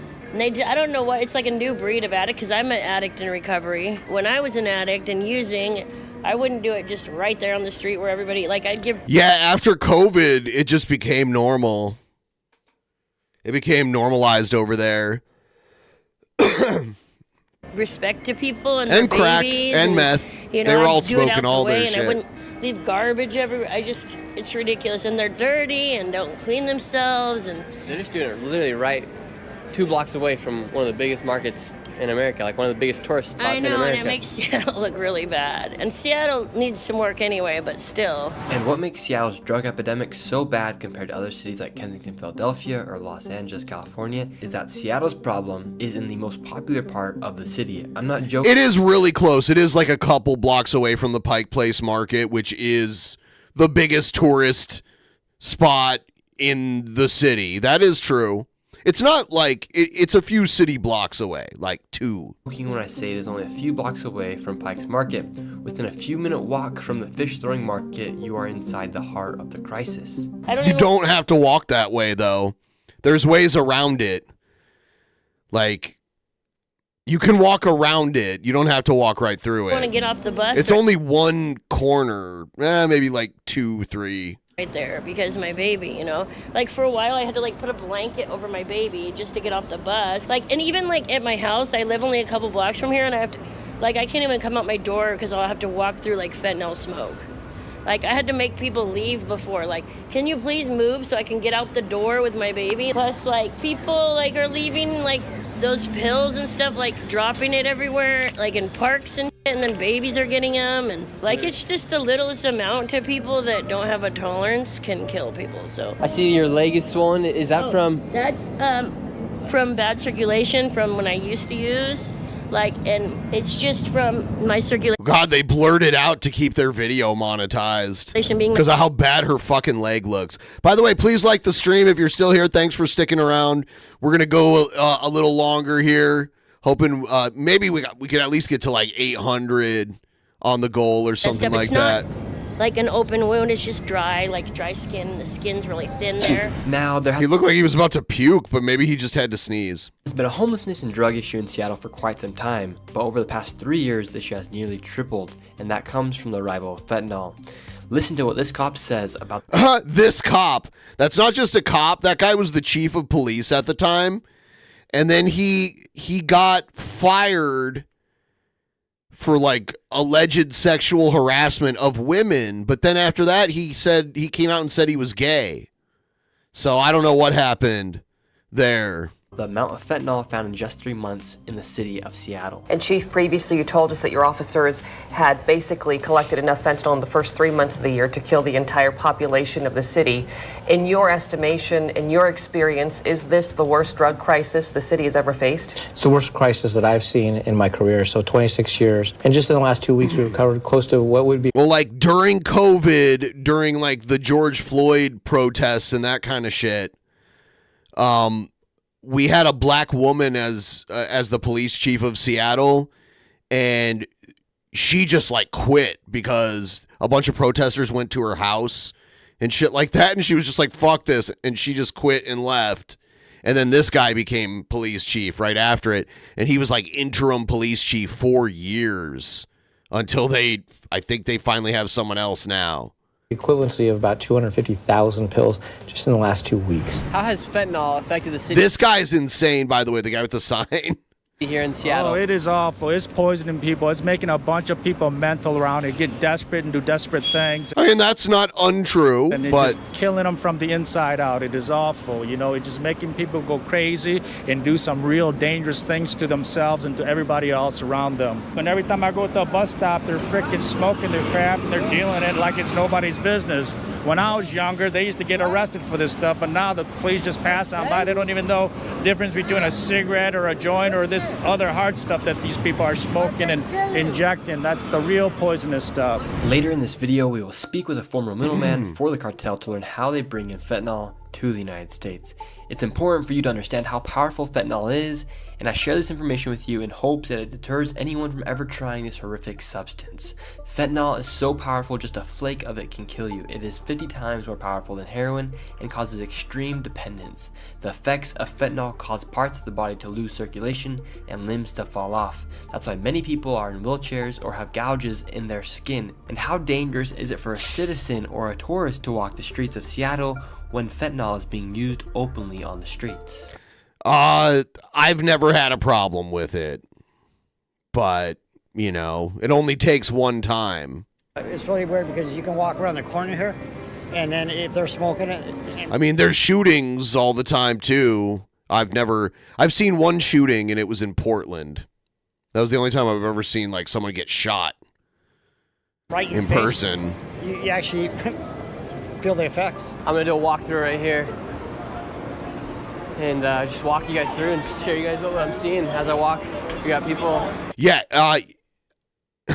I've walked through this area while I was live streaming, but I didn't make it obvious, and I didn't I did not film these people because they do not like being filmed, and who knows what they've got. Some of them are packing guns and shit. Punched over on the ground. We got some people out here doing outreach. A lot of people with lighters, a lot of people with foil. A lot of people don't really know what's going on. People are passed out on the ground. People look like they're kind of stuck in a position they don't know how to get out of. So you've been coming out here for... Is that what you got from that? Quite some time now. And how have you seen the situation change year over year? Well, it has changed dramatically because I moved to Seattle 5 years ago, and definitely many businesses have moved. The streets look very dirty. It's very unsafe to be around here, and definitely this is not the best area of Seattle. And do you think people that were coming here, say as a tourist, and they come here, do you think they're expecting to see all this stuff? Definitely not. I used to work at the Four Seasons Seattle down here, and I remember that many of our clients would complain about how dirty and unsafe the city looks like. What are we seeing here on the streets? What's taking over the streets here? Drugs, and it's just not safe. You know, people are... Then why are you there? If it's not safe, why are you there? I mean, yeah, there's definitely shit that happens. Just taking advantage. Sometimes they take advantage on the tourists. I have heard a few experiences about people, you know, getting robbed. And people do get robbed sometimes. Right, and it's not acceptable. How long have you been out here on the streets, and what brought you out here? Oh, okay. 2-3 years. It's Johnny Somali. When you wake up, what's the first thing that's on your mind? I gotta make sure I eat food. I gotta make sure I do something right. I'm not touching any blood. I'm gonna use it opiate just like a Fendi, hard crack. And where are you from? Blues. I use it there, so I know my maintenance. Mm-hmm. So just like I'm from Africa originally. And when you left Africa, did you think your life was gonna be like this? My life gonna be like this? I'm happy. I'm still happy. He's happy. And the same power it depends on me. I feel like I'm rich though, and everybody knows that. Where do you sleep at night? On the street though, on the train or on the transportation. How often are you guys using fentanyl, or what drug are you guys using on here on the streets? I like that response. So, lots of my friends, you know what I'm saying, are on that shit. I'm not. So like, see when you come around. What is he on then? Here, like downtown and shit. Like, he's got a pair of Nikes. It's pretty bad. And then majority of these people out here, they're homeless by choice. How many pills do you go through a day? How many pills do I... How many pills? Shit. Shit. I don't. Some people like maybe 2, 3. You know what I'm saying? How many pills? Six. Like You go said 7? 6. You go 7? You go 10, huh? That's not a competition though. That's not a competition. That's how many pills? That's it depends on how you you stress. You take it like when I sit down with her and he pissed off and she pissed off too and she want to get high and she want to make sure that everything is okay. She want to make her habit to release her stress, so she want to like smoke again and again because of like she don't like me because she see me and she want to kiss me. This is a weird story. She want to kiss. Hello, fellow DP community. Hello. Thank you so much. Now we're at 85%. I'm hoping we can get to at least 800 tonight. And then tomorrow morning, I'll wake up and do a Sunday morning stream. Maybe we can get the rest of the way. And she see me like a younger brother. So I want to make sure go. And because she smoked hard, because she smoked again and again, because she want to meet her boyfriend. Mm-hmm. I don't understand this story that he's telling at all. It's all over the place. He's like, she don't like me. Does the interviewer understand what the fuck this guy's talking about at all? It's like people, they don't have any competition down here. They just smoke because of the system. On the daily, what are you guys seeing here on the street? It just gets worse and worse. Yeah, everything. I'm trying to recognize exactly where they are right here. Everything. It's a mystery, some of the things. And how are the drugs getting here to the streets? It seems like that's kind of a mystery. Most of the users here, they don't know how they're getting. What a terrible question to answer if you knew, because you'd be ratting out whoever's supplying the streets with drugs, and that's probably not a good idea, right? They know they have a friend here that gives them the drugs, but nobody knows how they're actually getting here to the streets. I would not know, and She's like, shut up. Don't try to get me to snitch. I don't have an answer for you on that. After diving into such a sobering issue, such as the crisis here in Seattle, it's good to take a moment for something a little bit lighter, and that's where the sponsor of this video... Oh, no, not the sponsors. By the way, I have a sponsor, like an affiliate sponsor now that I have to get set up. But the Schedule 35 has given me like an affiliate link and an affiliate code. So I'll be able to offer a solid discount for the viewers who want to get Schedule 35. And I'll show you guys. They're sending me some shit too that I can show you guys, so hopefully we'll get that rolling. To see what's going on here. Do you like it down here in Seattle? It's okay. How would you describe It's the smell okay. here on the streets of Seattle? Ridiculous. It smells like burnt She got a fanny pack. hair, popcorn, gas. Burnt hair popcorn gas. She was like, it smells like burnt hair popcorn gas. What kind of gas? Like farts? It smells like burnt hair popcorn gas farts. And all in one. It just smells like burnt. And it can make you throw up. Me, I'm nauseous in the heat. Just help somebody. He just got shot right there. Is it dangerous to be here on the streets? I just told you somebody got shot. Yeah, it could be dangerous because everybody is high, drunk, and don't know what they're doing and don't care. If they don't get their drink, their liquor, their clear, their fentanyl, they're clear. whatever, blues, whatever, they're mad. If you say don't got it, they're mad. I seen it. Just to even walk to go to McDonald's, you have to pass through a whole entire row of people that are using illegal substances here on the streets of Seattle. As an outreach worker, what do you guys do? And we walk around and offer people resources. So like housing, employment, detox, rehab, those type of things. And out of the percentage of people that you talk to, say like 1 out of 10, how many people actually take the resource that you gave and they are like, okay, I'm willing to drop what I'm doing right now, and I'm gonna come with you guys? That one's hard. I don't think it's a certain like number. What percentage? What percentage of people that actually take the help? Mm-hmm. I don't know. It's a coin flip. You know what I'm saying? Probably 50, I guess. It just kind of depends on their situation, their background, and that's why we're out here, because we try to figure out what's holding them back. Like, why not going to housing? Why not rehab? Why not taking that extra step yet? So that's kind of stuff that we work on. We're out here every day from 6 a.m. to 9:30, so we know pretty much all these people on a first name basis. After speaking with this outreach worker, he agreed to take us down deep into the alleyways where all the people were at. Once we entered into the alleyway, all the people inside the alleyway started coming to the outreach worker to receive some fruit snacks and water for the day. And then we went deep into the alleyway to see what it's actually like. So would you say most of these people you We talk went to to an alleyway, yeah, man. Dude, I've peed in these kind of alleys before. Normally, you don't get bothered by these people. They just want to smoke their drugs and be left alone. So, normally, there are crazies, though, obviously. By the way, so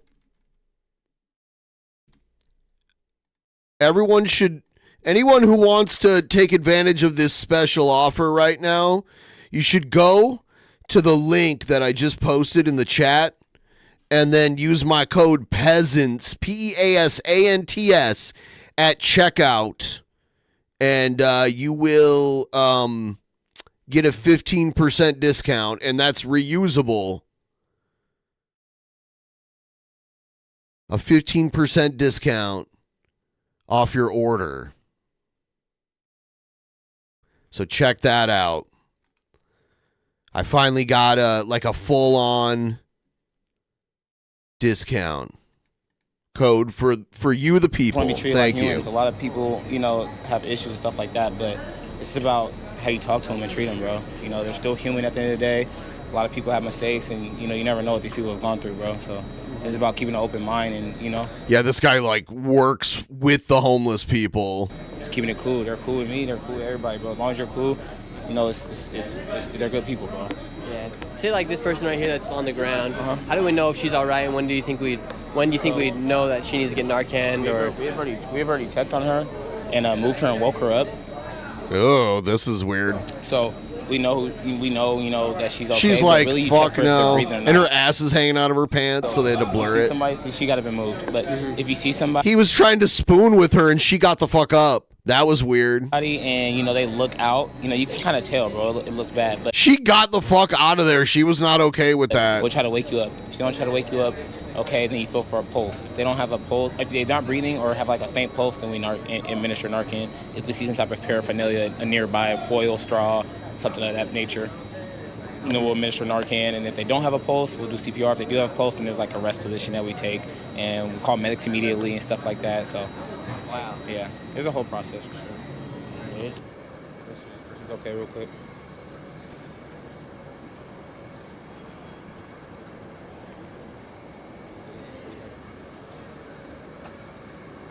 Before we were walking through, and it's a little scary, but we walked through with you guys. Everyone turned out to be super nice to us. Yeah, and we know. You see how they bum rush us? You guys got snacks, water. You know what I'm saying? Yeah, this guy brings them food and water and shit. And we're out here every day. We know all these guys, most of them by name. So. It wasn't for you. This dude is not a reporter, by the way. This guy is just he's like a YouTube journalist.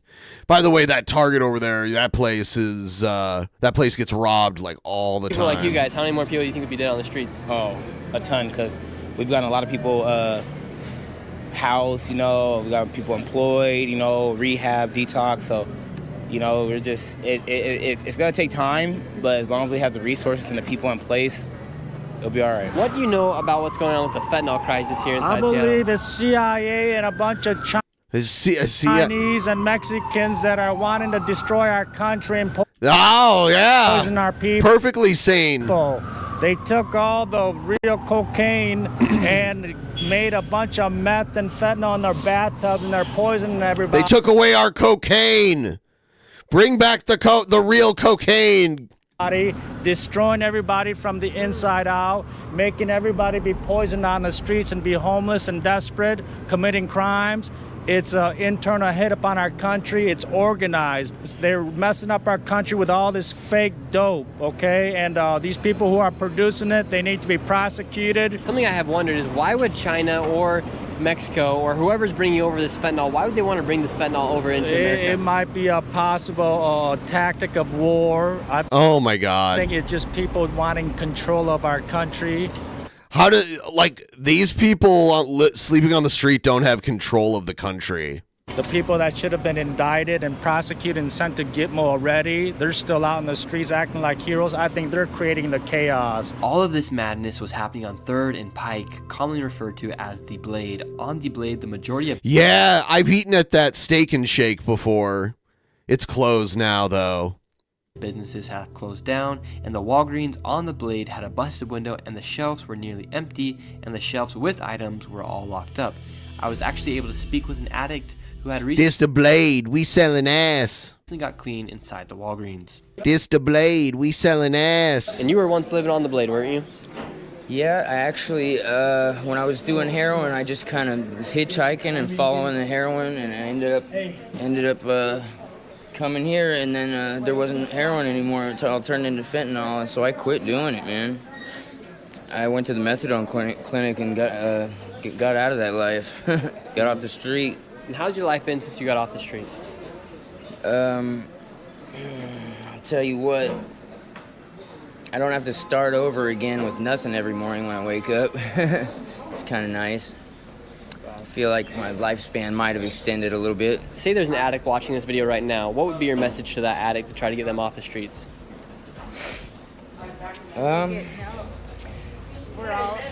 If you're really ready to, because I don't believe anyone's will quit until they're absolutely ready to quit. If they're still having fun, they're fun with it, they're not ready yet. But if they're sick and tired of it, there's more resources here than anywhere I've ever been in this country. And I walked here from Louisiana. There's no this place has more resources for the homeless than anywhere I've ever seen. If somebody really wants to get up and get off this Blade, they just have to have the will, you know. They have to be ready to be tired of it, you know. Would you say the majority of the people here on the streets, they don't really want to get the help, and then maybe once they are willing to get the help, they do have the resources to get off the drugs? I see. It seems to me like I find very few who actually want the help. Like when they said it, when I got my tiny house, they said I had to give them my tent in order to get into the tiny house. Give up your tent. Most of the other people that were camped out at that tent city wouldn't give them their tent. They wanted to stay outside. So a lot of people choose to stay outside. A lot of them do. I just have been outside for over a decade, and I am tired of it. I retired. And how do you feel about what's going on here in Seattle? Everybody deals with addiction in some sort of aspect. There needs to be more resources for people, and there needs to be more options, but people also have to want to get help if they're gonna get help, and they need to take it somewhere else, because I can't bring my kids out here. I literally can't walk around with my kids out here. And to see if the fentanyl crisis had spread outside of downtown, we then left and we met this man who claimed he used to work for the cartels. Pay close attention to what he has to say. There's no verification that this guy is who he says he is. I'm just throwing that out there. Because if he is saying the truth, it is pretty mind-boggling. Anytime I hear about the Blade, though, I always think of the Blade, we selling ass. If you haven't seen that video already, I'll show you right here. What you reporting for? I just see you in a bikini inside a gas station. That's why I'm just wondering why. This the Blade, we selling ass over here. This the Blade, we selling ass over here. So you can put your camera down. Okay. I ain't got no shame in my game. I ain't got no shame in my game. The fuck? I'll break your phone. I dare you to run in those heels. I'd love to see you. She can. Oh, shoot.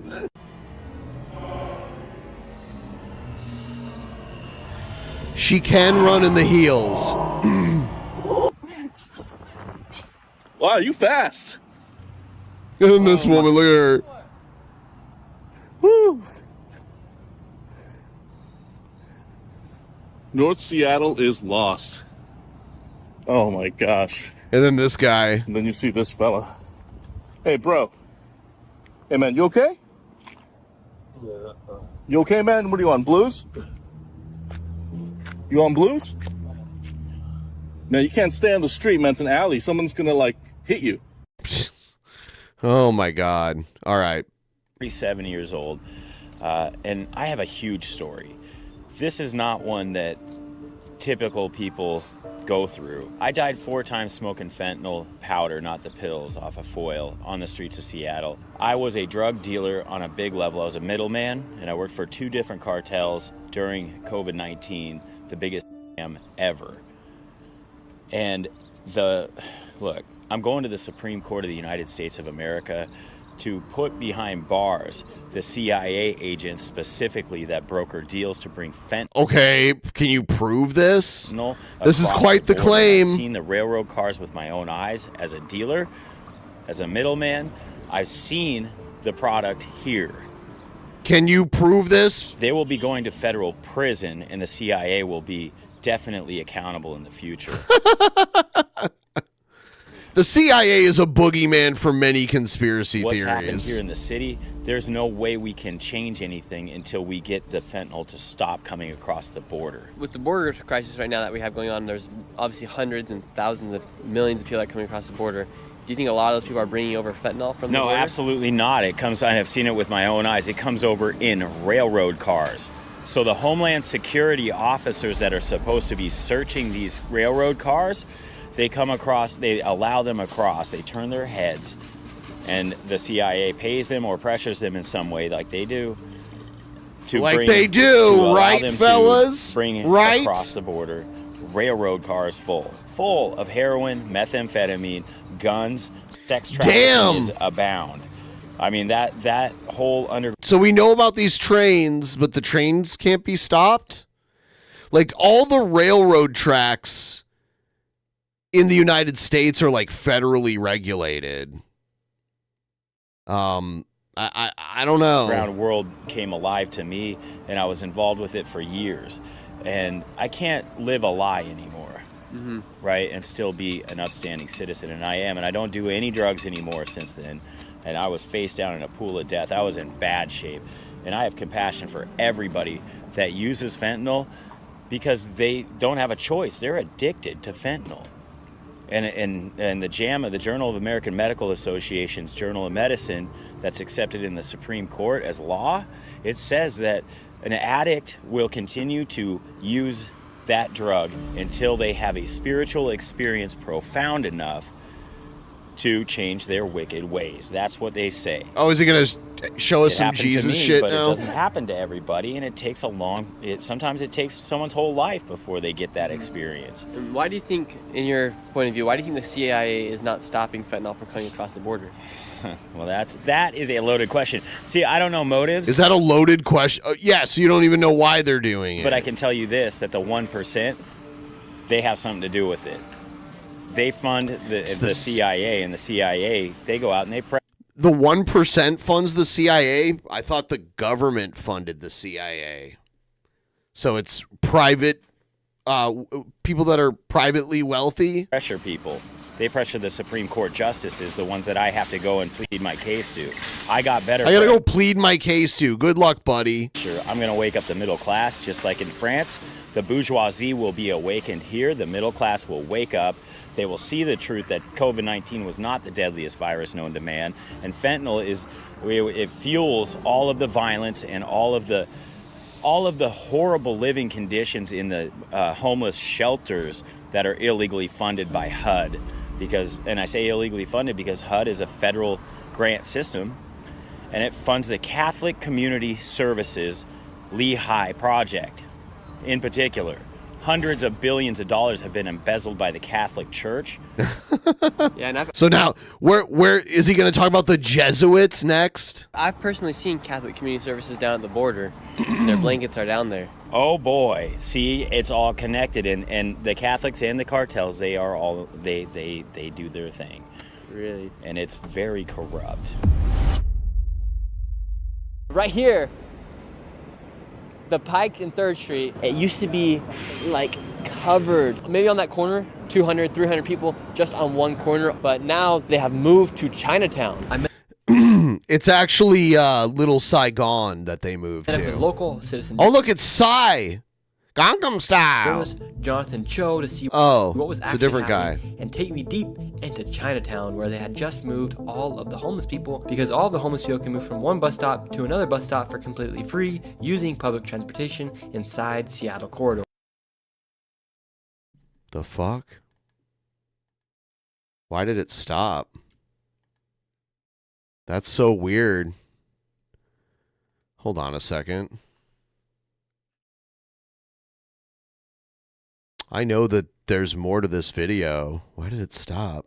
This There we is go. one of the most dangerous. I've had beer bottles thrown at me. The neighborhood that they're going into, I've been in. Yeah, it is sketchy, but there's good Vietnamese food over here. I've had people brandish knives. How's it going? Yes, there have been like stabbings and shit that have happened over here. Oh man, I'm sorry. Yeah, they killed a white dude over there for being actually he's not a white boy, he's a white guy, and he was kind of selling drugs, but he was being totally solid. He was being really impeccable and nice, and he was he was brandished. He was kind, and he was open, and he defended himself and stuck up for himself, and he disappeared on the other side. I want you to see what's happening across the street. That was some crazy talk. Yeah. Those people. Yes, over here. Yeah, there's like an open air black market on a street corner Are not over waiting for the here. bus. Those people, some are by the way, and that's the sad part, right? You got some Asian grandmas waiting for those. Then the other homies, they're selling stolen The thing they're walking by now was a building that burned down. goods. They're smoking fentanyl. They're passed out. And they don't like cameras, bro. I mean, let me show you something. We've been complaining about not seeing enough cops. Look at that. You got one officer for this entire corridor. You think this one cop just watching is going to be able to handle this mess that you're about to look at right across the street? This is Yeah, I wouldn't go over here and film these people. insanity. We're going in. I mean, look at this, man. Look at that. Oh my gosh. It's a horde of people, just addicts. All of that has been moved from downtown 3rd and Pike, right? It was clear. It's all been moved here. Do you see how easily they get here? Did anyone ask us to pay for the bus? Nope. We just jumped on. And it Wow, you're committing crimes on film. got us here. I can't believe it. Service for drug addicts. That's what it's become. So right now what we are seeing is everybody that used to be on 3rd and Pike are now here on 12th and Jackson. Wow, we got a little black market going on right over here. Yep, they sell a lot of stolen shit over here.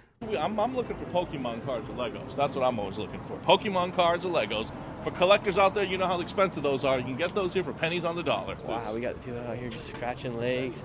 Oh, man. What was this guy doing, man? This is the fentanyl fold. Oh, no. Come on, man. Oh yeah, the fentanyl fold. Crazy, man. You got the fentanyl fold. Hey, bro, you okay, man? You all right? The moment the sun goes down, I do not advise you guys to go into that horde. No. Only do it while there's light. That means we have 10 minutes. We got 10 Let's minutes. go. Here we go. How you guys doing? Can we talk to anybody here? Nope, they said don't record them. Just keep it on me right now so people don't get upset. Yo, what's up, dog? How you doing? Tarantino or what? Whoa, dog? whoa, whoa. Huh? It's like they don't want to be filmed, but then they get on camera. The block, motherfucker. I'm getting out. I'm getting out. Holy frick. Tell you, man. Wow. All right. Well. Hey, he's got a stick. He's got a stick. He's got a stick. He's got a stick. Oh my gosh. Holy cow. Nick, you should be thankful that the dude didn't, bust out his shank. Or a needle. And look at that. There's a fire going right there. Oh my what gosh. the fudge is this? How do you run a business? That's why a coalition of business owners, mom and pop business owners, are in the process of class action litigation against the city of Seattle. He's gonna get hit by Trying to run a one of those like weird unicycle things that people ride. How you doing, sir? How's it going, officer? Is this normal night here in Seattle? Fire on the side of the building? Sure is. Hey, Sure turn that is. shit off. We got the police with Hey, us turn now. that shit off. Frick, I don't want to get attacked again. Here we go. See, did you see that assault, Nick? That lady assaulted me. She's knocked down my camera, but she's running. I don't even think it's worth it. Look, do I want her to go to prison, jail? No, absolutely not. She's just some tweaker, needs help. But at the same time, we can't be assaulted out here. Dude, you and I were nearly assaulted. I got assaulted. Yeah. This happens regularly because they don't want their bad behavior shown. But here's the reality. I would just not film them. We have Probably a to good. Yeah, don't film them. How about that? Exposing this, because it's also the only way we can hold our elected officials accountable. Because if we don't show these public policy failures, our elected officials can say, "Oh, everything's great," right? That's not good for our democracy either. The voters, the constituents, they got to see what's going on here. And that is the end of this video. All right, so that's that. Yeah, I am familiar with a few of the areas that they were at there. You don't film them, and then they normally leave you alone. Tweaker's gonna tweak.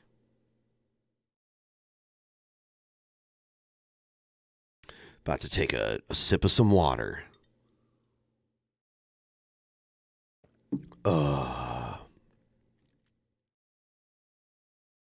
Everyone, please like the stream if you haven't already. Give the stream a big fat like. I've literally walked through the market, the like black market thing before. I wouldn't do it all the time. Like I was like, oh shit, I gotta walk through this mess over here. It's still there. No, that is just regular water. No drinking for me tonight, you know, can't do the drinking. No. There's an amazing Vietnamese restaurant right across the street from what you just saw. Because that whole neighborhood's like the Vietnamese neighborhood of Seattle. It's really close to downtown Seattle.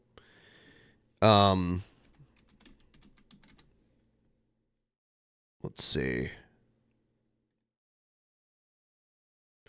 I'll show you.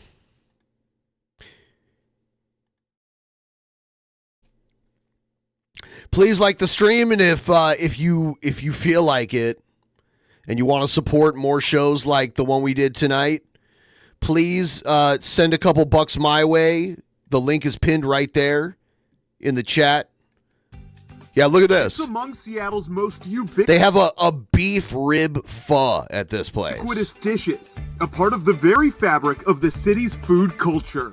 Everyone eats pho. Everyone eats pho when they're sick, or when they're like want something comforting, when they're really, really hungover. Look at how nice this place looks. This is in the same neighborhood, like on the same street as what you just saw, like where all the junkies and shit are hanging out. It transcends everywhere. Yen V Pham is the co-owner of Pho Box Soup Shop in the heart of Little Saigon. She's part of what just might be Seattle's first family of pho. Her parents... Now this was the original pho restaurant that they owned. Now it's called The Boat, and they serve like Vietnamese fried chicken at the it. original Pho Box back in 1982. The very first... Yeah, okay. You see those people standing over there? That's like one of the places where the crazies hang out. It's like right down the street from it. Restaurant in this now thriving neighborhood. There's nice parts of the neighborhood, but there's like really sketchy parents parts. came here and opened actually a sandwich shop on the weekends. Like all of the community come down for church or temple or grocery shopping, and they wanted something from home.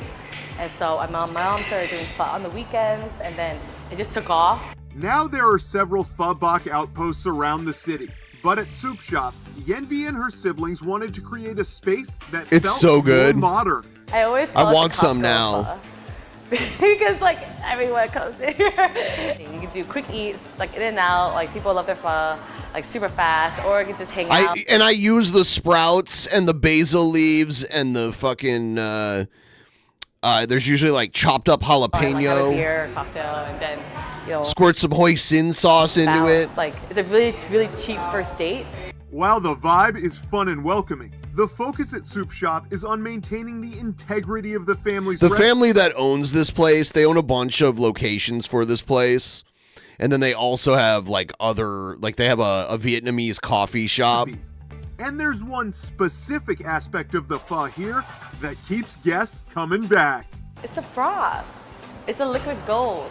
When The giant pots of pho broth. you have good broth when it's that beautiful golden color. You're like, that's good broth. But yeah, it is a labor-intensive work, and then it's really just a lot of marrow, a lot of bones, and making sure everything's slowly cooked and no shortcuts. There's no shortcuts to making really good broth. That beautiful broth is the base for Soup Shop specials, like the Instagram-worthy rib pho. Rib pho. And classics like the steak or brisket. So Vietnamese cuisine, I usually get the brisket. we're all about hitting every I haven't been there in like 6 months though. every flavor or palate in your mouth, and that's why I want people to like when they first taste it, it hits all the notes in your mouth, and you're just completely satisfied with what you're eating. That's like a really good feeling. Those good feelings come not just from the food, but also the family atmosphere at this restaurant. Family atmosphere. More often, I came here with Shabisky. Shabisky has eaten at this place before. often than not, you'll find Yenvi or her sister working here. But it's their brother, Kwa, who really embodied the spirit of Soup Shop. My brother was very inspiring.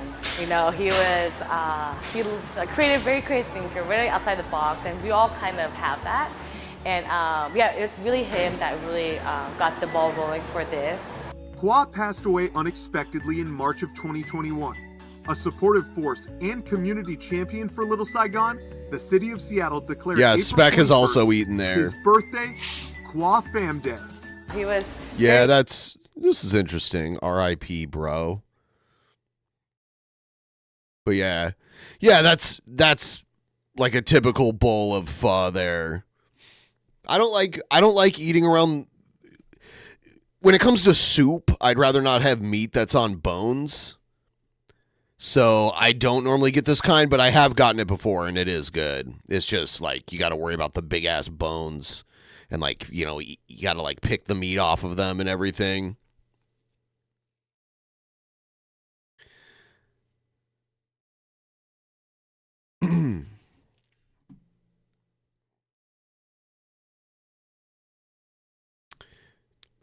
I'm going to check out my file folder here and see if there's other things.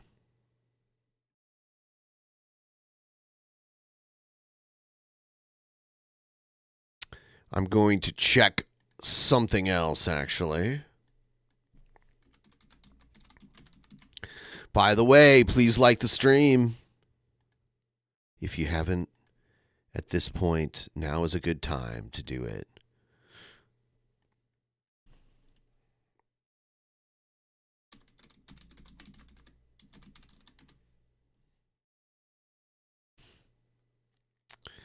Where is this shit?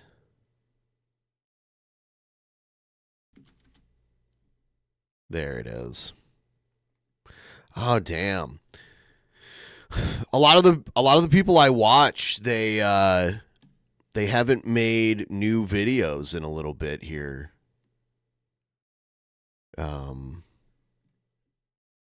Which is sad. Let's see. I don't want to play Jessica, so I'm not playing her even if she has a new video. I want to do... I'm taking a break.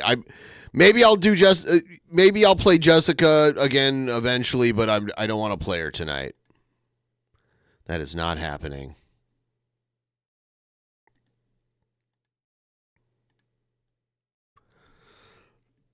Ooh, man.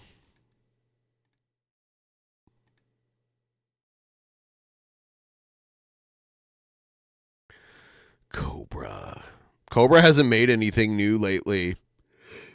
In a few days.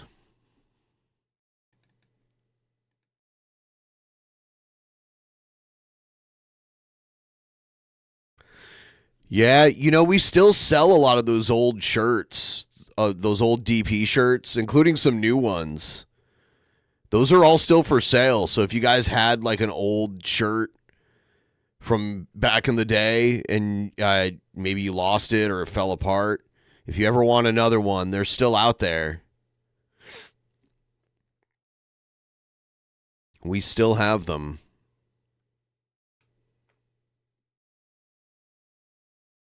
Pretty much all of them.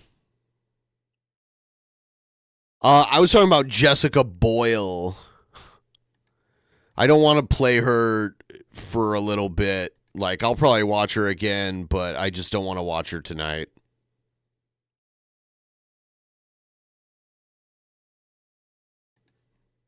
You know what I'm saying, bro?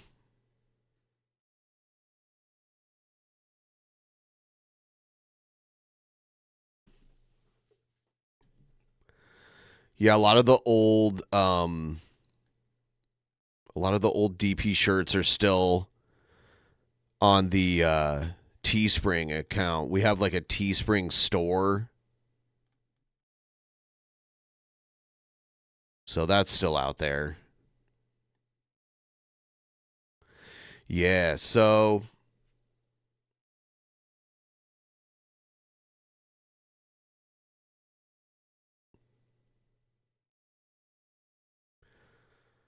yeah. Whew. I'm kind of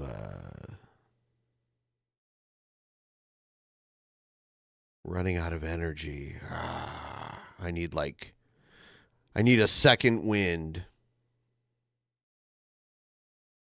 Another way you can support is Streamlabs, because I probably will just end up waking up tomorrow and doing another stream to try to meet the goal tomorrow morning. I don't know. We're at 85%. That's not bad. It's not bad at all. If anyone wants to do a last tip train, feel free to do so. The last time I like to do streams in Seattle, so if anyone ever wants to watch me do a live stream like walking around downtown, I'll do it. I just got to know, if people want to see that kind of thing. It rains a lot this time of year, so that it makes that a little difficult, but I still do it from time to time. And I won't smoke meth though. That I will not do.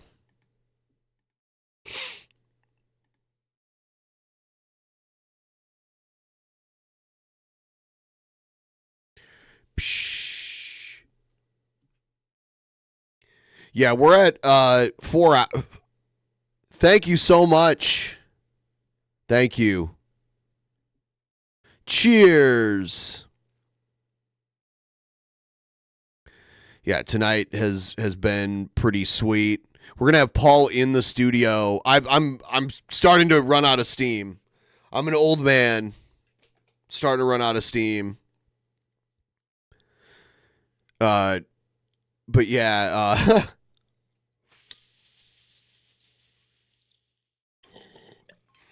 I'm addicted to Dave's Hot Chicken. It's kind of a good thing that it's on the other side of town and I can't just like hop in my car and I could, but I don't feel like it. It's like that far Hail enough. From Toledo. Too high to think of what to say. Have a nice night. Thank you. Hey, you could say whatever you want. Yeah, I need to visit Toledo again someday. It's been a long time. I hear it's pretty much the same. But I heard that the I don't know if you go to this place, but I heard the Ottawa Tavern got closed down, and that's a place where, like, first of all, we had the DP meetup at the Ottawa Tavern back in the day, but also that was like a place where a lot of people I know hung out, and a lot of bands played there and shit. So that's sad, but they still have Frankie's, which is in like a way worse neighborhood. Live stream at Melt. Melt is not in Toledo. That's in the Columbus area, unless they have one in Toledo now. Headliners. I actually played at Headliners before. I don't think Headliners exists anymore. But I played at Headliners a really long time ago.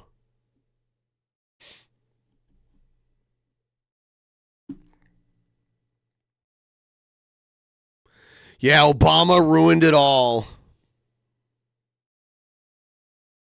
Obama ruined it all.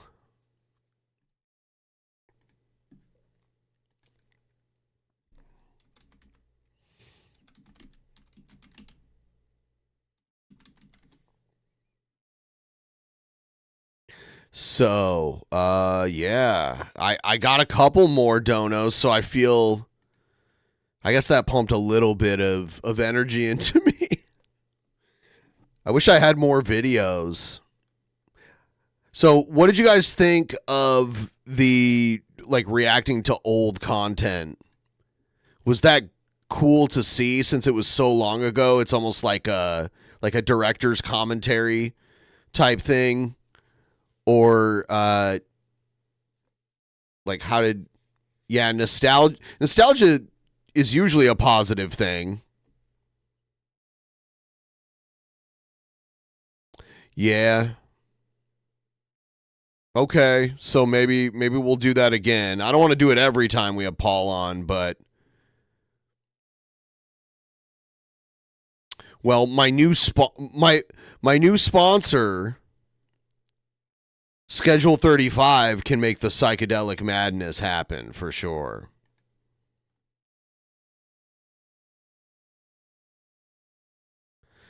God, that Halloween episode years ago when we were all on acid, that was crazy. Have you guys seen that?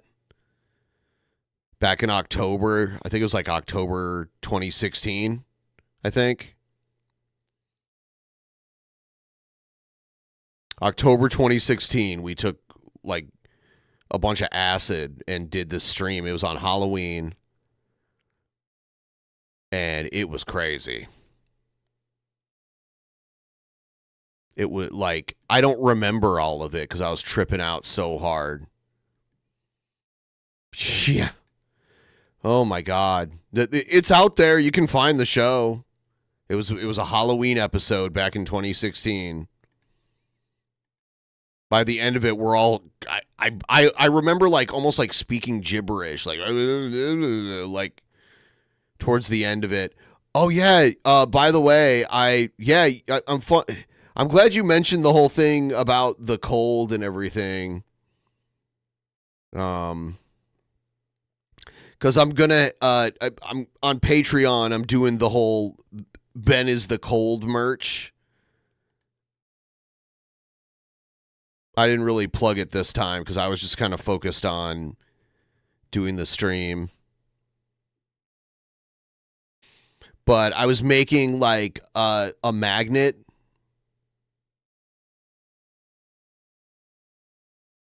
Where is it? I think it's this. Is this it? Oh, shit.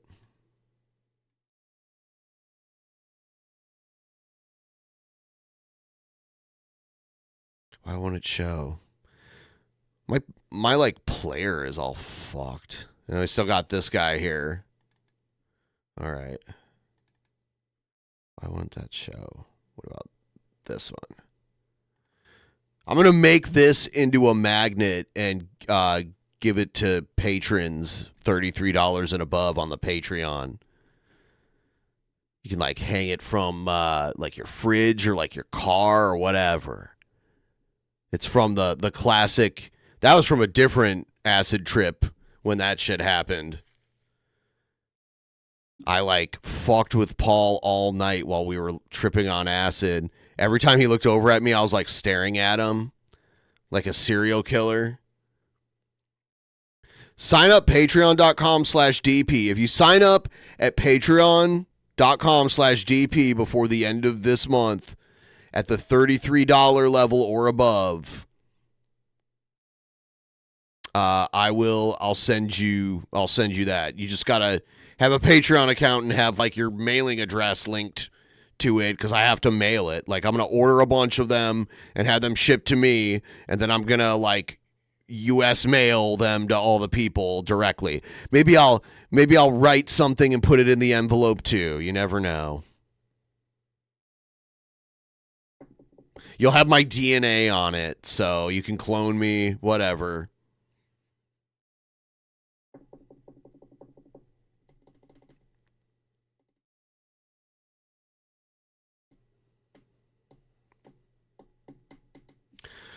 So, I think I'm good. 86. I usually like to try to make the goal on Saturday night, but once it gets later, the donos kind of stop rolling in, And I'd rather like not stream like a whole other hour and not get any donos when I can just wake up early tomorrow and get a couple, and I'll be able to meet this goal. I need $125 to meet the goal. So that's not that bad. You know what I'm saying, bro? Yeah, sign up for the Patreon. I need new patrons. Patreon.com/DP. I really need some new patrons up in here. There's a lot of content that I'm planning on doing coming up here. And I might even do something for Patreon coming up like next Friday, even though it's not on the calendar. I want to start doing more stuff. You also have to go back and check the last Spin Till You Spew. My brain is dying on me right now. So I think I'm going to get going. I think I'm brain tired right now. I took NyQuil last night to fall asleep, so I've been kind of groggy today. So I'm going to go, and I'll stream again tomorrow morning, and we'll hang out. Please subscribe if you're not already subscribed. I'll see you guys next time. Good night. In the beginning, there was nothing. And then there was the Drunken Peasants Podcast. Drunken Peasants. Drunken Peasants. Drunken Peasants. Drunken Peasants. From the strangest corners of the internet, gonna get TP'd by Billy and Ben. You know where you can find them at. Get ready, cause they're gonna kick your... Drunken Peasants. Drunken Peasants. Drunken Peasants. Drunken Peasants.